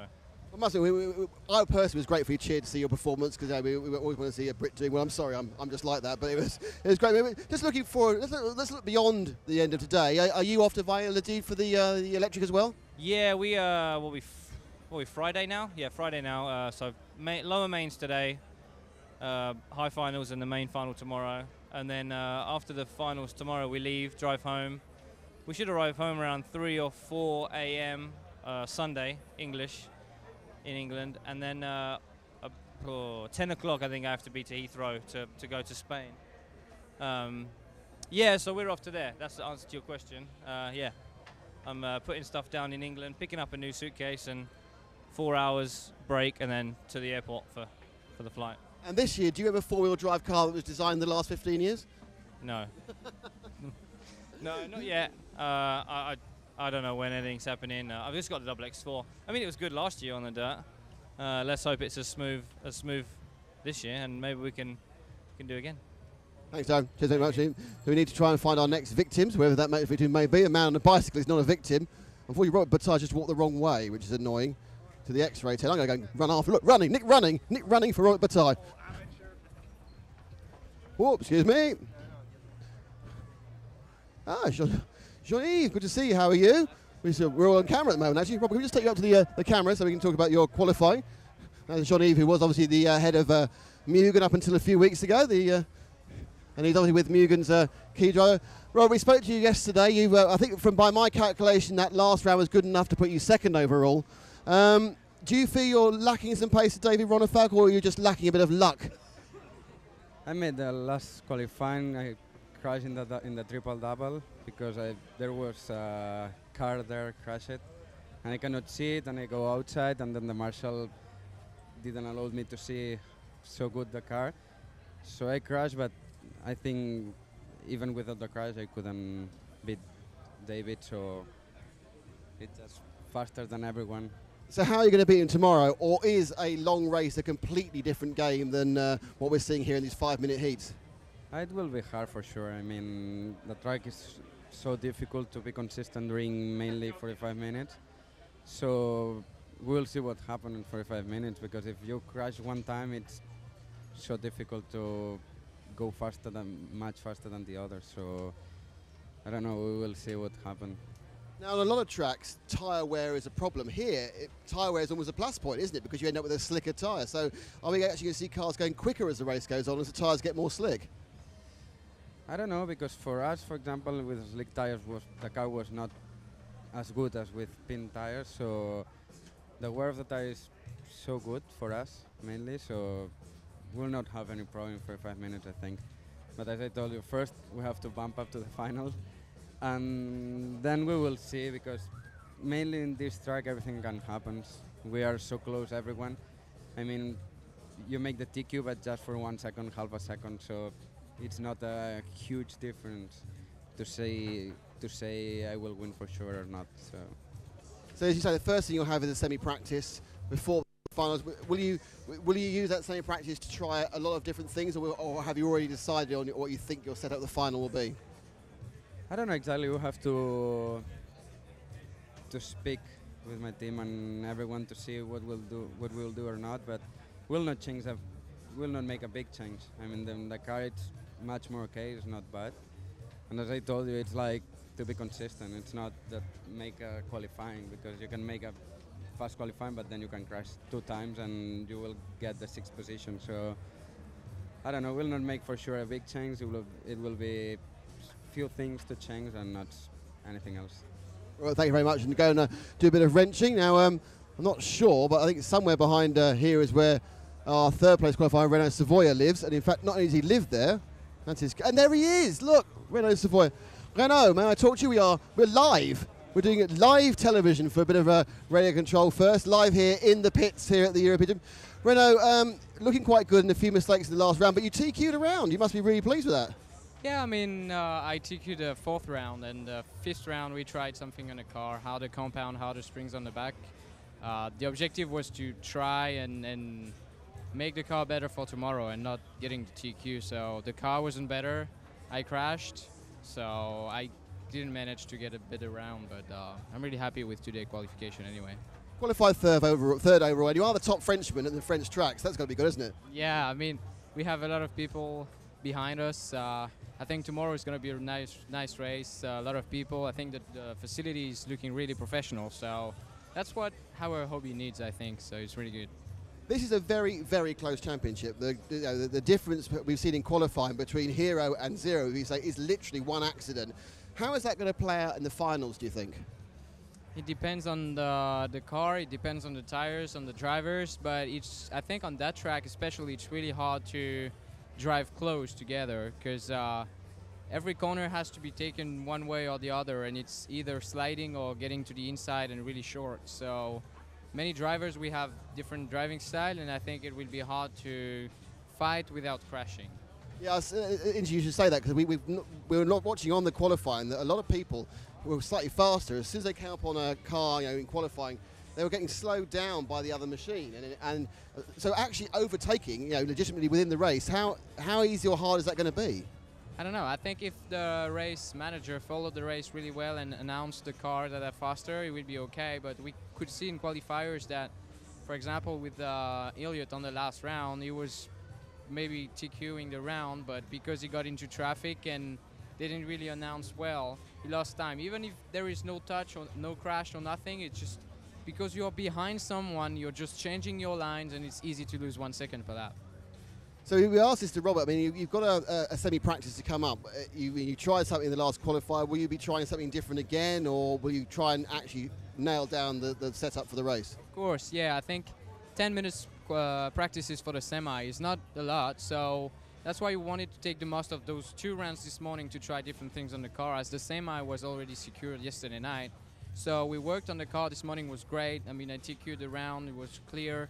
Best lap is 40.0 and slowest lap is 40.5, so it's really consistent. That's what we are needing for the semi-final and especially the final. So we're going to take the most of the semi to try even different tire combination compounds, and it will be okay. I think the conditions will be even different. I mean, during all the practices, qualifiers, everything, every day the track is different, so tomorrow will be a new day for sure. Best of luck, thank you for talking to us. Now we need to try and find the man who was talking to something else earlier, and I need to see if I can find where Mr. Ronnefalk has gone. And this is an interesting situation, because I've not seen him for a second, and obviously it's always best to talk to TQ. It kind of makes the whole story work better. But look, I'm over here. Ooh, hello. Now, where is David? I may have to go and talk to someone else if I can't find David, obviously. He might just wander into our point of view. This is the Swedish area. But it doesn't like to sit with the Swedes. This is Swede-free point. Oh, dear. What's going on? Look at that's what we need. David, can we have a quick word? We're live at the moment on the EFRa TV. So we meander. We've got your car as well, so you get extra adverts. You've been whisked off by Phil for a picture. And I know Phil is beaming, because he obviously, being mostly Swedish, he's a big fan of yours. So do you feel extra pressure having the whole of Neo Buggy backing you? No, not really. It was the day went on really good, and I was just trying to be smooth in the last one, because I knew it was like 3 guys that could take the TQ, me, Renault, and Robert. But just right before I was going out, I already knew that Robert and Renault didn't TQ, so I was just trying to make the best out of it, and it went good. You were absolutely brilliant in round 1. You were absolutely brilliant in round 2. You were absolutely brilliant in round 3, and you were brilliant in round 5. What happened in round 4? Yeah, in round 4 I just got off a bad start, crashed in the first lap. then I tried to make up the time I lost. I catch some traffic and I made another crash, and it was already done. So I just made some angry laps on the end, another crash, and it was really bad. But I think I was 13, so it wasn't that bad. I mean, the car has looked, when you put a lap together, you are the fastest car on the track, and you have got that little bit of advantage over everyone else. But in many ways, that was the same last year, and the result wasn't what you wanted. But what can you do to change what happened last year? Yeah, I'm just being more prepared this year. I've done some practice before the race, and it went real good. I also think I've learned something from last year's final. I don't know if I got nervous last year, but I could see Darren's car come out of the straight when I was in the end, and the next lap he was a little bit closer, and then I just started to think too much. And yeah, I hope I learn from that and just don't make the same mistake. There's a British term for it. It's called tightening up. And I think it applies specifically if you think about radio control driver, because we're doing everything like that or like that, and you just tighten up and everything gets a bit more difficult. And it's the way I think people is actually be able to relax yourself, even though they're coming hard for you. And obviously, the more experience you get, you must feel more confident that's going to happen. Yeah, of course. I think in the first qualification yesterday, I know I was on a good run, and in the end, I was starting to maybe shake a little bit because my friend Christopher was standing beside me, and he told me I started shaking in the end, and I didn't know why really. So, but normally I'm not getting so much nervous. I'm always pretty calm. I just try to do my thing and hope for the best tomorrow. I mean, you are looking up to the class of field. This is your machine itself, and it's interesting. You go a quick look there. These are the sort of tyres people are running. There's no pins in this track, and it's covered in chalk. And obviously you're doing very well, but you've done very well for the last 3 or 4 events. Do you actually like this surface? Is it a surface that's fun to drive on? Yeah, I really like the track and the surface. The surface is pretty different from all other tracks we've been racing on. It's slippery, it's a pretty easy track, but it's hard to go fast. I think everyone can go make a lap without mistake, but it's you just need to be smooth and calm. You get the traction to the track. If you push too hard, I think you'll just lose time if you spins out and stuff like that. So I just to keep everything smooth is the key to be fast here. Now we're about 24 hours from when you next hit the track, which is semi-practice. Do you already know what the settings the car's going to have, what tyres you're going to use? Is that already decided, or are there still things to think about this evening? No, I think I know pretty much the base of how I'm going to run tomorrow. I'll try some different new ideas we have in the semi-practice and see how that goes. And if it improves, maybe I'll run it in semi. We don't know yet, and I think these tires I would just stick with the same ones. Maybe break them in the semi-practice for the semi-final and the final if I can bump up to the final. I think you might, as long as you don't break down. Yeah, hopefully. So yeah, we know the base, and I think our pace is good. So I'll just try to make the best out of it. Congratulations, TQ. Fantastic driving for 4 out of the 5 rounds, and you were very entertaining when you drive angry. So thank you very much. That was great stuff. So that is the top 3 drivers. We've got down. We've got plenty of time still. We have no time constraints at all, really. So it's a chance now to meander off and just try and find various people, which I'm working backwards to find various people. Now, I must admit, one of the people I would quite like to talk to, if I could find him, is Elliot Boots, because he's probably going to be quite annoyed after what was not a particularly clean run. Having a look around, see if I think the Brits are all up here. So you've got the Portuguese over here, and then the Brits. Well, there's loads of people all around the place.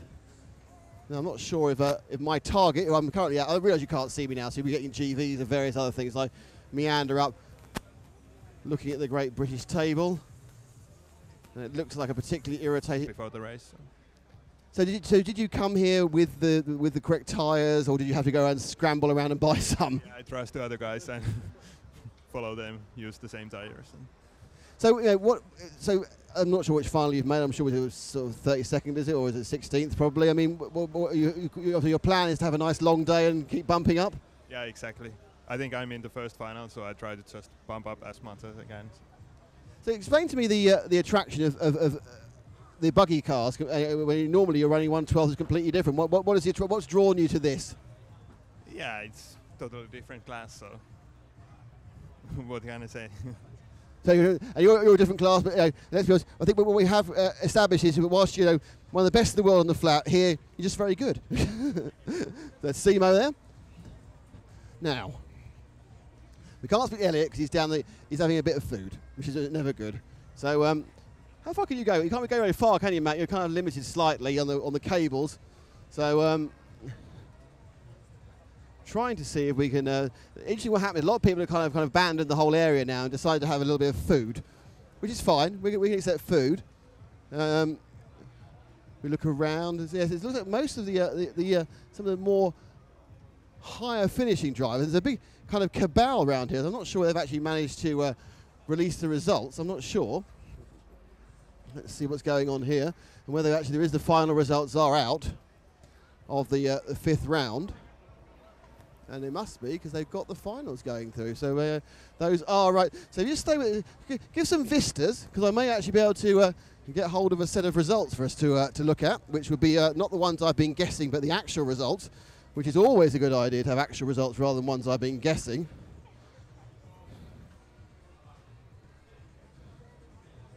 Let's see what we have now. Unfortunately, at the moment, I'm not sure we've got the final qualifying, and I think we do have the final qualifying, so that's quite useful. I've managed to borrow that. I have to get that back to the Dutch people I've just nicked it out of their official bucket of information. But I do now, and I am now able to give you the official scores for scores on the doors following qualifying. Wandering around there is Carlos. I might try and go a quick word with Carlos in a minute. But I can now tell you the official rundown. Look, I have in my hand a piece of paper. It's the official rundown. Fantastic. So anyway, as he leans nonchalantly against a fence. It was Dave Ronnefeld, as I said, who was in pole, and then it's Robert Bataille, Renaud Savoia, Yannick Igon in 4th, Jerome Igon in 5th, Martin Bayer 6th, Lee Martin is 7th, Jorn Neumann is 8th, Renard Monin is 9th, Jerome Sartell is in 10th, Elliot Boots is 11th, Christopher Svensson 12th overall, Darren Bloomfield, being heckled now, Darren Bloomfield has actually managed that last round to bump into the semis, he's in 13th, Neil Cragg 14th, Brian Baldo 15th, Miguel Matias is 16th, David Ongaro is 17th, and perhaps why Mr. Quagreen was not too chuffed is that young Joe has actually unfortunately been bumped out of the semis and gone down the quarter. So Mr. Quagreen's happy-go-lucky attitude has been slightly dissipated by the fact that he's one of the unlucky ones who's been bumped out. And I'm sure that Mr. Bloomfield will be a lot happier now he's found out he's in the semis. So that is the results. And other Hooper Honigals down in 28th. Anyone else is particularly qualified out of where they should be? Not really, no, it was done quite well. So that is the finality of qualifying. How much you can see round here? Can you see round here at all, Matt? And this is where they got a little cabal of sort of manufacturer places. Like that, you see, look, little manufacturer cabal. There, can you see that? Little huts.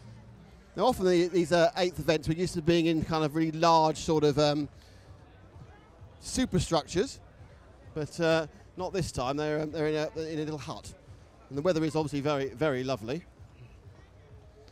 So let's see if we can move through and around and have a look at.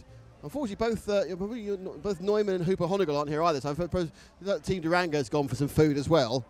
They decided that what we need to do. Well, the French team's very popular.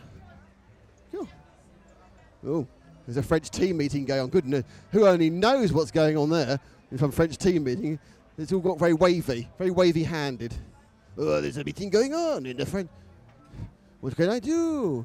And that's a Swiss meeting. And is that a Swiss meeting? Or was that meeting with someone else? I'm not sure. Yeah, that's where you go Scott Walker, who's quite interesting. That's a Swiss team meeting. Now, the interesting thing about Scott Walker, he obviously is British, but he's racing for the Swiss team because he managed to qualify there, which is an interesting story. But they're all having a chat about something. I don't know what it is. I think they've been told the rules about the qualification to the various finals. And as we look on the vista, oh, there's Carlos in there.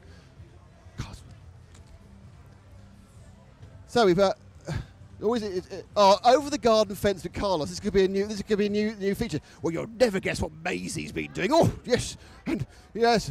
I feel like it's Les Dawson again. So, Carlos, qualifying finished, runner felt fastest, and I'd say the class of the field. How about you? Yeah, it's all is coming as expected. Luckily, due to an excellent weather. So Ronnie Falk deserves it because he has shown during the week that he has been the fastest on track. So now he will have the chance to practice in both semi-practices and have his chances to enter into the final through the semi-final A. But keep in mind, he still have to fight it to make it the main final. And then I didn't have look into the rest of the results yet to see, but for sure there will be many Frenchies. There are many Frenchies. There are third, fourth, and fifth Frenchies. Both the Igon brothers and Renault Savoia. Yeah, and I hope to be some more in the top 16, and some more when we came to the semi-final starting grid with the 12 drivers in each semi-final, about top 24. Locals in this track should be strong. Then we don't have to forget the world champion Robert Battier, and the Britons, his title holder Darren Blomfield may have chances, and also Elliot Boots, and why not Neil Craig.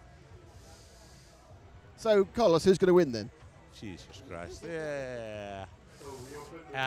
The RC Sport is going to win after this excellent event. I think that's the only thing I can say. It's 33 European Championship here in Reims, and we are enjoying it a lot.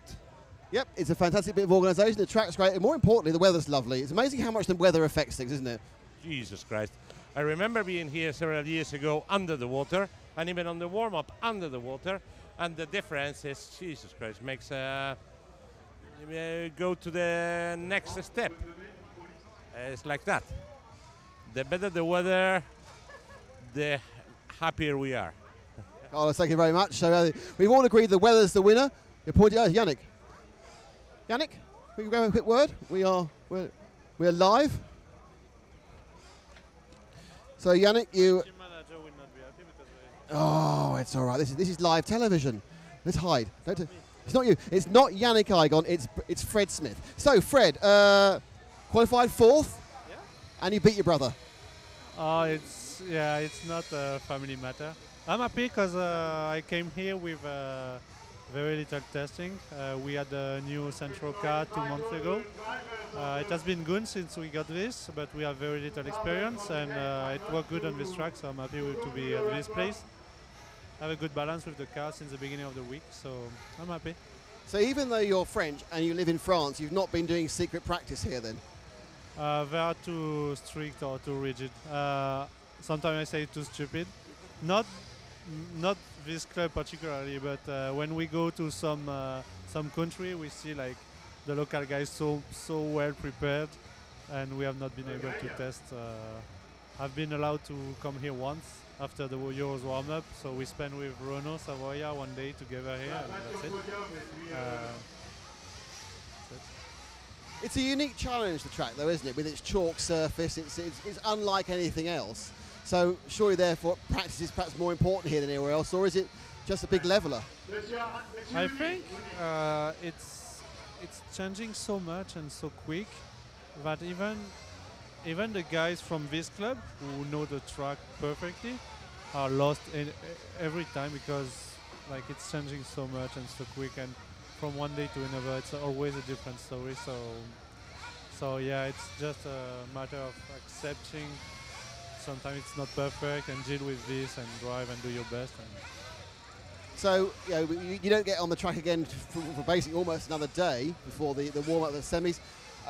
Are there still many things you want to try in the car, or have you decided that's what it's going to be and we'll settle for that? The right thing is the best car I've driven this week was the last round one.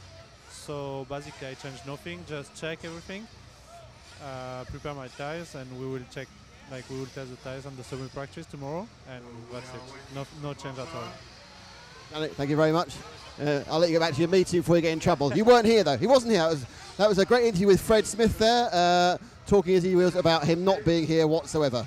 So yes, there are some team meetings going on at the moment as the drivers are given the information about how it's going to run and what's going to happen.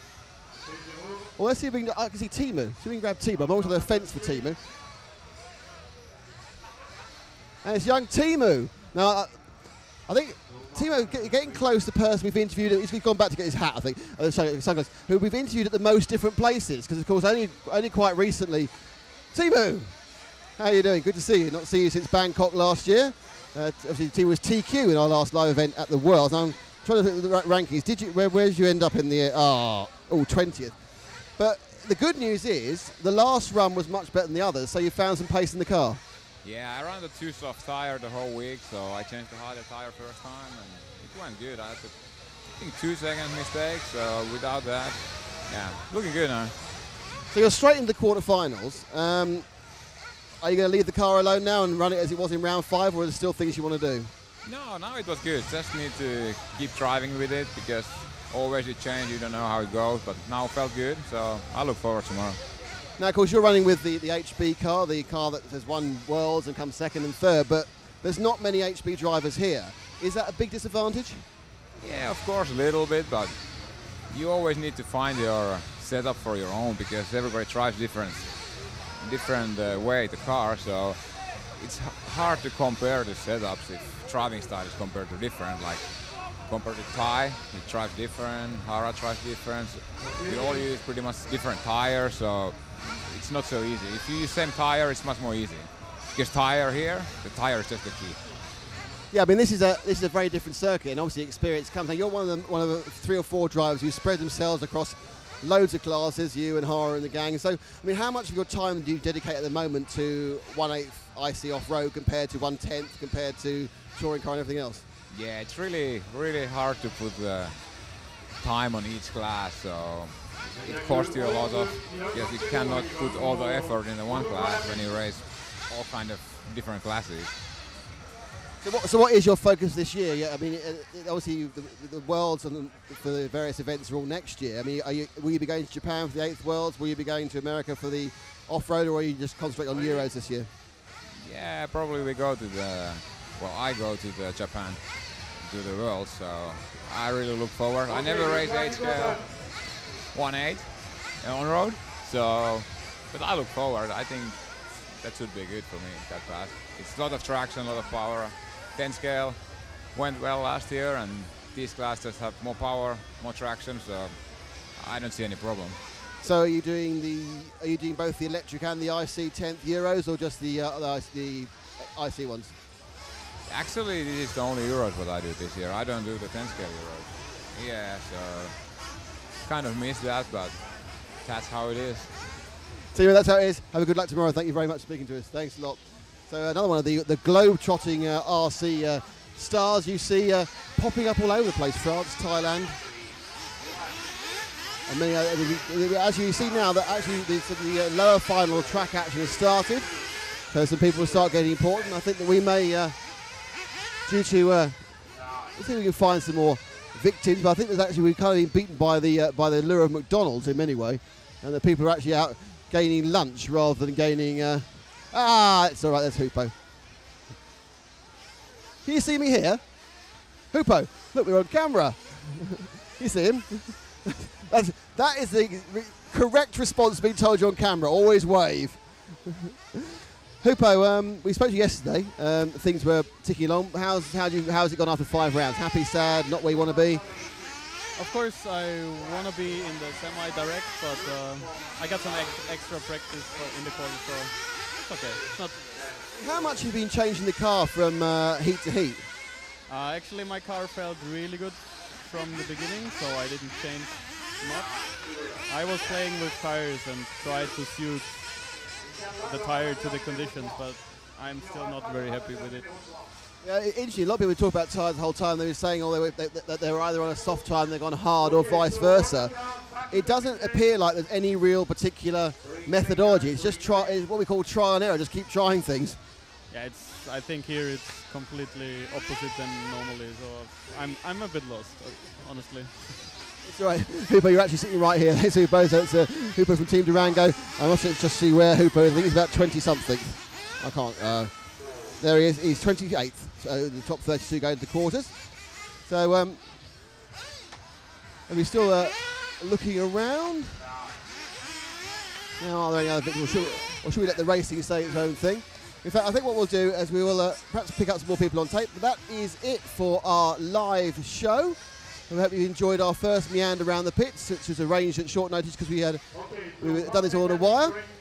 And I've enjoyed doing it, Bun. So thank you all for watching. Thank you to Proline, thank you to Team Durango, and thank you to Audi for putting up with us and providing us. And thank you to EFRa. And don't forget, we'll be back. We'll be staying on air the whole time here with moving fixed camera action on the lower finals, and of course the perhaps the later ones. We get this finished, we might even do a bit of moving camera work on the finals towards 5 or 6 o'clock local time. We will be back, of course, tomorrow with full moving camera action, and all the details of that will be on the www.rcracing.tv. It'll also be on our Facebook page, RC Racing, and on Twitter at RC Racing. So there's no reason for missing what's going to be a fantastic finals day here in Reims. Thank you for watching our live show. Well, we're going to go do something else and then come back and then tell you some more. Thanks very much.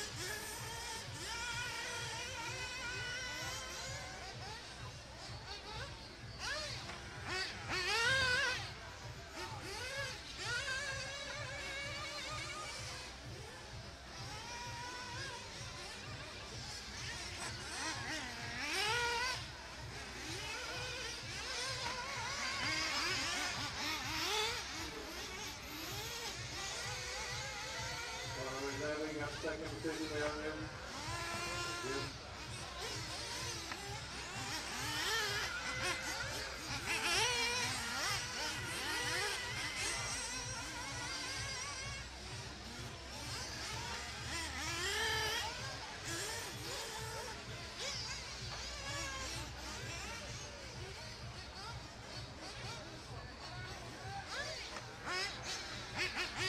Då kommer traffic to gå i motståndare.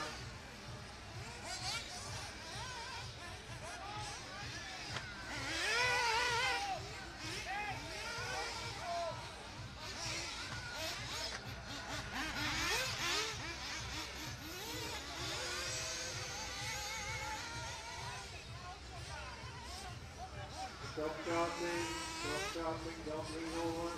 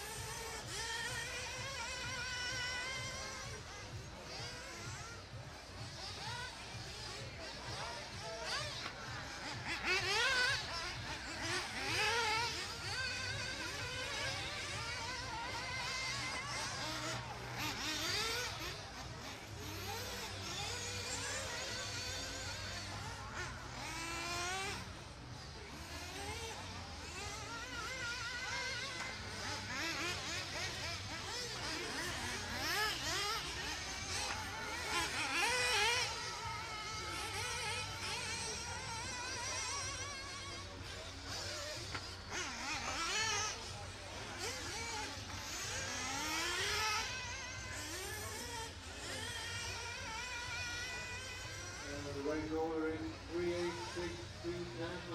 386.299 for by 11.5, 1 and 4.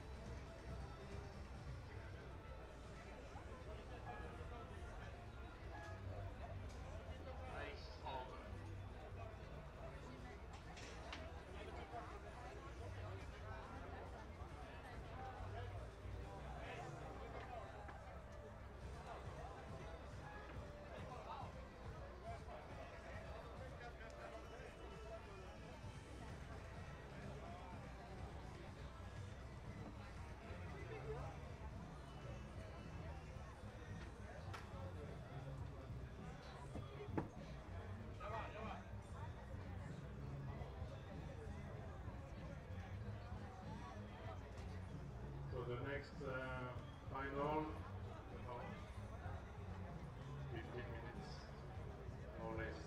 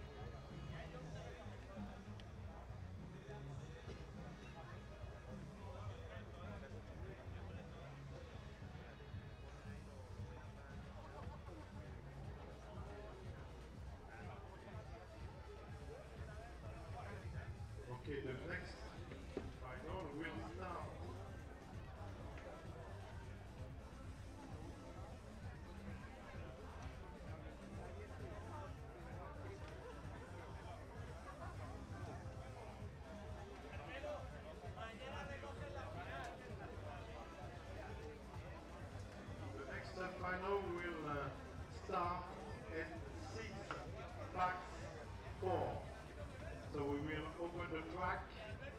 It's about 2 past 4, something like this. Yeah. Donc la prochaine sous-finale démarrera à 4h06, 16h06. On livrera la piste quelques minutes avant.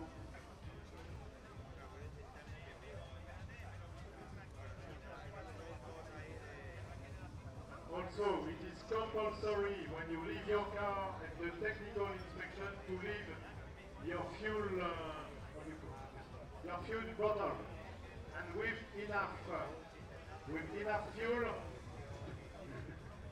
fuel to so that the technical inspection has enough fuel to make the control.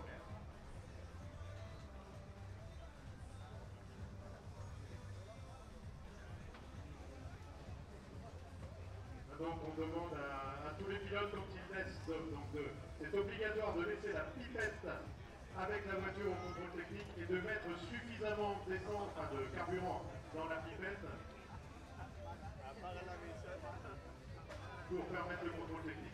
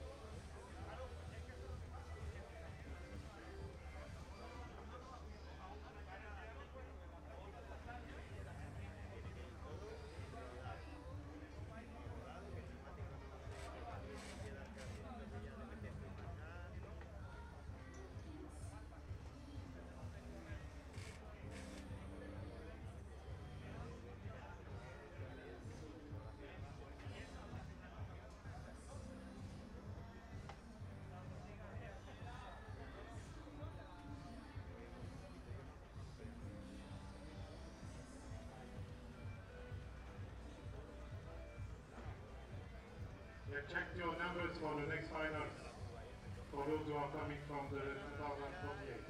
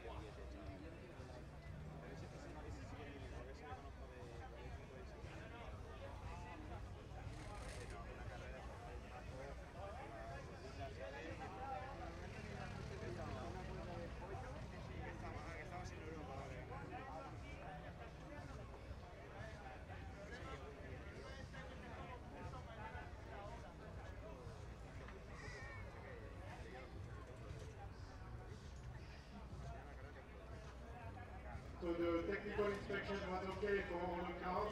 So we have printed the list of the sub-final, the 1024 A and 1024 B. So the ones who are coming from the sub-final 2048, please have a check and take your correct number. Donc on a affiché les résultats, donc enfin, la composition des finales, les 1024e A et B. Donc vérifiez pour ceux qui iront du 2048e pour prendre vos bons numéros.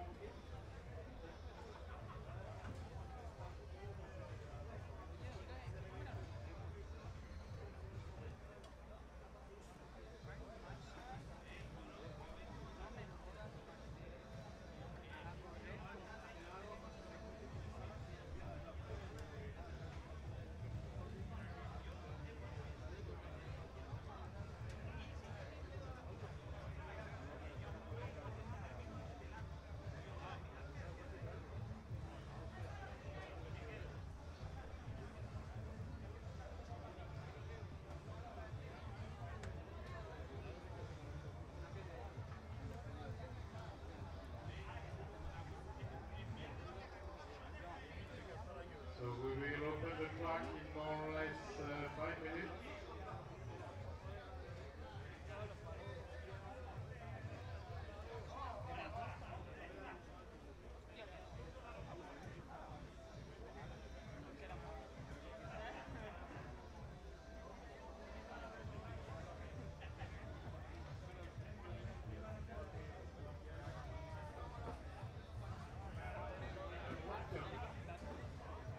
Franck et Martial, il faudrait faire une impression de chaque sous-finale à 1028e A séparément et 1028e B séparément, très grosse, pour l'affichage.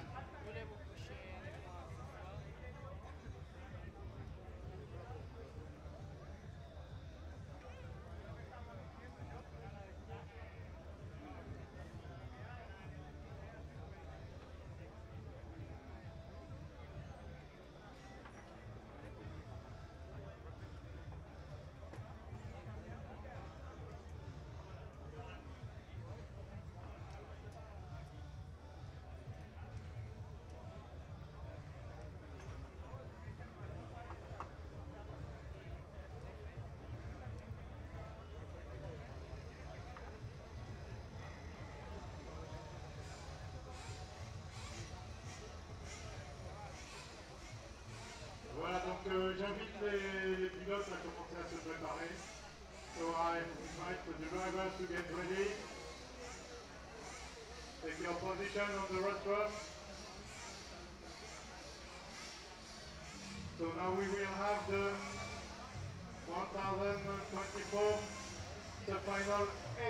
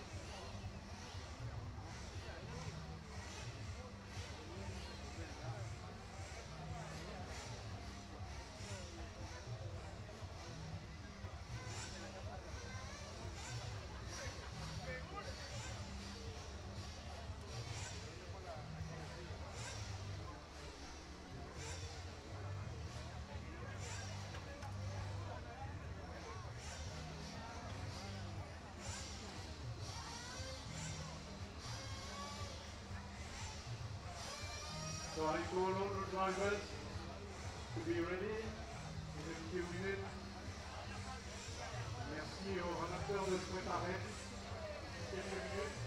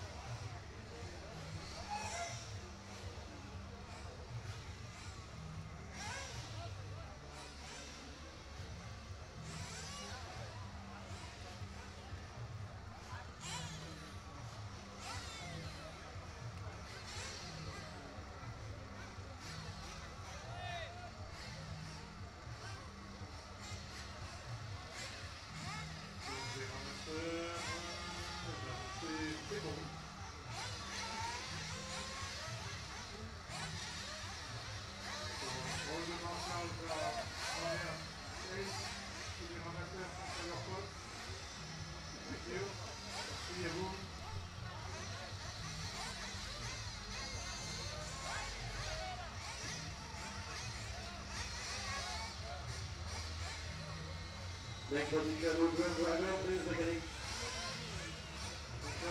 Driver.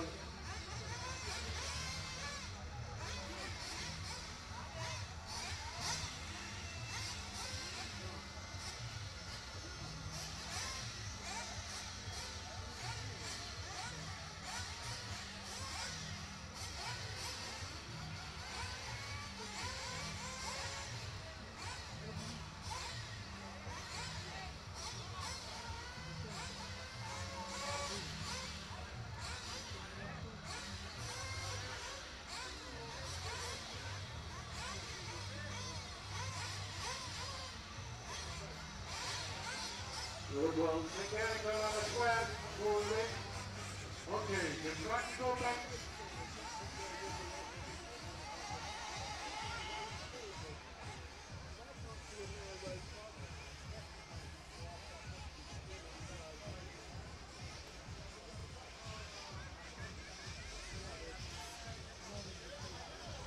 Take it easy during warm-up, drivers. Please get to the sorry car now. All the students before you in the race, of course.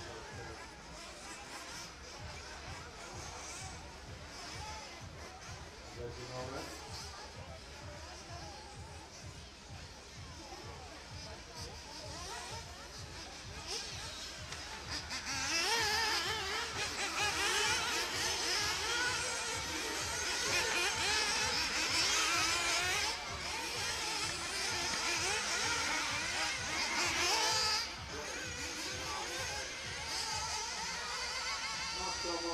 Hör ni mig där borta? Matte? Hör ni mig? Kan du organisera vågen eller någonting sånt där? Ja.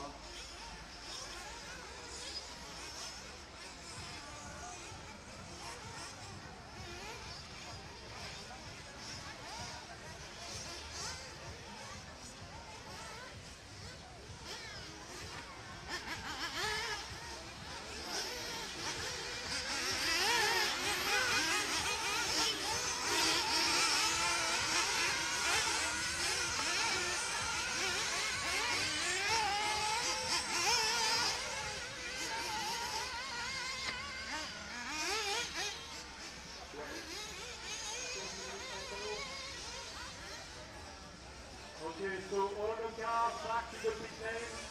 Okay, doing the wing, guys, doing the wing.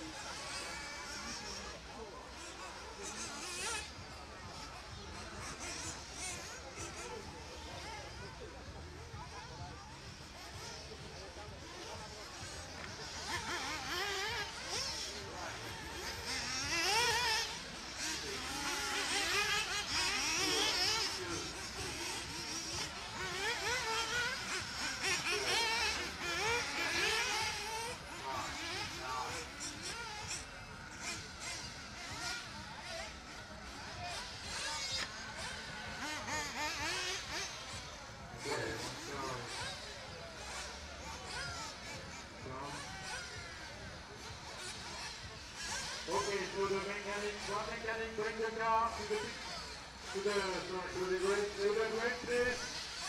Bring the car to the grid.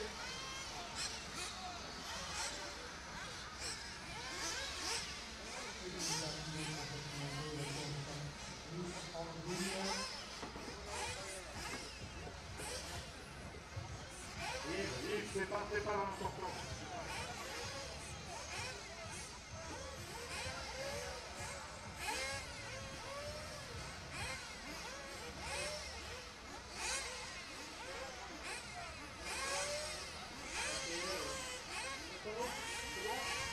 C'est bon. Ok, on pense là.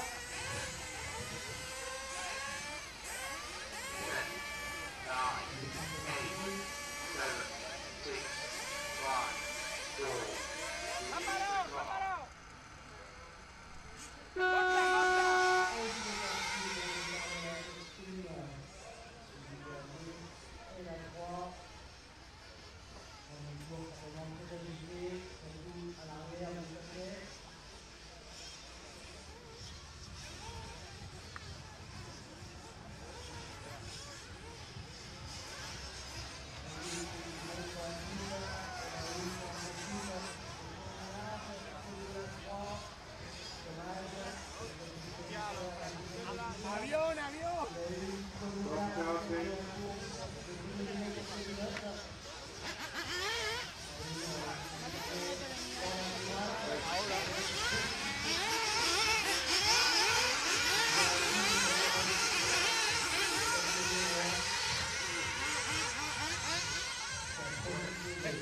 ha liado a mí.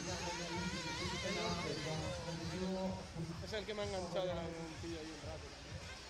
Tía, sí que es bueno, ¿Quién, el verde? Sí. Vamos, pues. ¿Te imaginas que hagas un pica y le pega al uno y lo mata?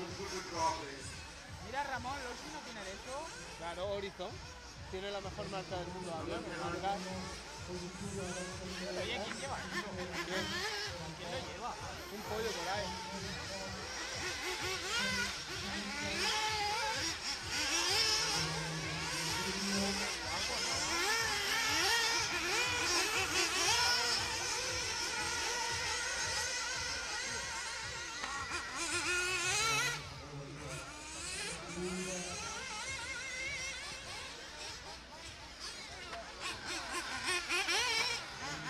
Mira, este sí que no gasta gasolina.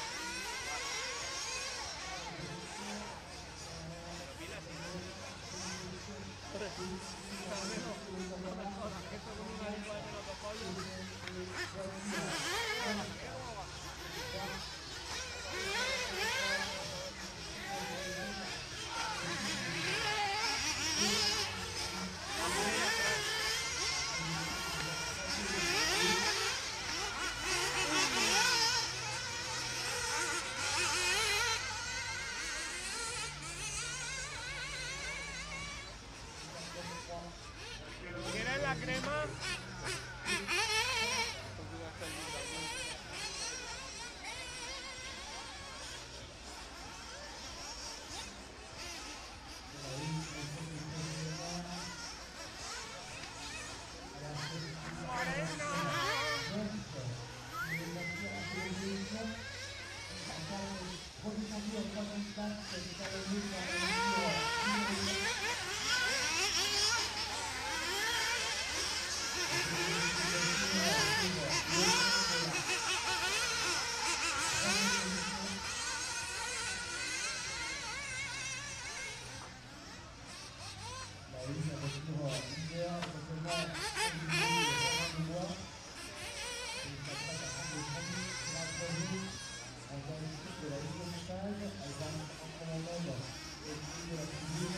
Mira, un Loshi va primero, Ramón.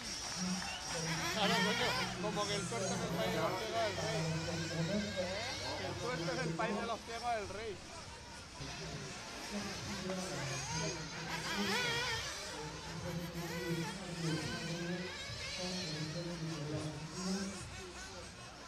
¡Uy! ¡Uy! ¡Qué poco! ¡Uy, qué poco! ¡Que dame ese!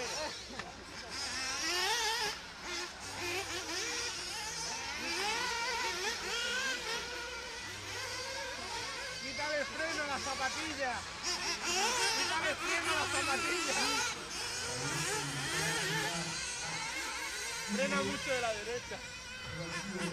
La derecha frena mucho.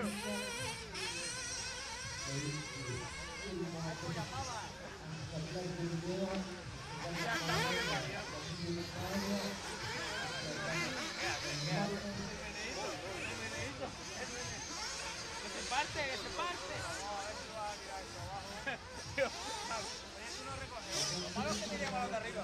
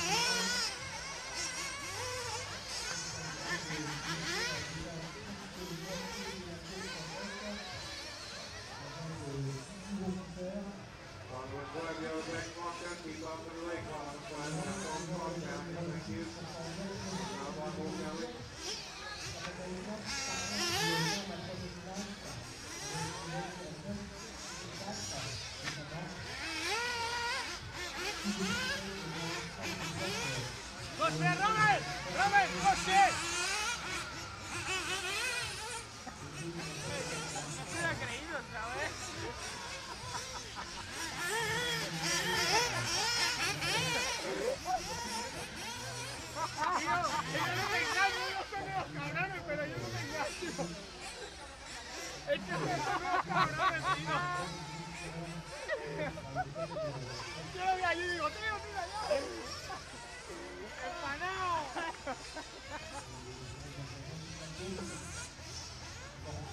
Yo soy el único que te entiende, yo soy el único que te entiende. ¡Escucha! ¡Vamos, va!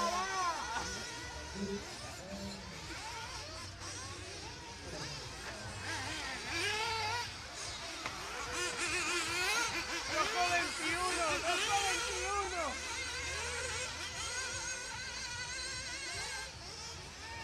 Toma, toma, toma, mira, mira.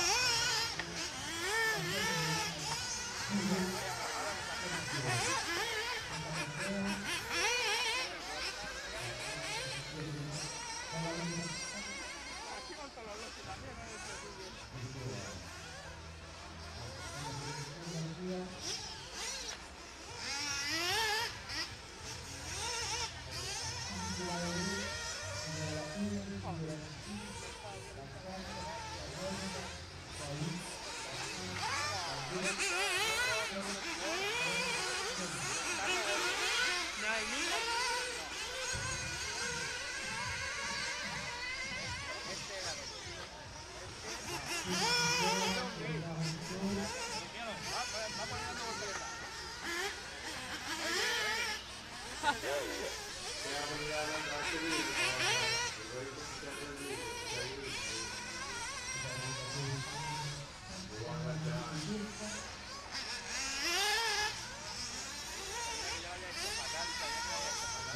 Pero no tan mal, ¿verdad?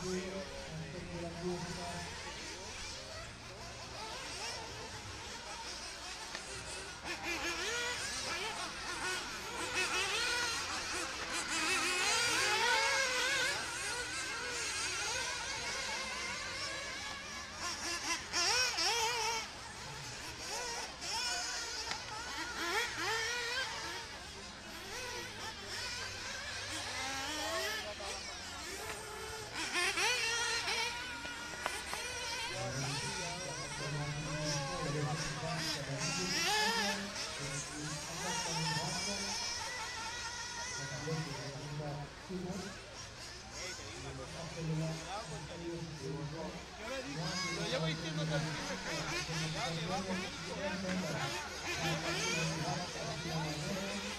Todos iguales.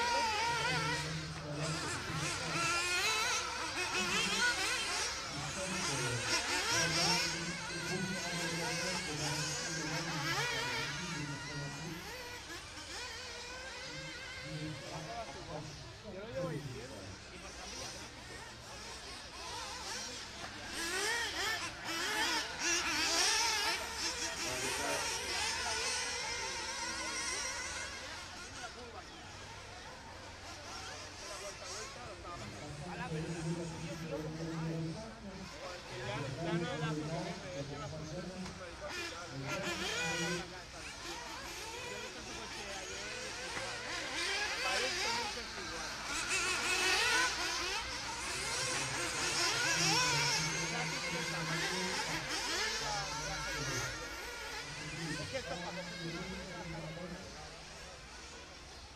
Tío, es como vosotros cuando ibais con el chat que está con el largo y el corto, ¿sabes? Está bien, que no.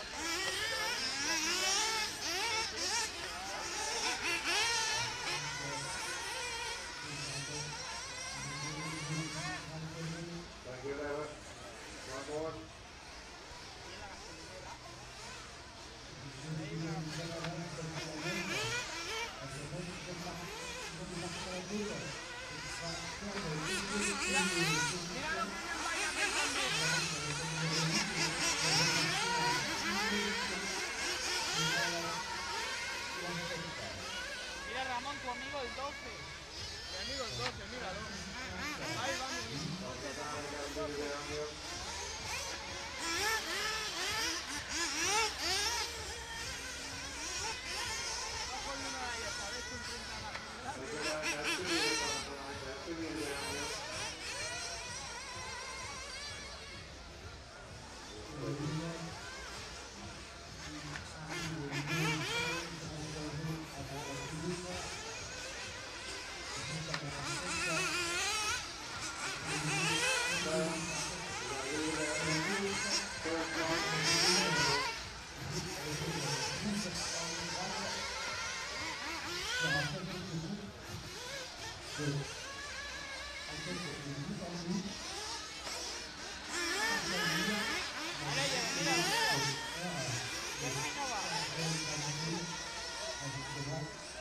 Mira, mira a Jeron cómo recoge con la mano.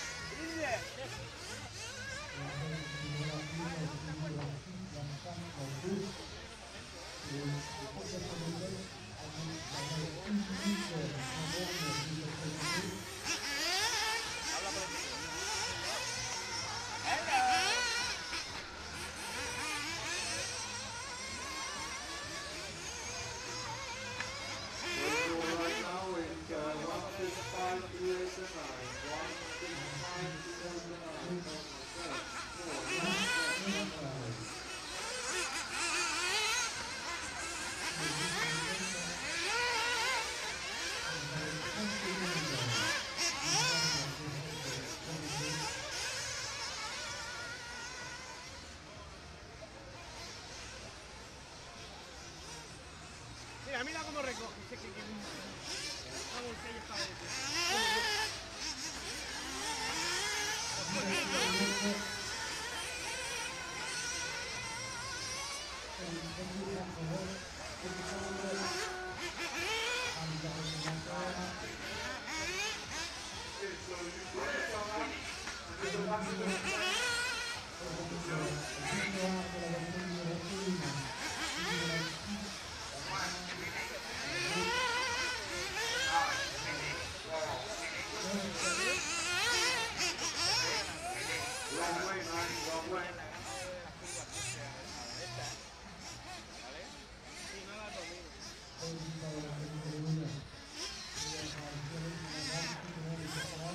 Déjalo, déjalo.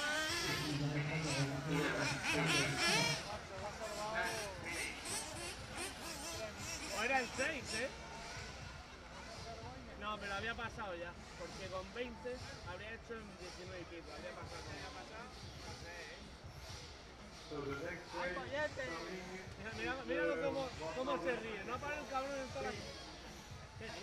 No, pero si ¿no? Anda, que tú no has hecho nada. Te ha bajado la criatura sudando y tú te vas aquí de rosita. Pero que el único que te ha visto bien he sido yo. No, me la han quitado. Te cojo mañana en serio por ahí. Si quiero. Que yo vi en esta, ¿no?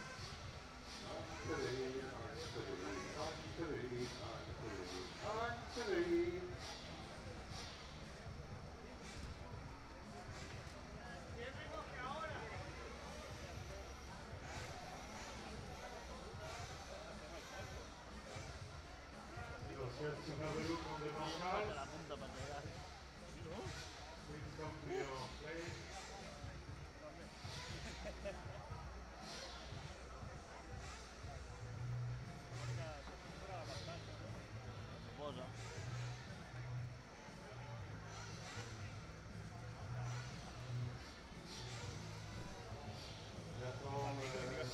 Hola, ¿qué haces? Carro, ¿qué haces? Preocupado, ¿eh? La cámara y todo.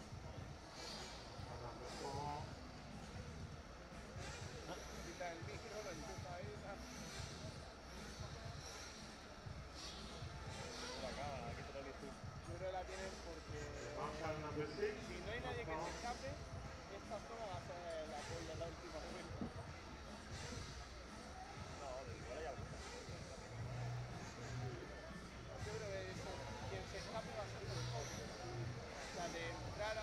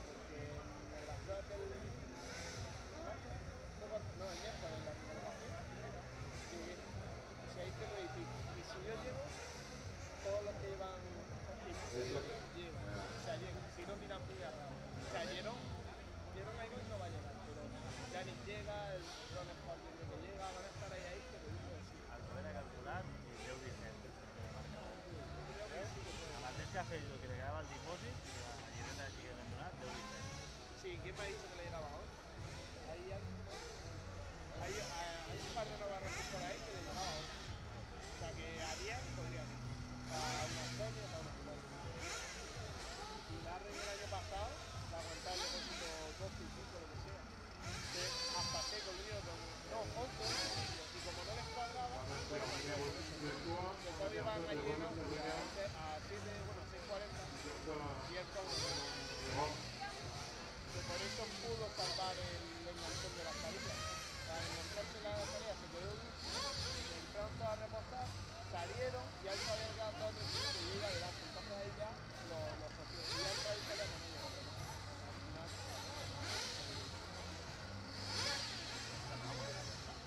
Igual en Austria le hace el tren a Robert, se le escapó por ahí. Iba a 2 repostajes más que ya y que te pasó. Y ganó esa huella que iba ya con el RD y le da un piloto y más que vale.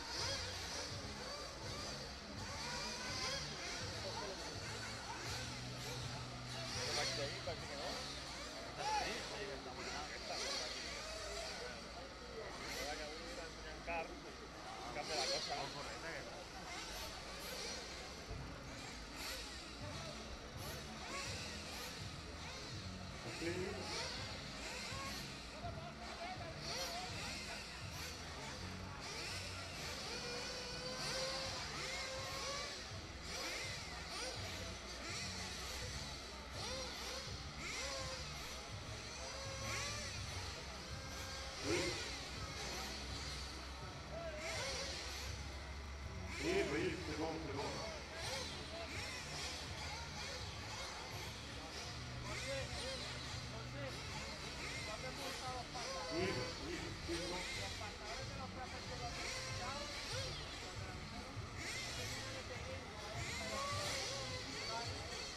Okay. The track is open.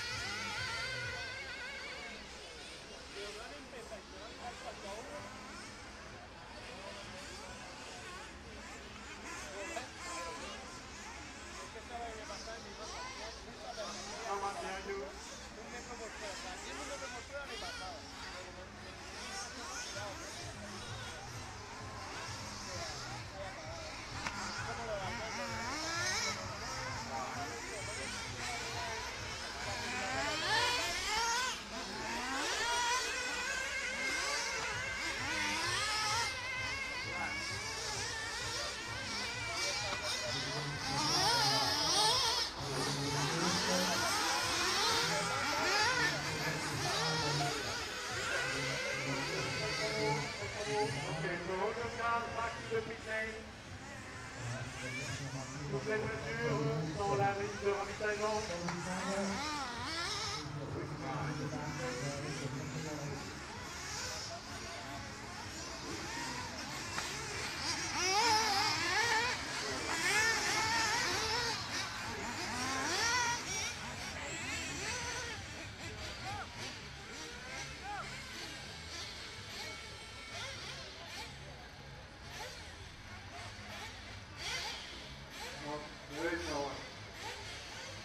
Okay, so the mechanic bring the car to the grid, please.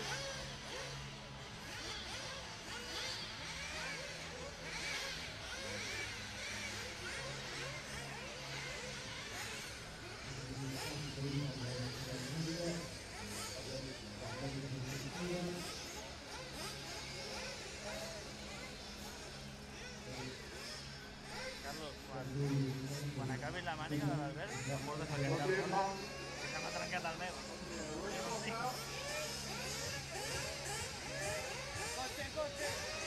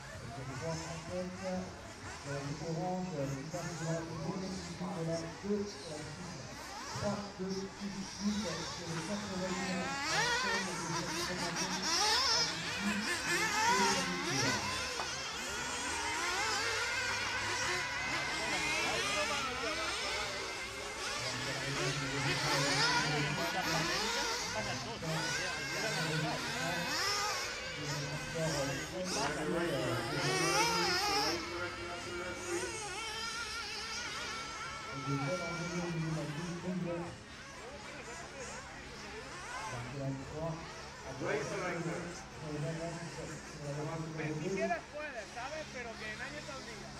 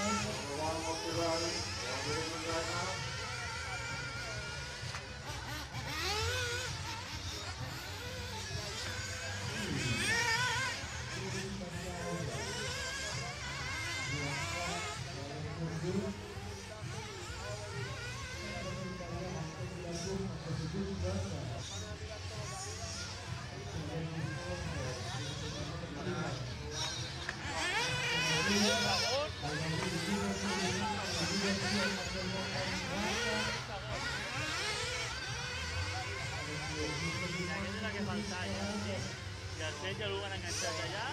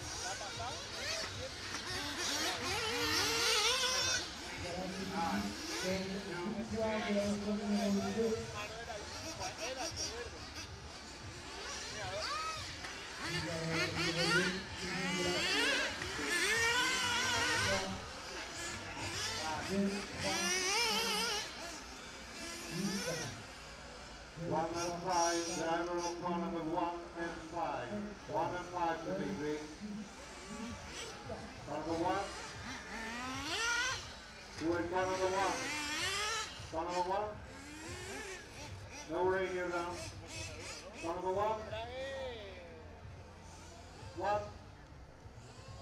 Oye, Borja. Two and one. Progresa adecuadamente en marcha. Did you and one? One, okay. Baldomero, avisa a tu hermano. Ya va. ¿Quién toca? A Brian. Ah, vale.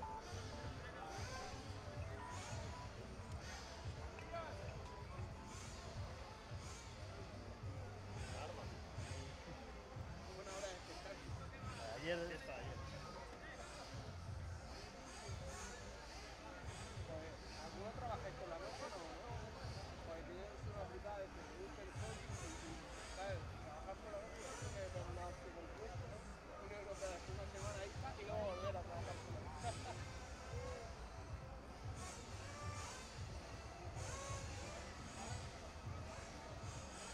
Ayer estamos viendo la sombra, pero es incomodísima, eso, ¿no? Te pide la polla desde ahí. Estamos viendo la sombra, pero... Mejor sitio, uno de llano, ya te das cuenta, ya. Te quitas pensadita, ¿no? Yo le he dicho que hay que hacer para mañana encontrar la silla. Es el mejor sitio. Yo creo que me quiero ver la mitad que me da.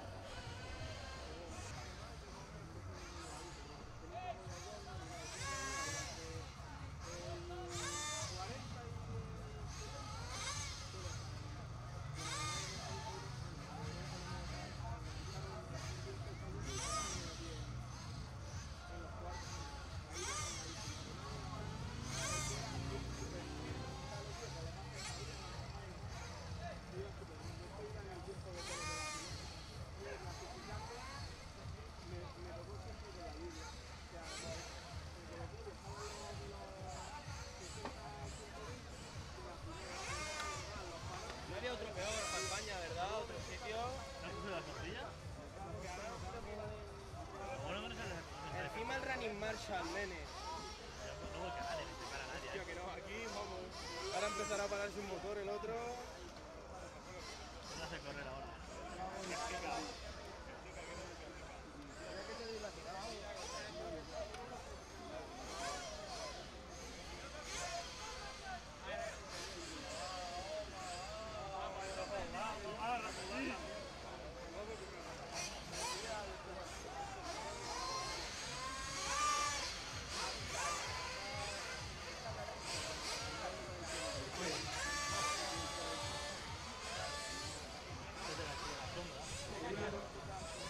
Y que salga por ahí el Dallas.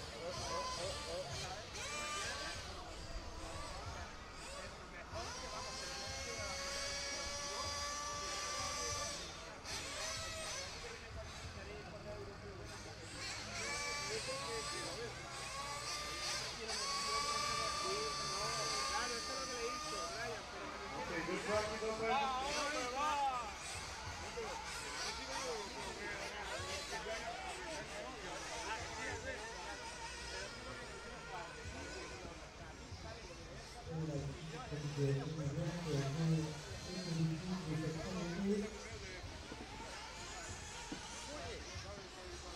The mechanics, when you go back on the grid, don't run next to the machine, please.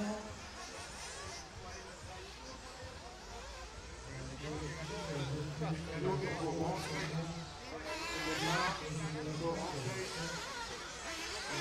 le long.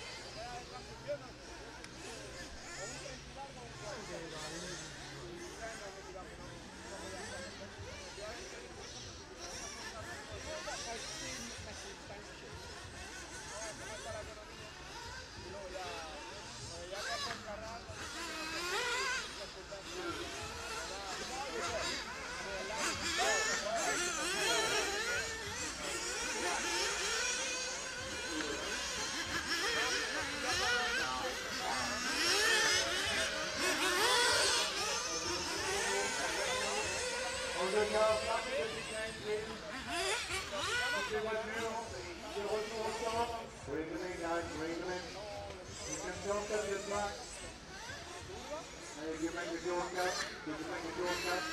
Everyone into the pit, please. Make a shortcut. Everyone into the pit. Bring them in from the seven, make a shortcut. Come in. Thank you. Thank you for your pit.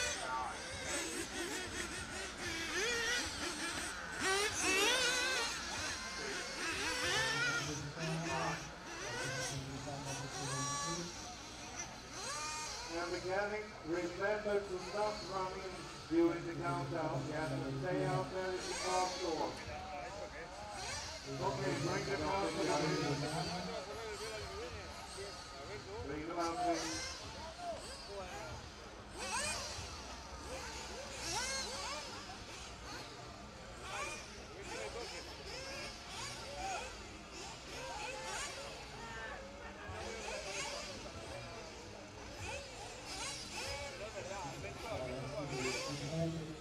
Okay, folks. When you come down, 10, 9, 8, 7, 6, 5, 4, release the car.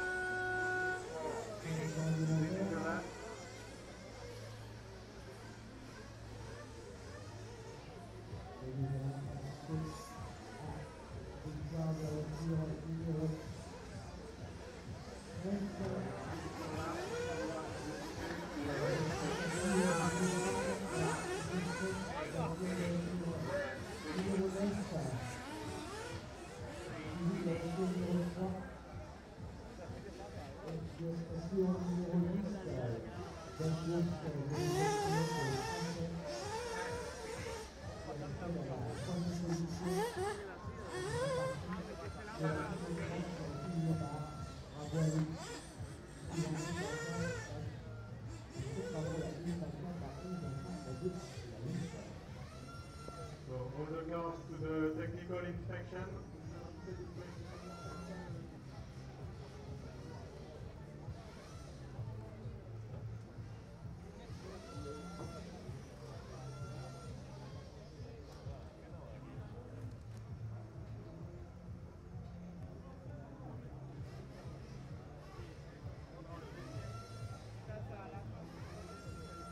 Palomero.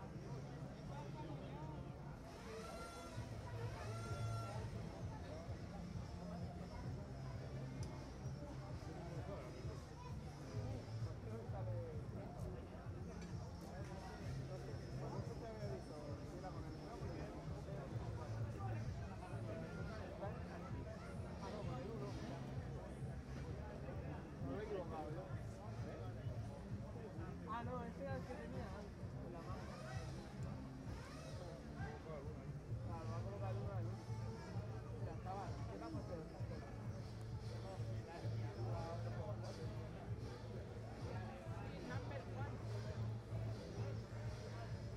Alberto no pasa nadie, Oscar. Si no pasa Alberto, que no pase nadie. Carga la computadora.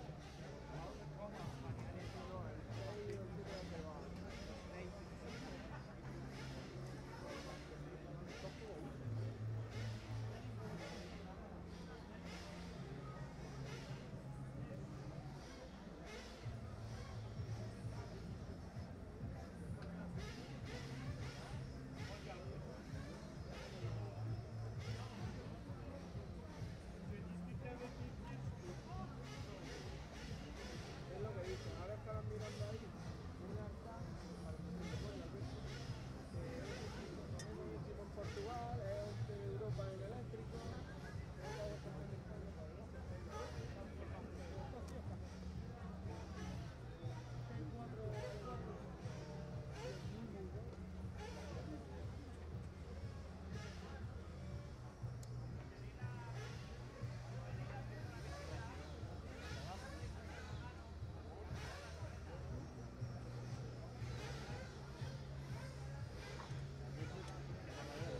para repostar, no, para repostar lo más rápido lo coges, lo pones aquí y el otro nada, lo más rápido es como uno solo, que es cogerlo, abrirlo y tirarlo por la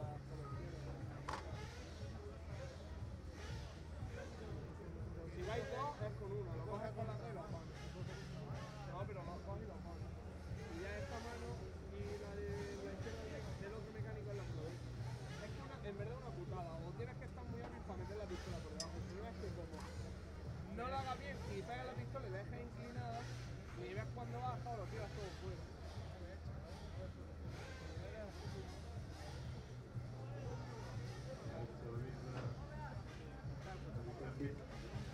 Difficult to play the mechanic.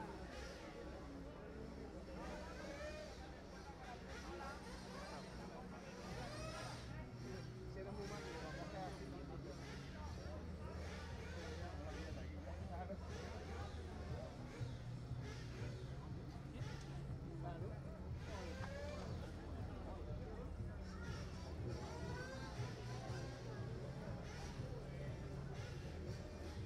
Una vez cogerlo así, es que esta mano está por delante de la mano. No puedes pegar una chica nada con la culata, ya está, es lo único que puedes hacer.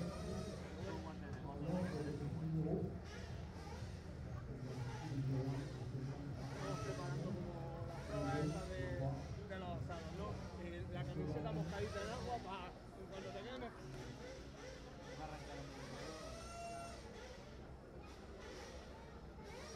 Tout devant, oui. On a 6. C'est notre voiture numéro 6. No freno, puse la mano para remontar y no entro frenando, se me acelerando. No, pero es que lo mejor de aquí en trascolado es dejarlo correr. Como frenas también baja el campo. Vas-y, Richard, tu peux envoyer le suivant. Le 7. Sí, sí. Aquel suave. Alors, envoyer le mécano de la voiture numéro 7 de rentrer.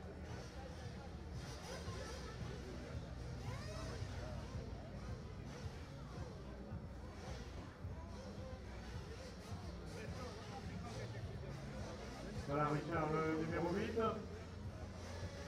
Coche, coche.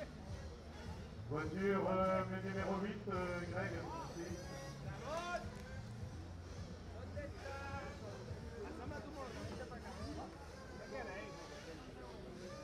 Voilà, Richard, tu peux envoyer le numéro 9. On peut envoyer la voiture du numéro 9. Oscar, que te llama la novia, Oscar.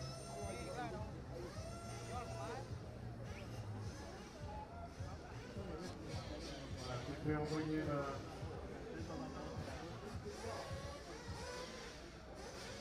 le pilote numéro 10.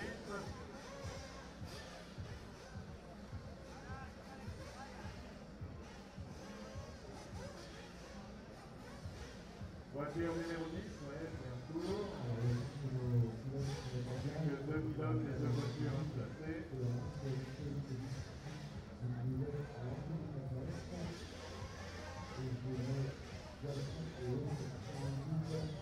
Voilà le pilote numéro 11. Le mécano de la voiture numéro 11.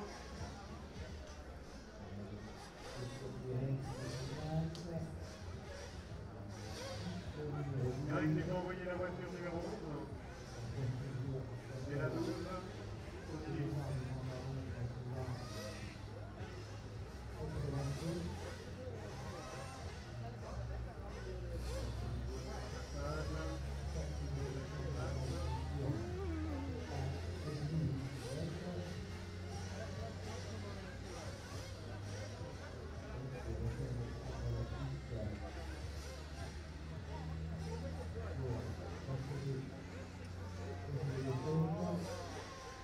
Voilà, il va faire attention. Le 5 est open.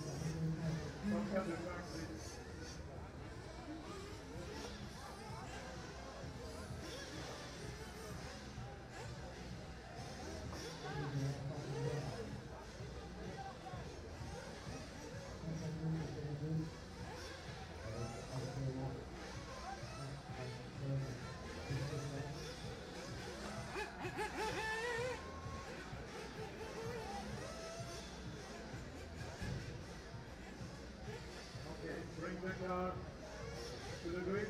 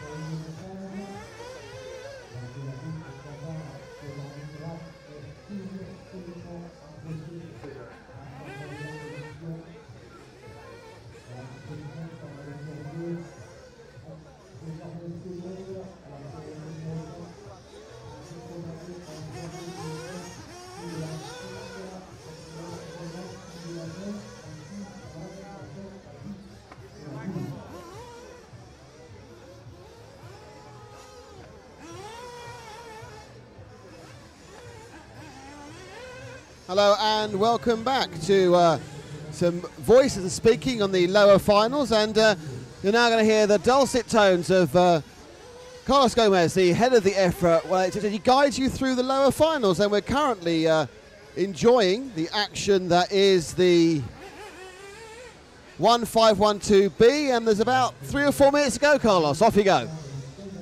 It's 3 minutes to go, and the leader is car number 1, coming from Spain, Alberto Garcia, driving a Serpent car. Well, we remember that car being in the main final in Coimbra 2010, or in Guarda 2010, but now he's here down in the bottom. See, it happens, and it seems that has been the same for Alberto Garcia this time. He's coming towards the antenna. Okay, he's on a huge lead, and he is passing the antenna now. The second position is for car number 2, coming for the antenna now. And then the fight for the 2 remaining positions is for the 3 cars that are heading to the antenna. That's a very interesting fight. 4, 5, and 9. One of the 3 will not be on the next final. Oh, a car flaming out. Che.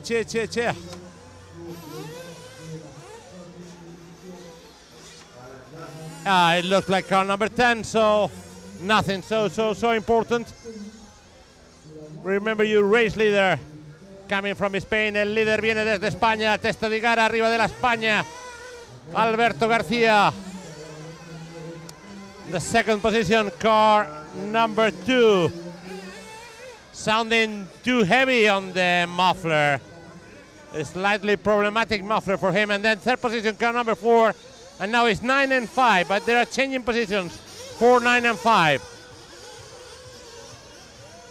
It's 1:30 to go, 1:30 to go. So we are in the last 2 laps. Everything yet to be written here in Reims, on the second cathedral of this city. The first cathedral is the one that belongs to the church. The leading car 1. Car 2 facing traffic now. Car 11 should give way. Lucky. And then it seems it's 4 and 5, with 9 making some mistakes more than needed. 50 seconds to go. Another 2 laps for everyone. For the 5 which are fighting to be in the next. Remember, only 4 bump up, and the rest can pack their things and go home.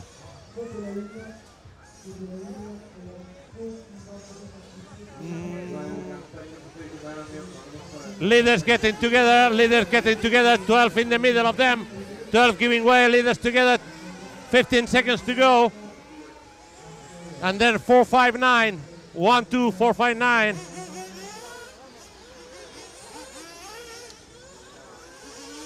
Everyone on the last lap. 2 seconds, 1 second, time is over, finish your lap is the signal. Let's see, fighting for the lead, 1 and 2 on the woods. Going towards the upper sweeper. Leader, 1 in front, 2 in the back. Double and single, double and double. Then chicane, then single onto the antenna, winning Alberto Garcia. Second car 2, oh, flaming out, but passing the antenna, lucky guy. Third position, car number 4, and number 9 coming very fast, trying to make it into the 4, but no way, it's 4 and 5. And 9, it will be in 5th position, waiting for a technical inspection. It's always a chance there. Remember, you not only have to make it, but you have also to pass technical inspection. So, very fun race. Victory for Hispania, Alberto Garcia. Unlucky up to now. Let's see if he is able to do strong come up, but it will be very, very long. Next, I'm lost in timetable. Should be something like 2:56 final A probably, but I am not sure at all. Okay. Those have done already the choice of the positions.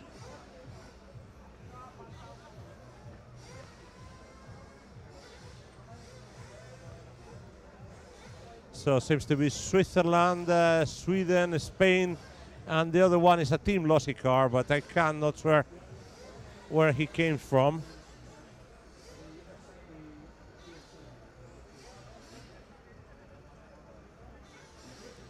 Number 5 is finding his position.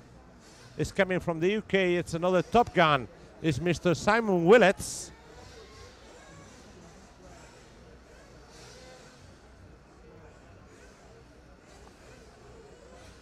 Number 6 on a Serpent t-shirt. So normally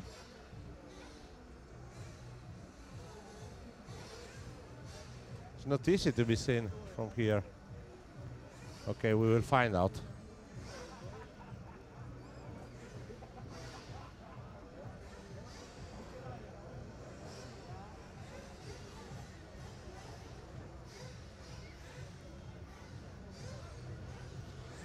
So the choice of the position is something quite complicated. Max Morth is there with number 7 coming from Finland.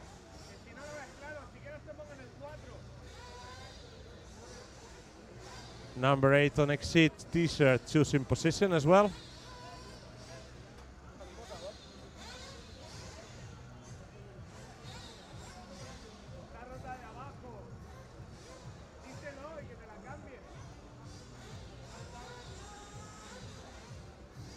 Number 9 winning on the previous.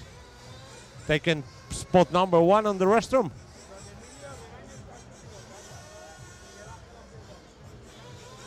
And then number 10 has also chosen his place.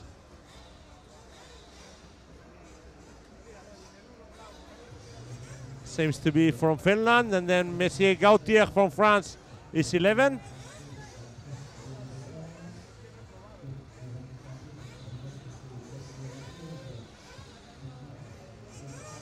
Heinonen and Gautier are there. And we are only missing car 12. Gonna be the last one. It's a German guy, able to speak Spanish as far as I know. More or less he speaks more Catalan language than Spanish, because his girlfriend is from Barcelona.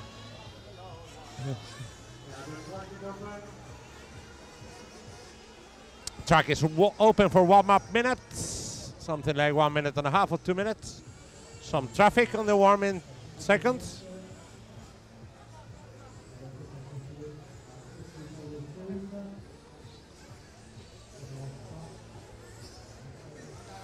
Whoppa.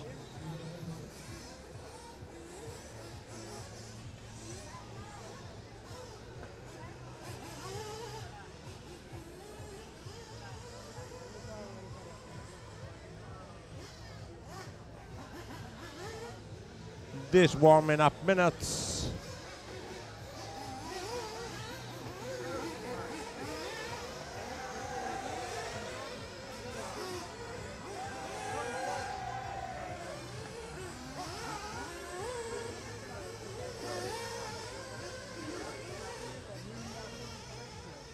Are there, and we are getting ready for this new start.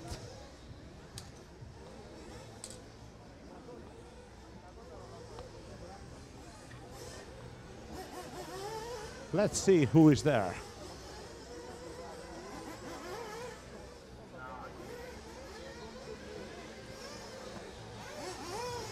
It's not easy, but for sure it's gonna be fun. Remember, all finals today will have 15 minutes lasting. This is up to 164, which is the first final to be run tomorrow. Remember, in each final the top 4 will bump up to the next final, but only the top 4. The rest will become history. And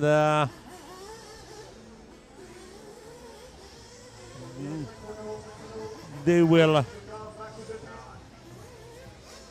be on the bad side. Let's see for a second if I am able to.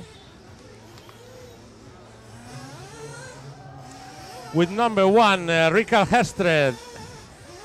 Number 2, Juan Carrasco. Number 3, Conroe, Halsema, Max Moorth, Biesberg. Something like that.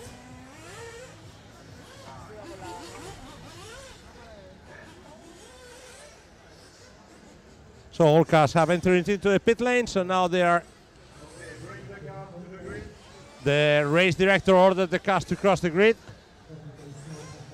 Babas as public Fred Gautier.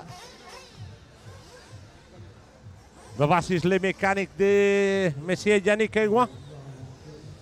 One mechanic per driver is going to the starting grid, carrying his car and the bottle. The club put the smallest stance in its starting position.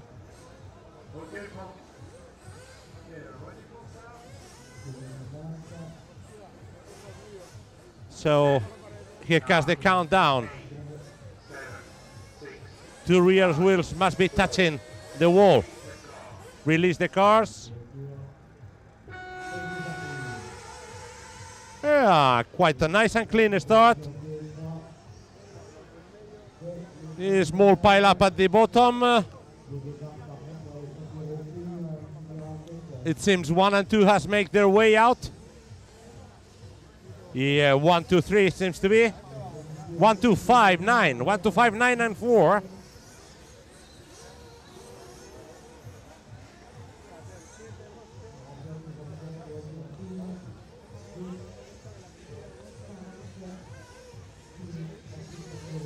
A car flame it out.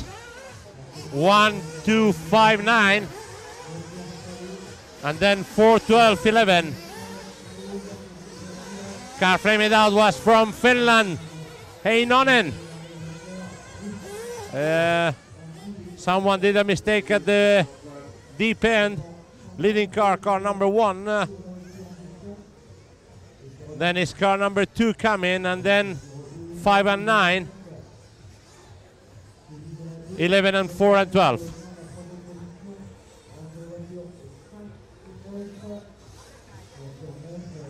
And the lead is a consistent run for Derby of Mr. Friskov. EFRa car.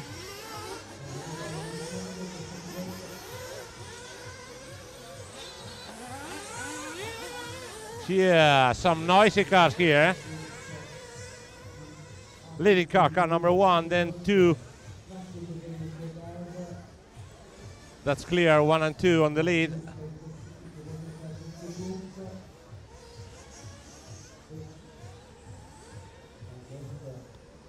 Problems for someone in the infield. Cleared by Davide Totorici acting as marshal. 1, 2, Lossi. Then a 5, a Mugen, then a Lossi. Then an Asso, then a Mugen, then a Lossi again. Serpent, Hornor, and Mugen looks like. And another one. So in the lead from Switzerland, number 1, then 2, 5, 9, 11, and 4.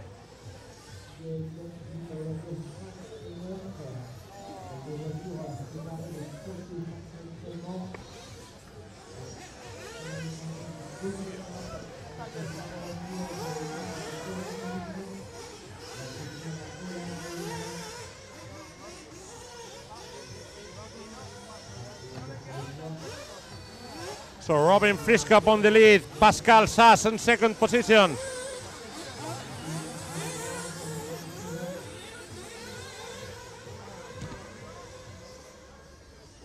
Thank you.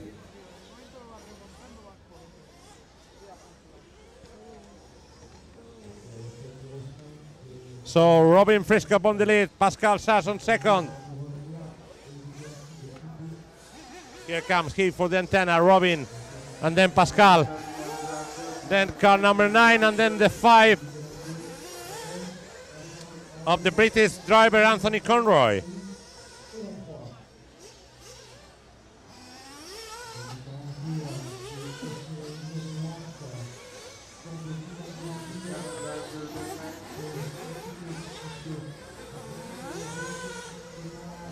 Robin Frescas is making his way.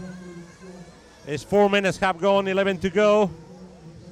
The leader on the sweeper on the upper corner heading towards the antenna. Now making the single before the turn. And now for the antenna, Robin Frescas, Switzerland. Second position, Pascal Sass. And then the 9, the 5, the 11, and the 11. The 11 is Monsieur Fred Gautier. The French driver Monsieur Gautier, il est 5e dans la 5e position. Il a encore la possibilité de remonter à la prochaine subfinal. En cambio, las posibilidades del español Carrasco se ven reducidas cuando es sexto y ha tenido un par de vuelcos, pero todavía está ahí en la pelea. Hasta el rabo todo es toro y vamos a ver qué pasa. So the leading car coming from Switzerland, second from La France, Pascal Sass. And then it's 9, 5, and 11. Remember, the 5 is the Briton Anthony Conroy. 11 and 4, and then 3, 10, 6, you know, all the rest of the suspicious. 8, 12, 7.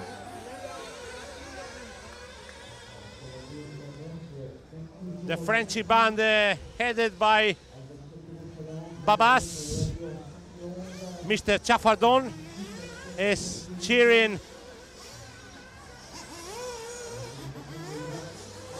Fred Gautier, the French driver who has overtaken the Briton Conroy. So the fight for the 4th position in between 11 and 5.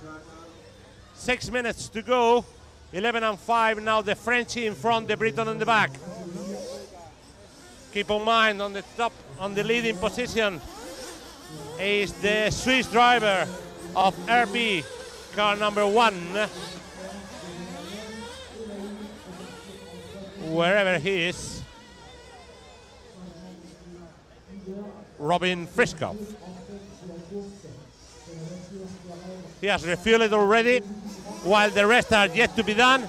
So new leader is 2, and then 9, and then 1. The Britons are cheering car number 9, which is for Richard Taylor. Obviously, another Top Gun lost in translation here in France. It's the minimum you can say while seeing Richard Taylor on, coming from 512 final, which is deep on the bottom. But okay, let's see how much he can bump up. He's fighting for the lead among car number 2. So it's Pascal Sass immediately at his back, Richard Taylor. Richard Taylor for refueling now. So Richard Taylor is third. He is serviced on the wall, and he's exiting in 4th position. So he's comfortable enough. I'm seeing Doughty family cheering him, and also Craig, and also, who is there? Darren Bloomfield, I think, yeah. The Frenchies are on the other side of the track, cheering also Mr. Gautier. Jesus Christ, the Britons at the bottom of the straight. At the end of the straight, they are cheering all passes of the Britons. It's not only Rich Taylor, but also Anthony Conroy. Leader coming from refueling, car number 2. Refueling at 8 minutes mark, entering the... So new leader, car number 1. Second position, car number 2, back on track, then 9.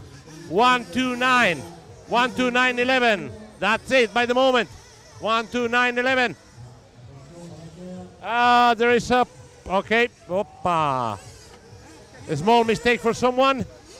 Number 6, he made a double mistake. His refueling time for 4 and 6 is 8 minutes 30. 6:30 to go. keep in mind that your leader gonna have to do 2 refuelings instead of 1. He's going shorter on tank compared to the rest. Or at least he's using a different pit tactic. So we will see.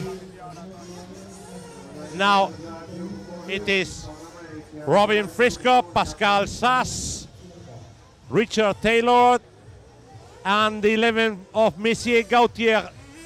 4e position pour le French. The 5th position is for another Briton, Anthony Conroy. And then it's some traffic. 3:10, 3:12, 6, 4. Whoops, 6 cars altogether.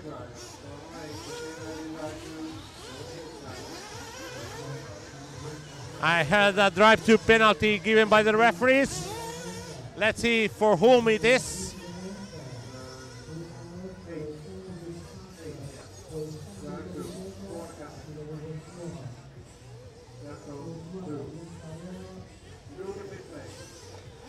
New leader, car number 2, then car 1, then 9, 219. 5 minutes to go, 219, and then 11.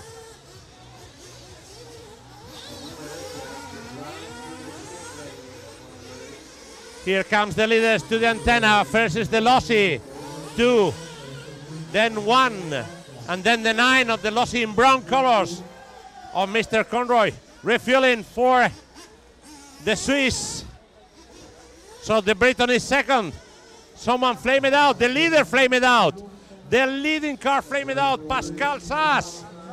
So he is no longer the leader. The new leader came from the UK. It's Mr. Richard Taylor. This is your new leader. 2 wins in a row for him. All right, it's still yet to come, but he has chances. He's on the leading position. Richard Taylor.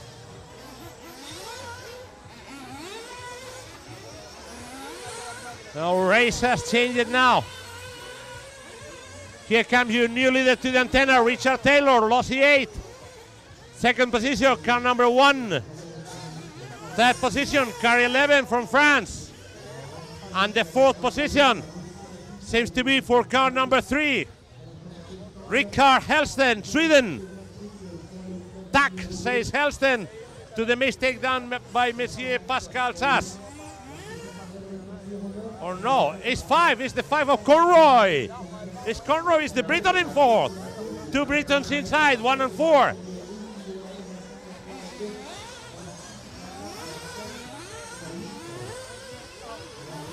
So it's 9, 1, 11 and 5. 9, 1, 11 and 5.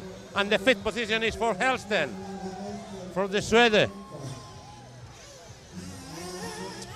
11 is second. The Frenchie has gone into second position. Messier Gautier, c'est 12e. C'est second. À cette course, la première c'est pour l'Anglais Rich Taylor. La 3e c'est pour le Suisse Robin Frisco. Et la 4e pour un autre Anglais, Anthony Conroy. So, testa di gara para l'inglese della macchina 9.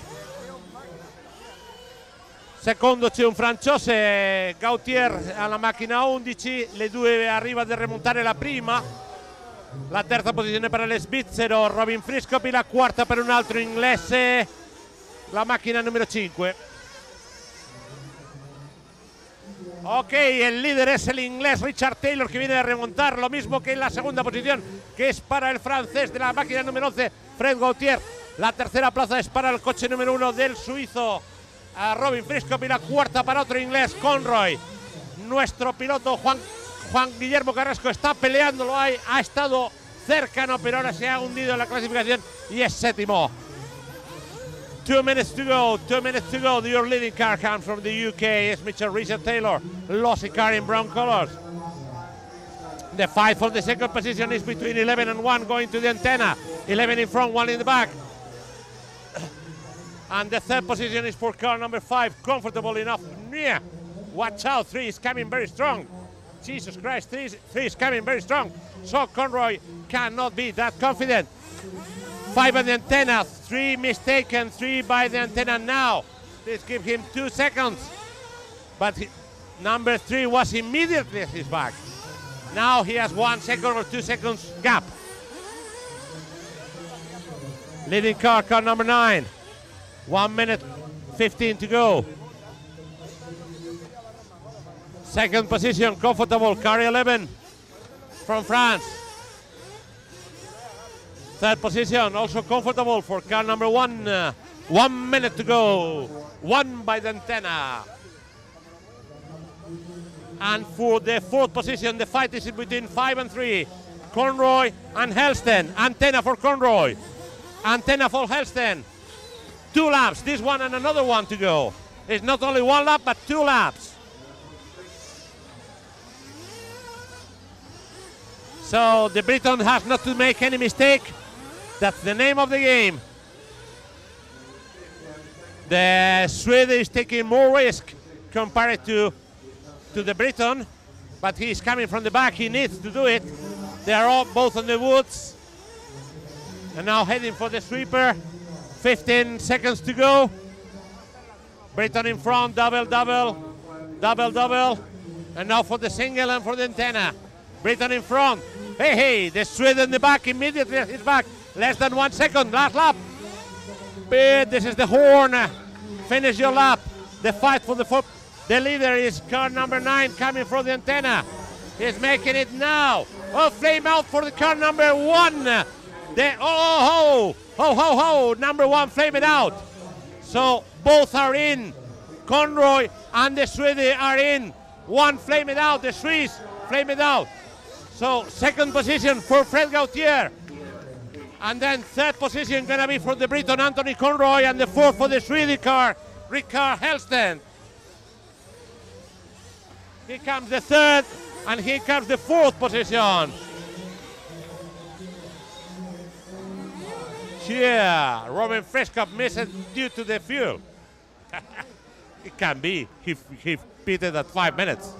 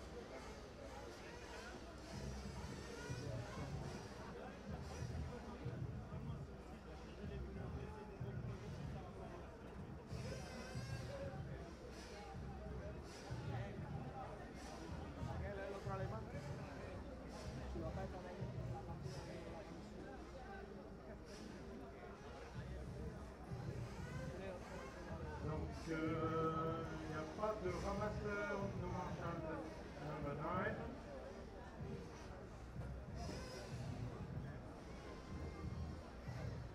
Number 9, Germany.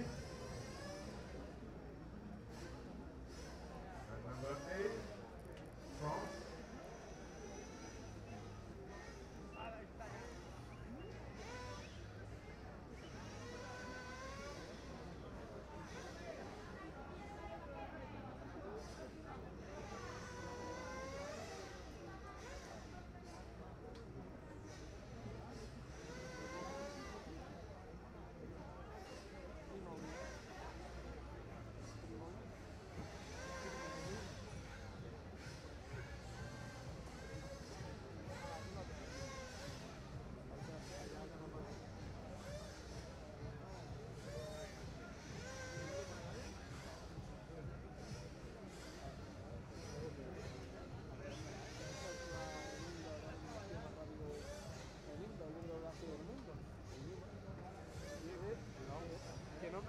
apenas, ¿eh? No, pero es que me da la vida. Al final, ayuda, lo apoyo. ¿Se puede apoyar? Si es que está el brazo nada más, ha sido el brazo. Como me apoya, nos vamos. La cámara no tiene ganas de caer, todavía me ha dicho.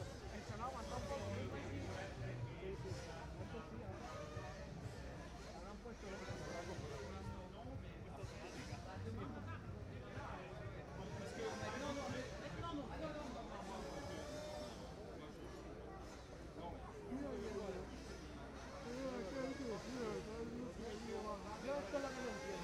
¿Qué hace el verificador sacando el coche?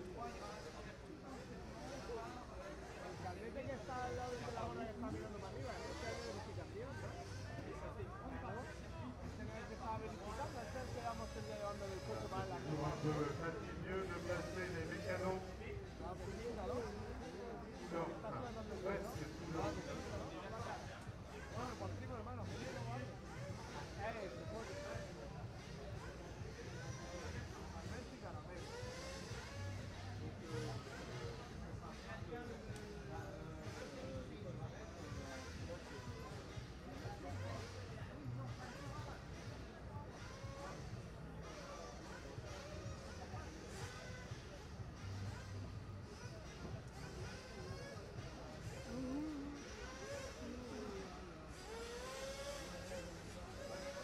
Okay, drivers are choosing position for this 256B with number 1 coming from this city, coming from this club, Monsieur Jérôme Couchon.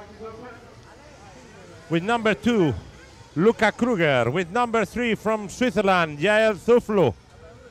Con el número 4 desde España, Carmelo Valdó, Carmelundi. With number 4 from Greece, Athanasios Makropoulos. With number 6 coming from the UK, Mr. Carl Jackson. 7 from Germany, Burak Kulik. 8 also from Germany, Maximilian Haudenschild. Con el 9 desde España, desde Madrid, Alberto García desde el Foro. With number 10, Swedish young guy. Number 11 is very far from me. I cannot see him now, but I will feel it later on. For sure, and number 12 up there in the rostrum. All young guns. The older seems to be the Greek. Yes, he is the older one.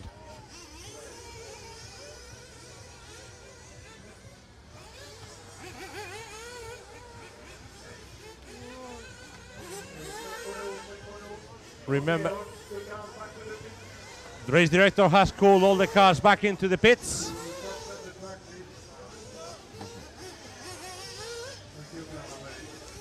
So we are going to be ready for the starting procedure. The referee seems to be ready. Seems. It's only an impression. They may be sleeping a little. Maybe. We don't know. We feel it later on. Oh, ciao. I'm going to use it. Holder. Looks like an expensive holder from Nikon.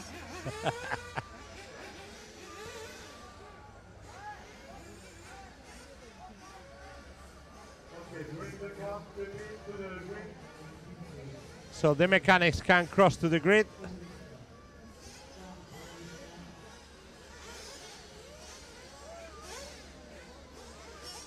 There are 2 Switzerland cars involved at least.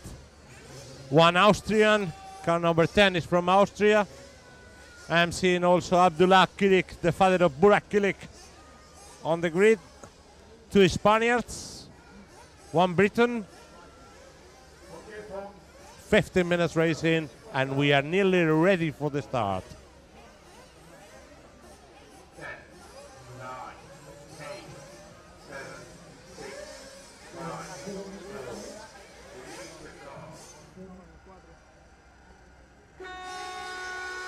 Nearly okay. I saw a very small hand trying to get the car back. A mistake by the one. There's a small traffic immediately at his back, but it seems like the first 3 turns have been quite clean. One car has made a mistake, but only one car. Leading car number 1, then 4, then 2. The 3 has received a drive-through for corner cutting, so he will not be longer on the 4th position. You're nearly there. Uh-oh, there's traffic in there. It's 1, 4, 2, 3, but 3 has received a penalty.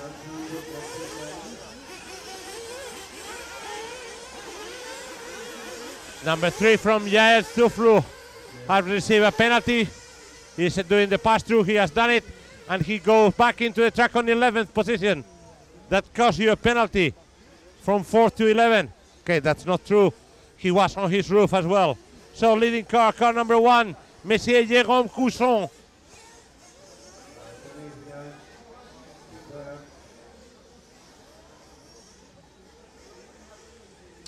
Your leader, Monsieur Jérôme Cousson.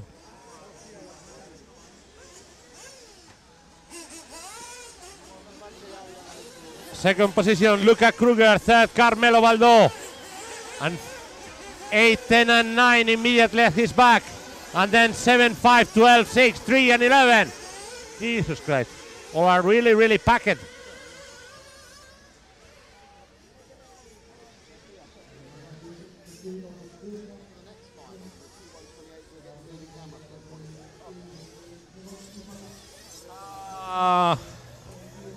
So, leading car, Monsieur Jérôme Cousson de la Mation. He's a driver for home. This is his home track. He drives here every weekend. Second position for the Spaniard, Carmelo Baldo. Third position, car number 8. And fourth for another Spaniard, Alberto García. Esta es la carrera de los españoles. This is the Spaniard race with 4 and 9 into the top 4. Mistake by number 5. Oh, broken in front. Number 5, broken in front. Is Athanasios Makropoulos from Greece. He's broken in the front. Is Kostas Agrafiotis on the helping scenario. But I think no help can solve this problem. Here comes your race leader, car number 1, Jérôme Cousson. Your second position by the antenna, the Spaniard Carmelo Baldo. Third, number 8, and then number 9. Maximilian Haurischild is third, and then Alberto Garcia. And then Burak Kilik, young Burak Kilik, a young gun.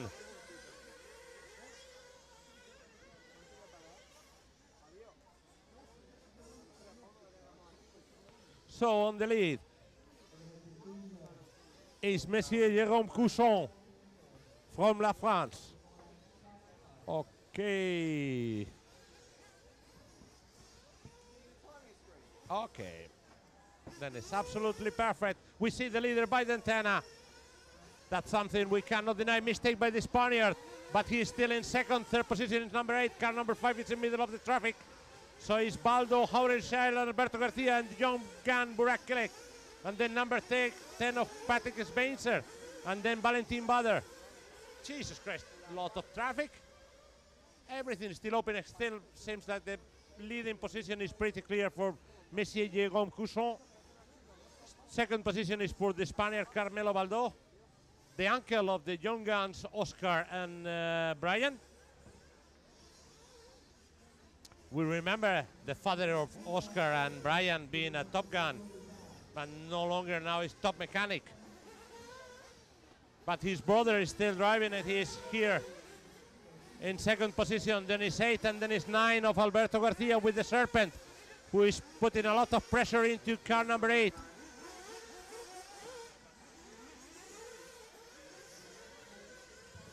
Leading car, Jérôme Cousson on his roof, but slightly only. Then the 5, which is out of the scope, and then the 4 for the Spaniard. The 8 of Maximilian Haurenscheil, and then the other is Spaniard, and then the 7 of Kilak Burik, the young gun from Germany. Your leader comes to the antenna now. Heading to 5 minutes mark. It's 5 minutes gone, 10 to go. Second and third, the Spaniards, and then number 8 of the German guy, Maximilian Haurenscheil. followed by another German guy, Burak Kilik, young Burak Kilik.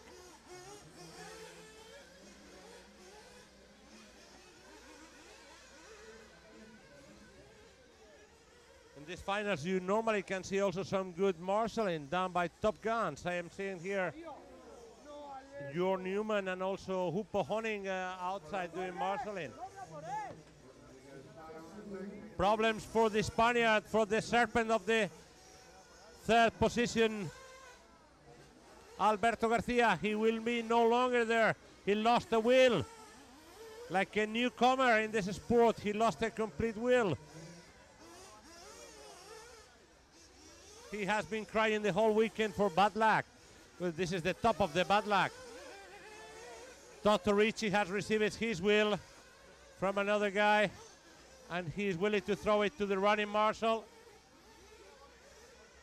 Runner is running for the wheel and is coming back. The wheel has came back. The leader is by the antenna. Number 1 passing the antenna. Second position, car number 4, Carmelo Baldo. And then the Germans, 8 and 7 of Haurinschild and Burak Kilik. Haurinschild on refueling 6:30. Burak Kilik on 4th. Valentin Bader on 5th. Luca Kruger on 6th. So bad luck for Alberto Garcia, main finalist on the Guarda 2010. But here I can assure you he will not be on the main final, because his final is this one.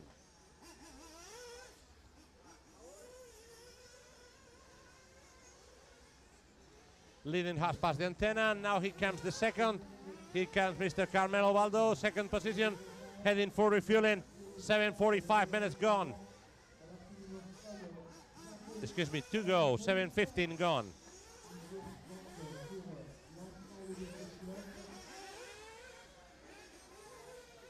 All on refueling, 7:30 is the half-hour race mark.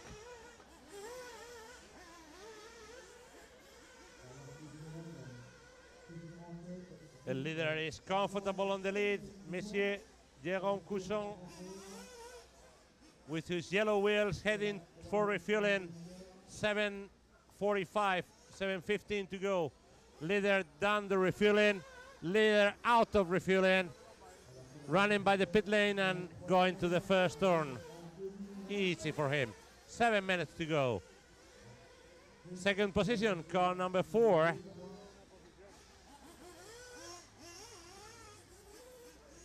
Because 7 has entered into refueling. So we're gonna see after refueling what are the real positions. Number 8 has disappeared from the scene.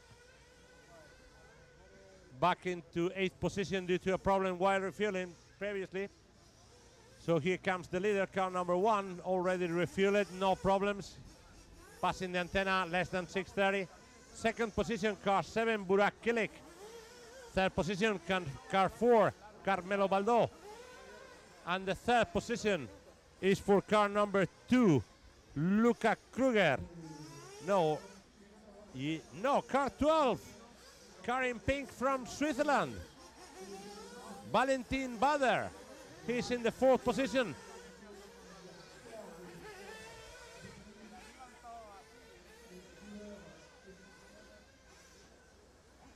Mistake by the Spaniards, so new second position for young German gun, Burak Kilik. Third position, Carmelo Baldo. 5:30 to go.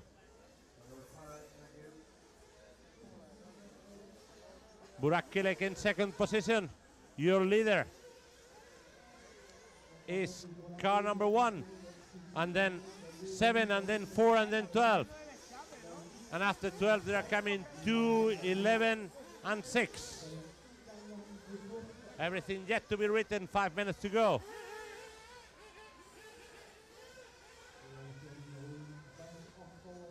With this 15 minutes racing, some people with early refueling early at 7:30, they are putting on risk his last lap, or their last lap. So, until checkered flag arrives you can't say you have it done. And even so, you still have to pass technical inspection.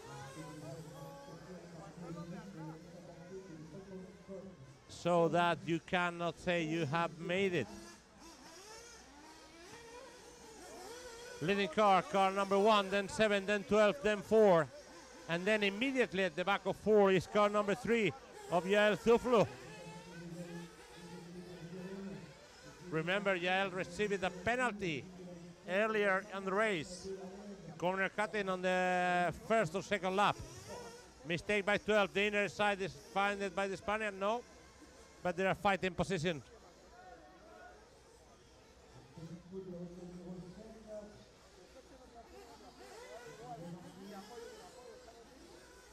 Burak is second, the Spaniard on his roof. The third is the Swiss guy, Valentin Bader, and the fourth is Carmelo Baldo. There's a Briton in 6th position and another one in 7th.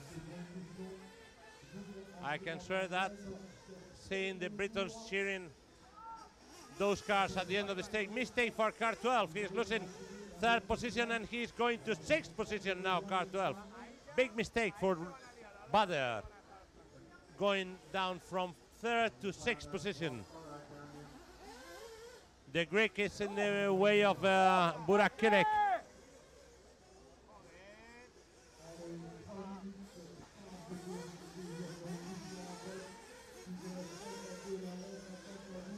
So now it's 2:11, 4 and 12, 2:11, 4 and 12, and 1 and 7 in front.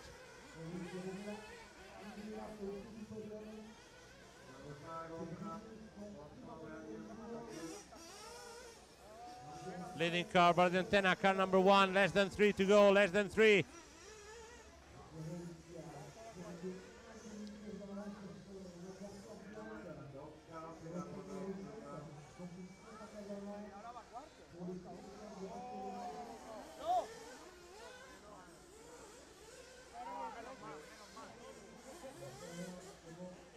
One 7-2-4, 1-7-2-4, 12-11. 8 and 6. Everything yet to be written. 2 minutes.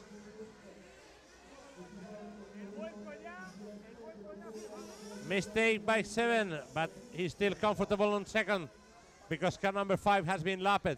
3rd position is for car number 2, and then 5 cars fighting for the last bumping spot. Mistake for car 10. Excuse me, for 8. 8 and 10 have same colors, or pretty similar. So it's Kuchon, Kirik, Kruger, and Baldo. 1 minute 40. Then 11, 12, 6, 10, and 8 flame it out. 8 flame it out.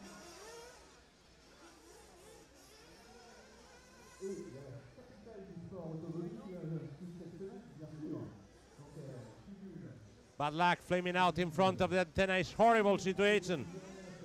You missed the lap completely. Mistake for 5, mistake for Kirik. Both on the same time. 3rd position, Luca Kruger, car number 2. And for the 4th, 1 minute to go, 2 laps, Carmelo Baldo. And car 11 and car 6. Jordi Belder and Valentin Bader as well. Someone flame it out. Another with problems, one pink car with problems, car 12 probably. Al fondo del todo.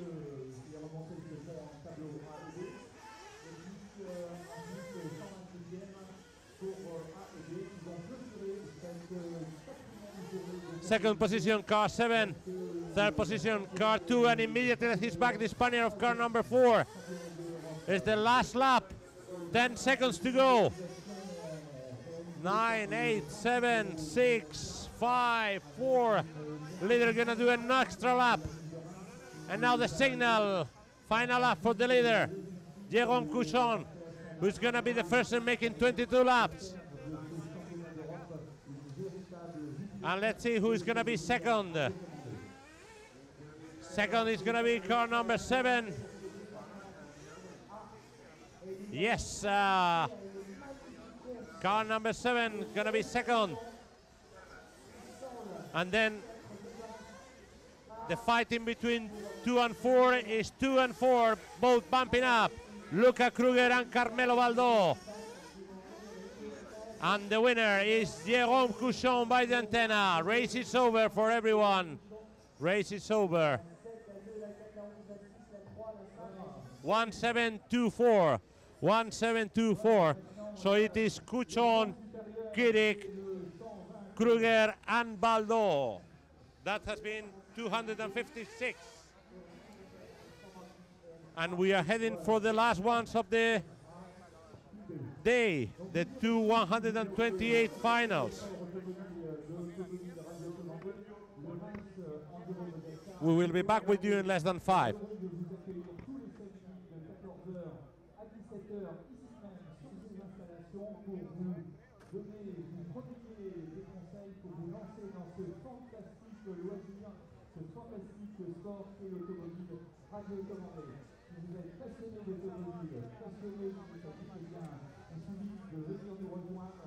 Nous accompagner tout au long de l'année, soit en loisir, soit ensuite en compétition, pour rejoindre les membres du Vincent Béraud Model Car, quelle que soit la catégorie, le tout-terrain, la piste de vitesse, quelle que soit l'échelle, le 8e, le 5e, le 10e. Je commence par le 10e, le 8e, le 5e. Que vous soyez passionné de mécanique au travers des moteurs thermiques. Bueno, pues vamos a ir con la salida del 128avo A, 128A. Gonna be the next final. With number 1 coming from Czech Republic, Mr. Tomas Kapika. Tom Kapika. Number 2 from the UK, Steve Wilcox. Number 3 from La France, Quentin Legal. Number 4 from La France, Jean-Marc Lachaise. Number 5 from La France, Stéphane de Ros. Number 6, Super Lady Jessica Paulson. Number 7 from Belgium. Oh, Jessica obviously is from Sweden, from Furulund. Number 7 from Belgium, Cedric Nickel.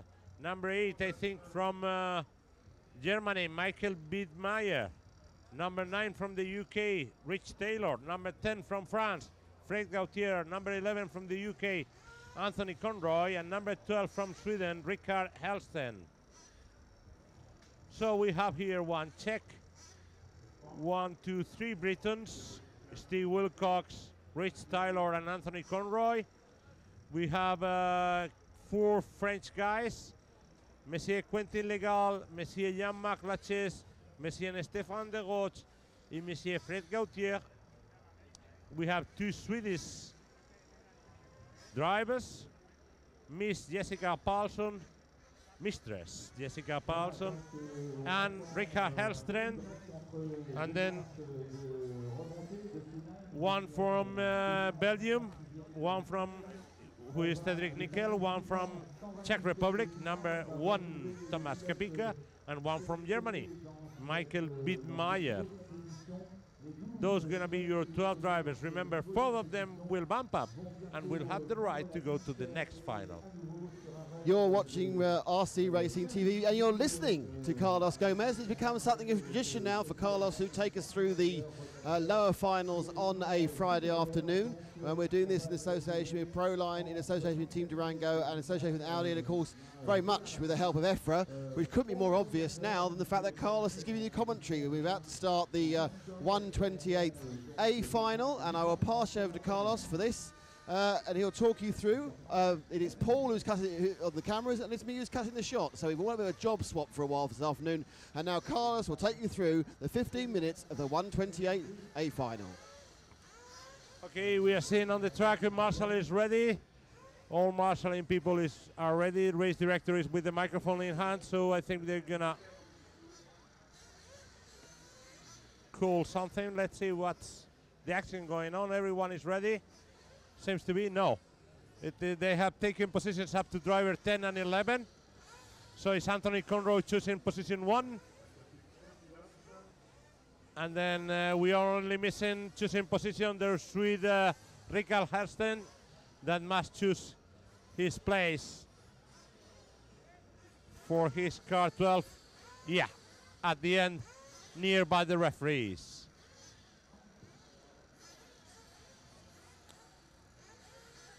So mechanics, Koffe, Svensson and Rikard Relative are ready. Track is open, has ordered race director Thierry Edmonde, Monsieur le directeur de course.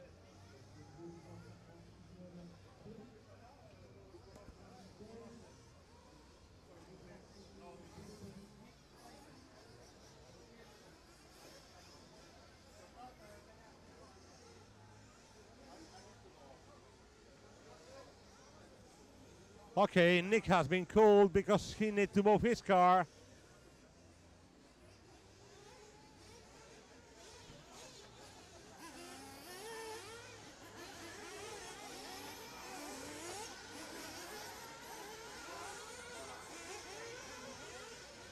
La France, as I told you before, there were 4 Frenchies on this final. Those are cars 3, 4, 5, and 10. So the French public is desiring those 4 to be the bump-ups.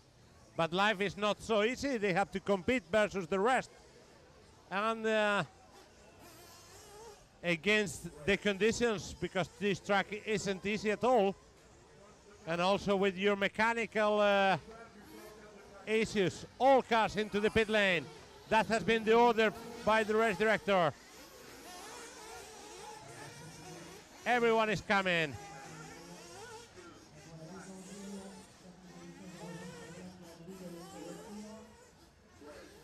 So we are going to be ready for the starting grid. Remember, 4 Frenchies in this final. Legal, Laches, De Ros, et Gautier. 3 Britons, Wilcox, Taylor and Conroy. 2 Swedish, Jessica Paulson, lady driver, and Rikard Helsten. 1 Czech, 1 Belgium, 1 German. That's it.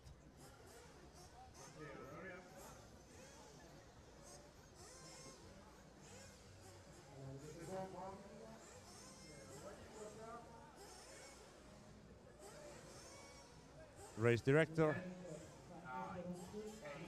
Countdown is coming down. 5, 4, 3, release the cars. And here they go for 15 minutes. All pretty clean start. Doesn't seem to be any issue at all. Leading car number 1, that's for sure. Thomas Kapika by the moment. Flying Thomas. 1, 2. That can I assure you already. 1, 2, 3. 1, 2, 3, 5, 7, and 11. 5, 7, 11. It's not your favorite place, 7, 11. It's the position of 2 cars following the leaders. 1, 2, 3, 5, and then 7, 11. Oh, mistake by 3 or by 2. And 2 is no longer on the lead. It's 1, 3, 1, 3, 5, 11, 7, and 6, and 2, and 8, and 4, and 12, and 9. And 10, Jesus Christ. This is RC Racing, brought to you here by RC Racing TV. In cooperation with EFRa, your leading car from Czech Republic, Tom Kapika. Second position, car 3 from France, Quentin Legal. Third position, car 11 from UK, Anthony Conroy. And the 4th position seems to be also for a Briton, for Steve Wilcox. Car 2, but that's my impression, seeing for very far behind. Now, it is number 5, is Monsieur Stéphane De Ros, avec le Serpent, avec la voiture Serpent.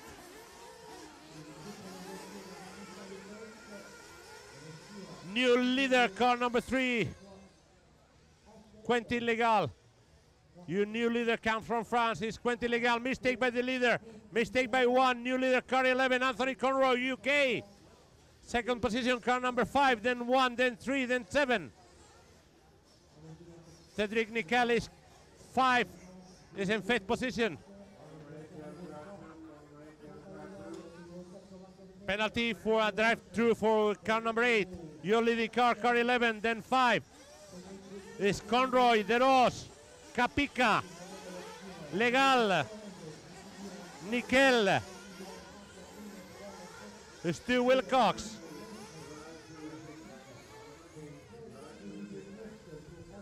Carrade received the penalty. He's on the last position. He's going to do the drive-through, down the drive-through, and he's out.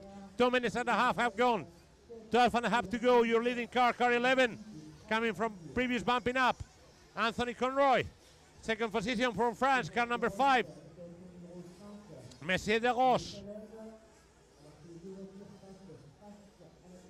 The third position is for the Czech driver, Tom Capica. And the fourth, mistake by number 3, that's Quentin Legal. And then number 7 of Cedric Nickel.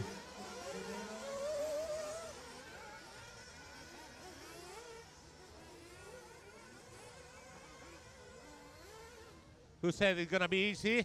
No one. Leaders try to make their way 11 and 5. It's the Briton and the Frenchie. But for the third position, there are 3 cars already. 5, 3, and 7. And the rest are coming very strong. Don't miss up. Your leading car, car 11, Anthony Conroy. Second position, car number 5, Stefan de Roche. There's some traffic in the back. Yeah, I told you they may get all close, and yes, that's it coming. 2 guys have gone, then another guy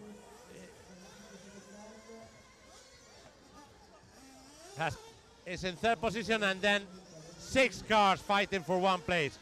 7, 3, 12, 6, 4, 2, 9. Jesus Christ. That's not easy, not even for the referees, eh? I swear that.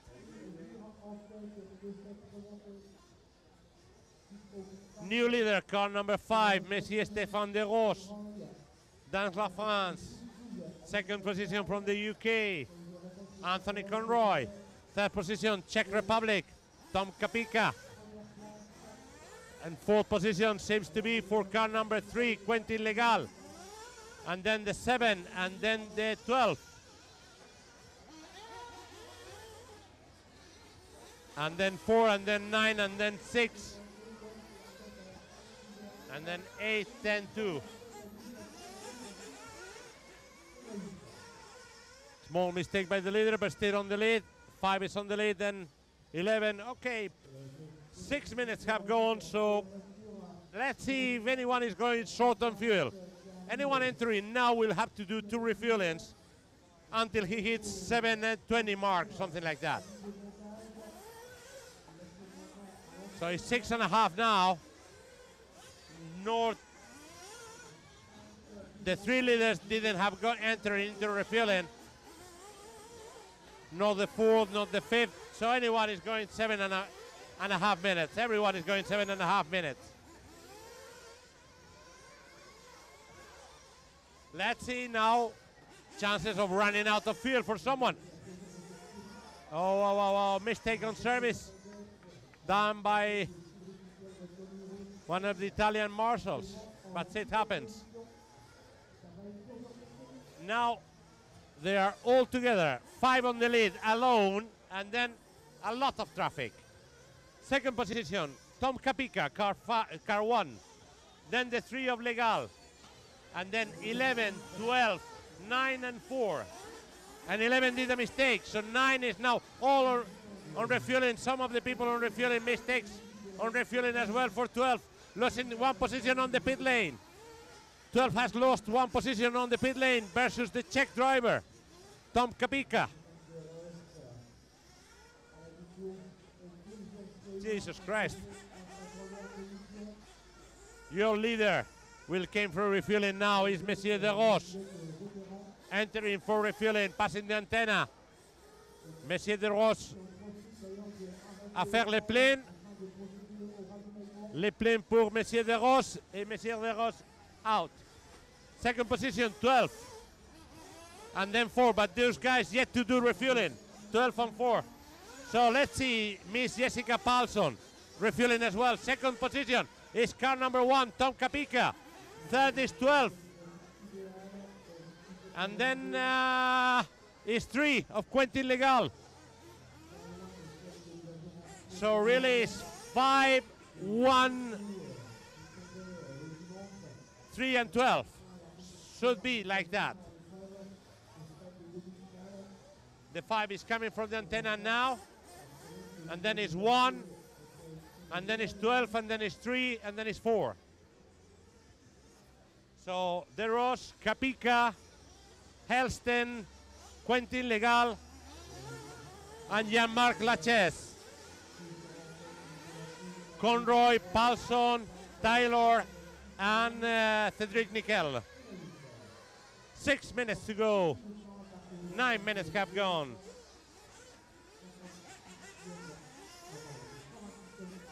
Your race leader, race alone, is the lone rider, Stefan De Ros. But for the second position, the fight is terrible. Mistake by number 3. Now Jessica Paulson is in 5th position. The young Swede lady is in 5th position.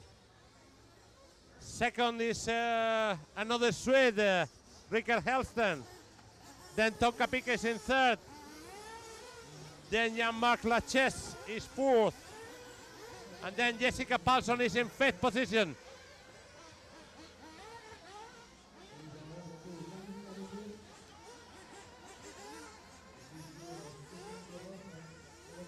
Mistake by Helston and another one.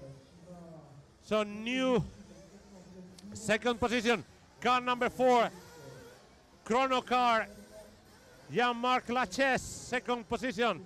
So it's a Serpent and a Chrono on the lead.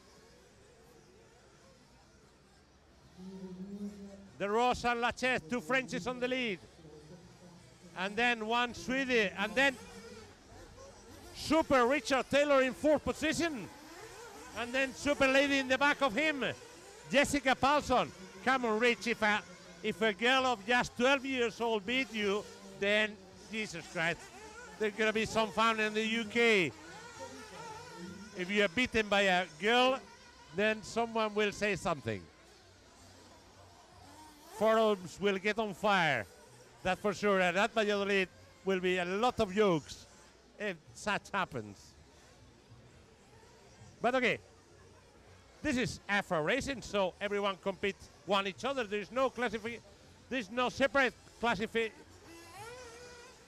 for ladies and men and women, or handicapped or not handicapped. We all race together because this is one of the EFRa mottos: racing together. And that's what we are doing here in Reims and the 33 European Championship, brought to you here live by EFRa and RC Racing TV. Obviously, with the help of the sponsors. Nothing can be done without the help of the sponsors. But nevertheless, we have to say, your leader, car number 5, Stefan De Ros. Your second position also from France, Jean-Marc Lachaise. Your third position from Sweden, Helston, and your 4th from the UK, and your 5th from Sweden, and your 6th from Czech Republic. Anything yet to be written, 3 minutes to go.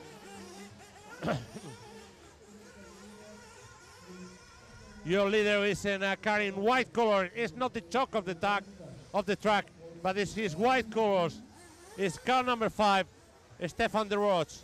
Second position is for car number 4, a chrono car, brand new chrono car of Jean-Marc Lachaise from La France. And immediately his back car comes 12, and then 9, and then 6.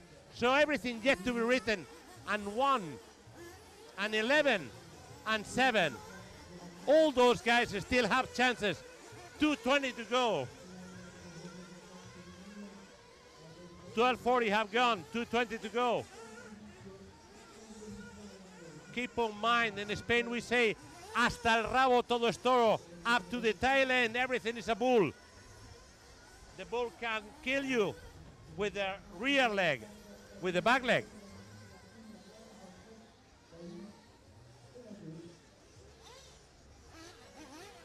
Your leader, car 5, second position. 4 coming for the antenna. 4 now, 12 now, 9 now, and now number 6, Miss Lady, Super Lady Jessica Paulson, 5th position. 140, that means 3 laps more to go, 3 laps.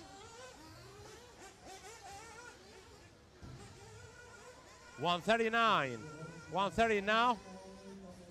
Race leader Stefan De Ros in the back of Fred Gautier, who will have to open the door for the reader. He's gonna be lapped. Fred Gautier is gonna be lapped, and he will, here he is opening the door for the leader.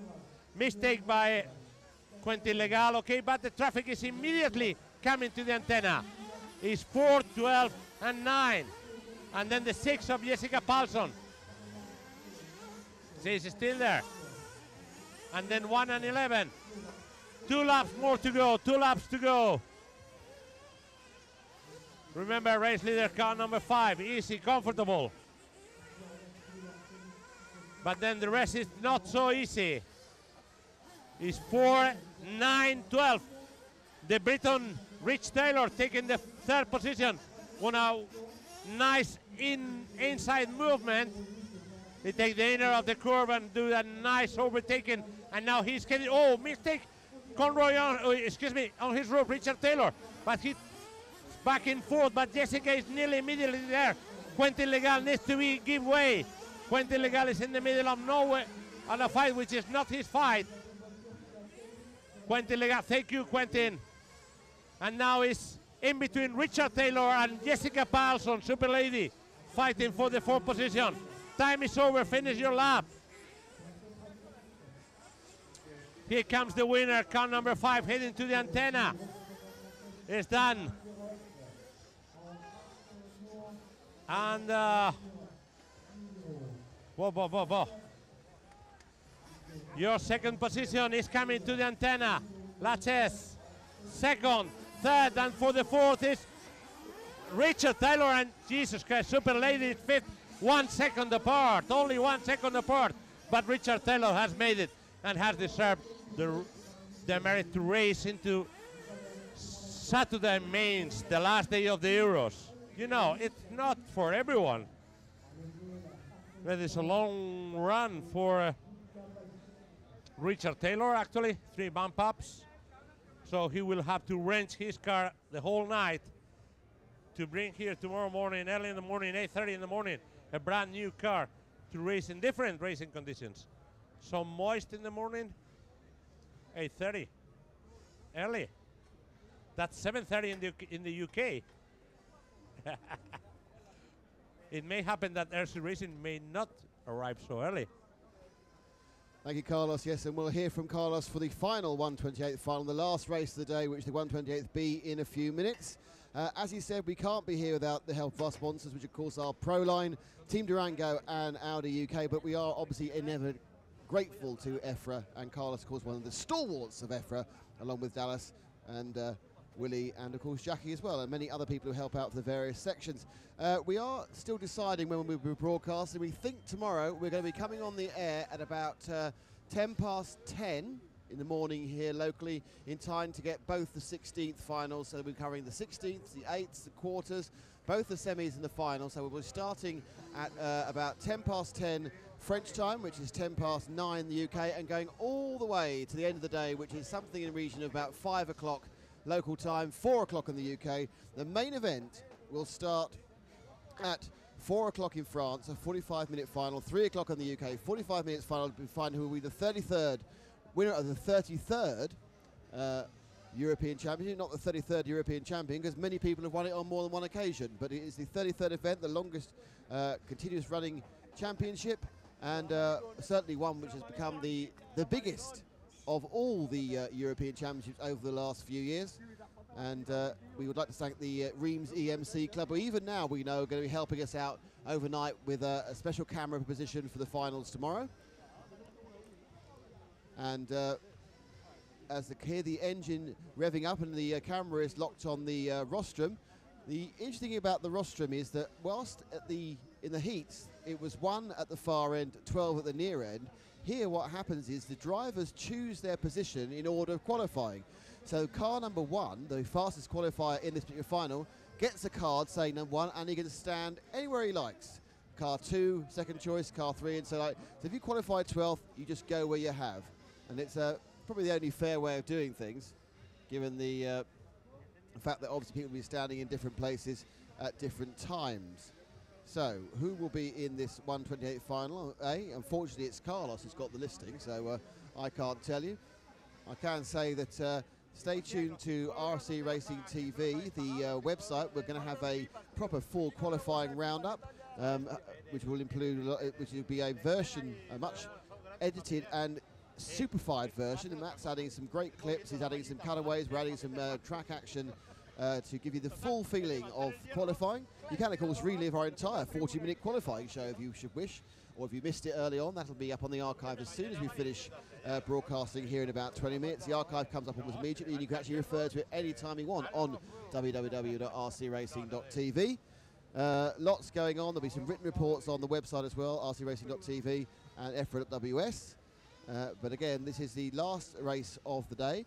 You'll be hearing the voice of Carlos Gomez, you'll be seeing the camera work of Paul Bateman, and you'll be seeing the jerky cutting of me on the cameras.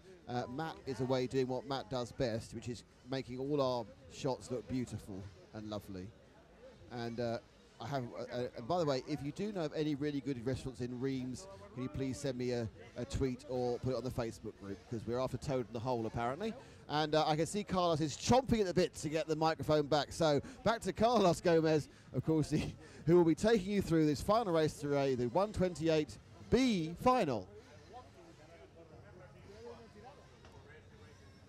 I've just done that while you were chatting, but thank you again. It's Proline, it's Team Durango, and it's Audi UK who bring us through.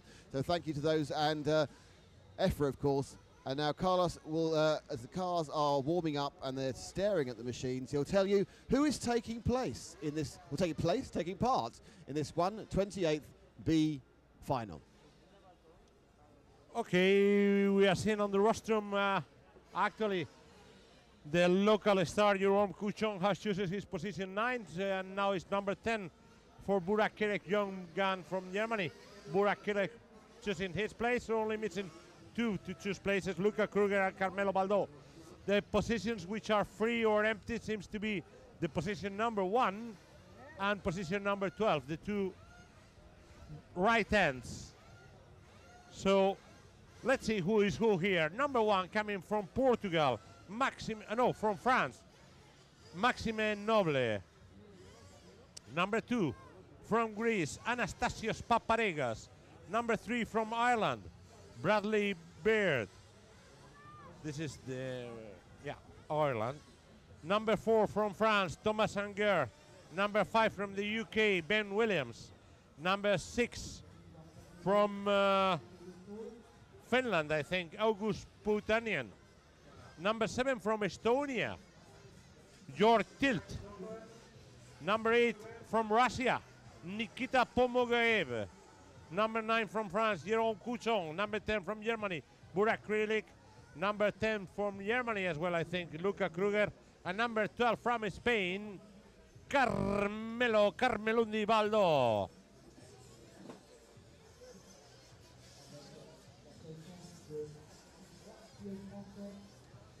O sea que para los españoles tenemos a Carmelo Baldo con el 12, pero hay mucho nivel, Maribel, aquí, con lo cual va a tener que sudar tinta china Carmelo para remontar.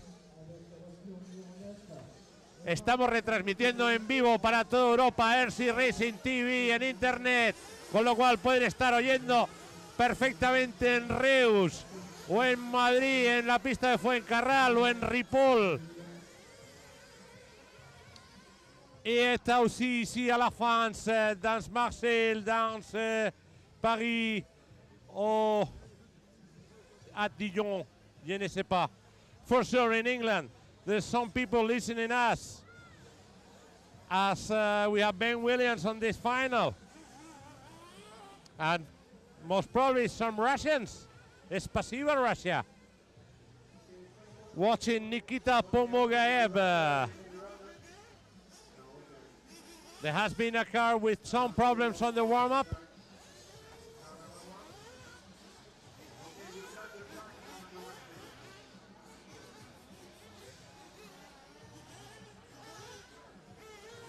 some panic.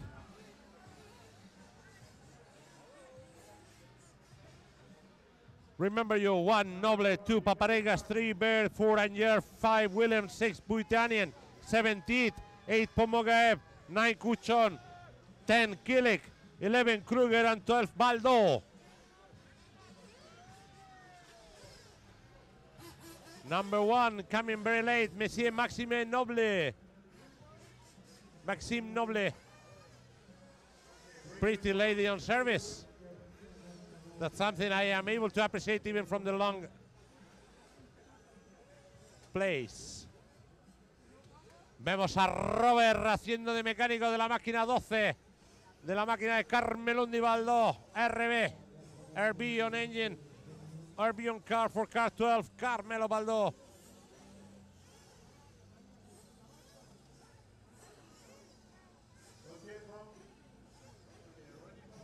Ready for the start, ready for the countdown. The orders of the race director, 15 minutes racing. 7, 6, 5, 4, 3. Release the cars. All cars release and no hands. Go. Here they go. 12 cars in search of 4 positions that allow you to drive tomorrow morning. The rest will have to pack and watch the finals tomorrow. Like the most of us are going to do tomorrow. Watch the finals. Leading car, car number 2. Anastasios Paparegas from Greece. Car in white and orange. Second position from France, car number 1. Maxime Noble. New leader is car 3. 1 received in a stop and go. Car number 1 received and stop and go. Your new leader is car number 3. Seems that car number 1 has been given some gifts to some of the rivals. Otherwise, the referees don't give a penalty. So he will have to accomplish with the penalty. And your race leader is car number 3 from Ireland, Mr. Beard. Second seems to be number 1. Remember, has to accomplish with the stop and go. Third position is for the Greek Anastasios Paparegas. And then it's 4 and 5 and 7 and 8. 1 is coming to make the stop and go. 1 enters, stop and go, go. And he's back in 7 position. Number 1 is back in 7 position. Something like that. Around 7, can be 6, can be 8. Leading car, car number 3 from Ireland. See, the Green Island. Red is happy and Irish on top.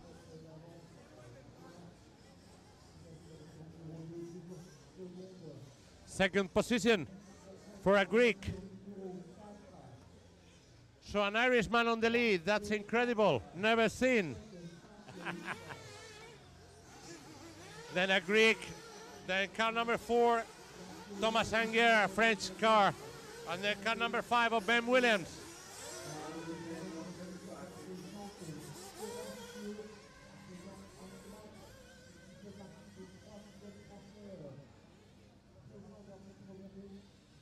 Leading car, car in white and blue from Ireland. Then 2, then 4, then 5, then 8. 7, 10, 1. 9, 6, 11, and 12. So Bradley Baird from Ireland on the lead. Then 4, then 2, and then mistakes. Okay, that's better. Hey, flame out for car number 5, flame it out. We don't know if this lap has counted for number 5, but it shouldn't, because it has been on the hands of the mechanic. We are going to check it out. No, it didn't count, so the Briton Ben Williams is done, because he has lost a complete lap. Your race leader comes from Ireland. It's incredible, but that can be from the Green Island. Number 3, Bradley Baird. Second position, car number 4, Thomas Anger from La France. Third position, car number 2 from Greece, And 4th position, car number 1, and then 8, then 10, then 9. 6, 11, and 12.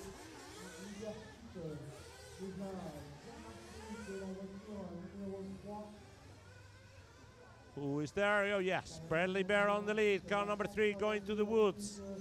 Then car number 4 of Thomas Anguer. Mistake from the leader, but he's still on the lead after being served by a French marshal. Merci beaucoup, monsieur. Another mistake. He's fooling around, Bradley Bird. That's giving chances to car number 4. And to 2 and to 1. And then the rest, which are coming, 5, 8, 10, 9. So everyone is still on the fight. On this last run of the day. Remember, after this, the show will be over today here in France. And keep in mind that you will receive also some good information taped coming from Matt and Nick and the rest of RC Racing TV.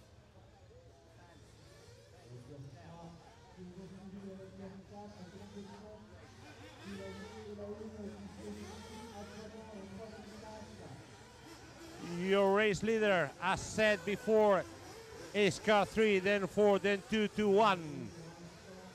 So instead of 1, 2, 3, 4, is 3, 4, 2, and 1. Isn't that easy? 3, 4, 2, and 1. That means Ireland, France, France, Greece. Because now it's 1 and 2. Remember, this is brought to you by RC Racing TV with the help of Proline. That for sure. This is the one I remember. Tim Durango is number 2.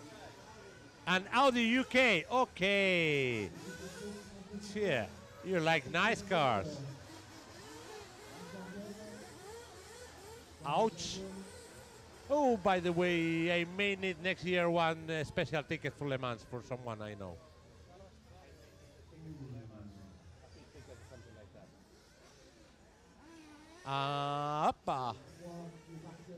So your race leader have gone through the woods and going to the sweeper on the upper corner, racing together 3 and 4, both in white colors, more blue also for the Briton, down from the Frenchie, but both are in white and blue. But the Briton is more blue because of the sea and the channel, you know, is darker than the sea around here in Reims. Oh, there's no sea around here in Reims. Oh, yeah, that's true. But there should be a river or something around here. Leading car, Bradley Bear from Ireland. Second is from France, Thomas Anguer. Third position now is for the Greek, car number 2, Anastasios Paparegas. And the fourth is for superstar local Jérôme Couchon with car number 9 in 4th position, Jérôme Couchon. Allez, allez, Jérôme. 5e, c'est Maxime Noblet. But your leader, coming from Ireland, Bradley Bird. So it's Ireland, France, Greek, France, France. Haha. Now Jérôme Couchon is charging over the Greek. Jérôme Couchon wants the position of the Greek. Your leader yet to refuel. He's coming for refueling, the leader. Car number 3 coming for refueling. He's being served. Also car number 2 coming for refueling, and 9. The fight for the 3rd position is on refueling. Your leader is out after refueling. Second has passed. And now on refueling is Jérôme Couchon in 4th position, because the 3rd has been the Greek.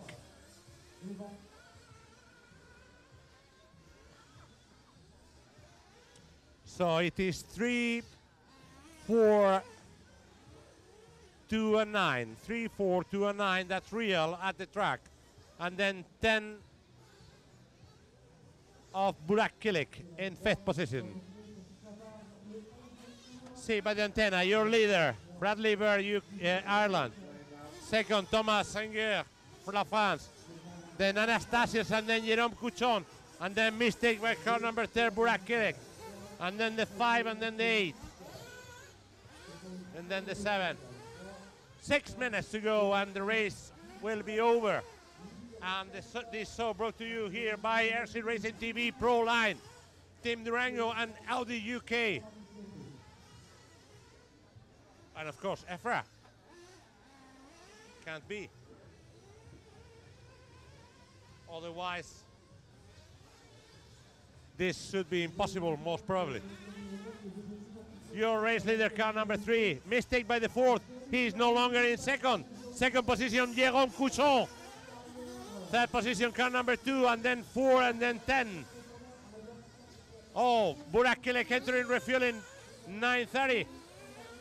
He's out. He lost his position. Burak now is 5th or 6th. He's 6th. Overtaken by a green car.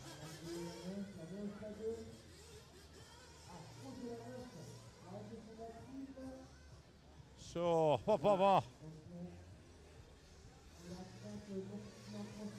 Carmelo Baldo is receiving the best of the leading car, car number 3. Car 12, the leader is behind you.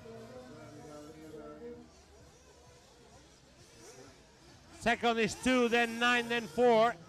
2, 9, 4. And then is 8 and 10. Russian Nikita Pomogaev and Burak Kirek from Germany. Russian Nikita is 5th position. And Burak is 6th. The Greek is in second, then there's Jérôme Couchon, and then is car number 4, mistake by the Greek, and Jérôme is second. The leading car is by the antenna now. Monsieur Couchon, Jérôme, à la 12e position. Alors, dans les boucles, 3e Angiers, 4e les Grecs, les Grecs.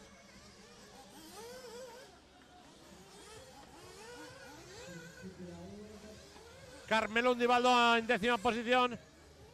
Your leader, car number 3, then 9, then 4, then 2. Hey, flame out 11. 11 flamed out. We have to see if that lap has been counted for car 11, has pretty close to the antenna. Your leader is coming by the antenna now. 11 didn't count it, so okay, no problem. Your second position is Jérôme Couchon. Your third is car number 4, and your 4 is car number 2, the Greek Anastasios Paparegas. And then for the next position is Burak Kirek in 5th. And then the 7th of your tilt, the Estonian, Yongan. And then Nikita Pomogaev, the Russian. But remember, your race leader came from Ireland. Goes in white and blue. And it's Bradley Bird. Second position, Monsieur Jérôme Couchon. The third position is for car number 4 of Thomas Anger. And the fourth position is for the Greek Anastasios Paparegas. 2 minutes 30 to go. 12:30 have gone. Remember, tomorrow all finals will be 20 minutes lasting instead of 15. 15 minutes is up to 64. And from 64 included, is 20 minutes racing.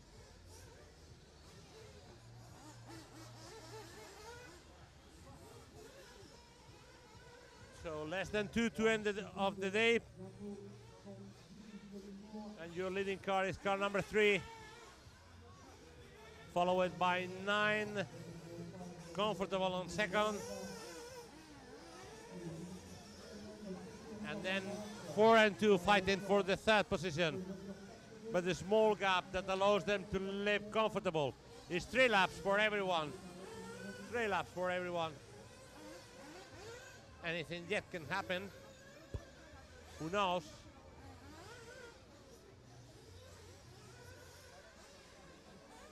But what I am able to tell you is that the weather is wonderful. Never been in rain, so happy of the weather. So happy of the race ambience. I'm seeing the stands crowded and all people around the fences. And some people inventing new stands for tomorrow morning. 1 minute to go. 1 minute. Now it's critical. Anything that may happen in this last minute may cost you the race. So cross your fingers. I think that's what the mechanics of the leader are doing. Bradley Bird is coming to the antenna. Passing by the antenna now for his last lap. Second is Jérôme Couchon. Also by the antenna now. Third is car number 4 by the antenna. And fifth, car number 2. And Burak Kelek is still fighting all his best. Car number 10 is still trying to be there.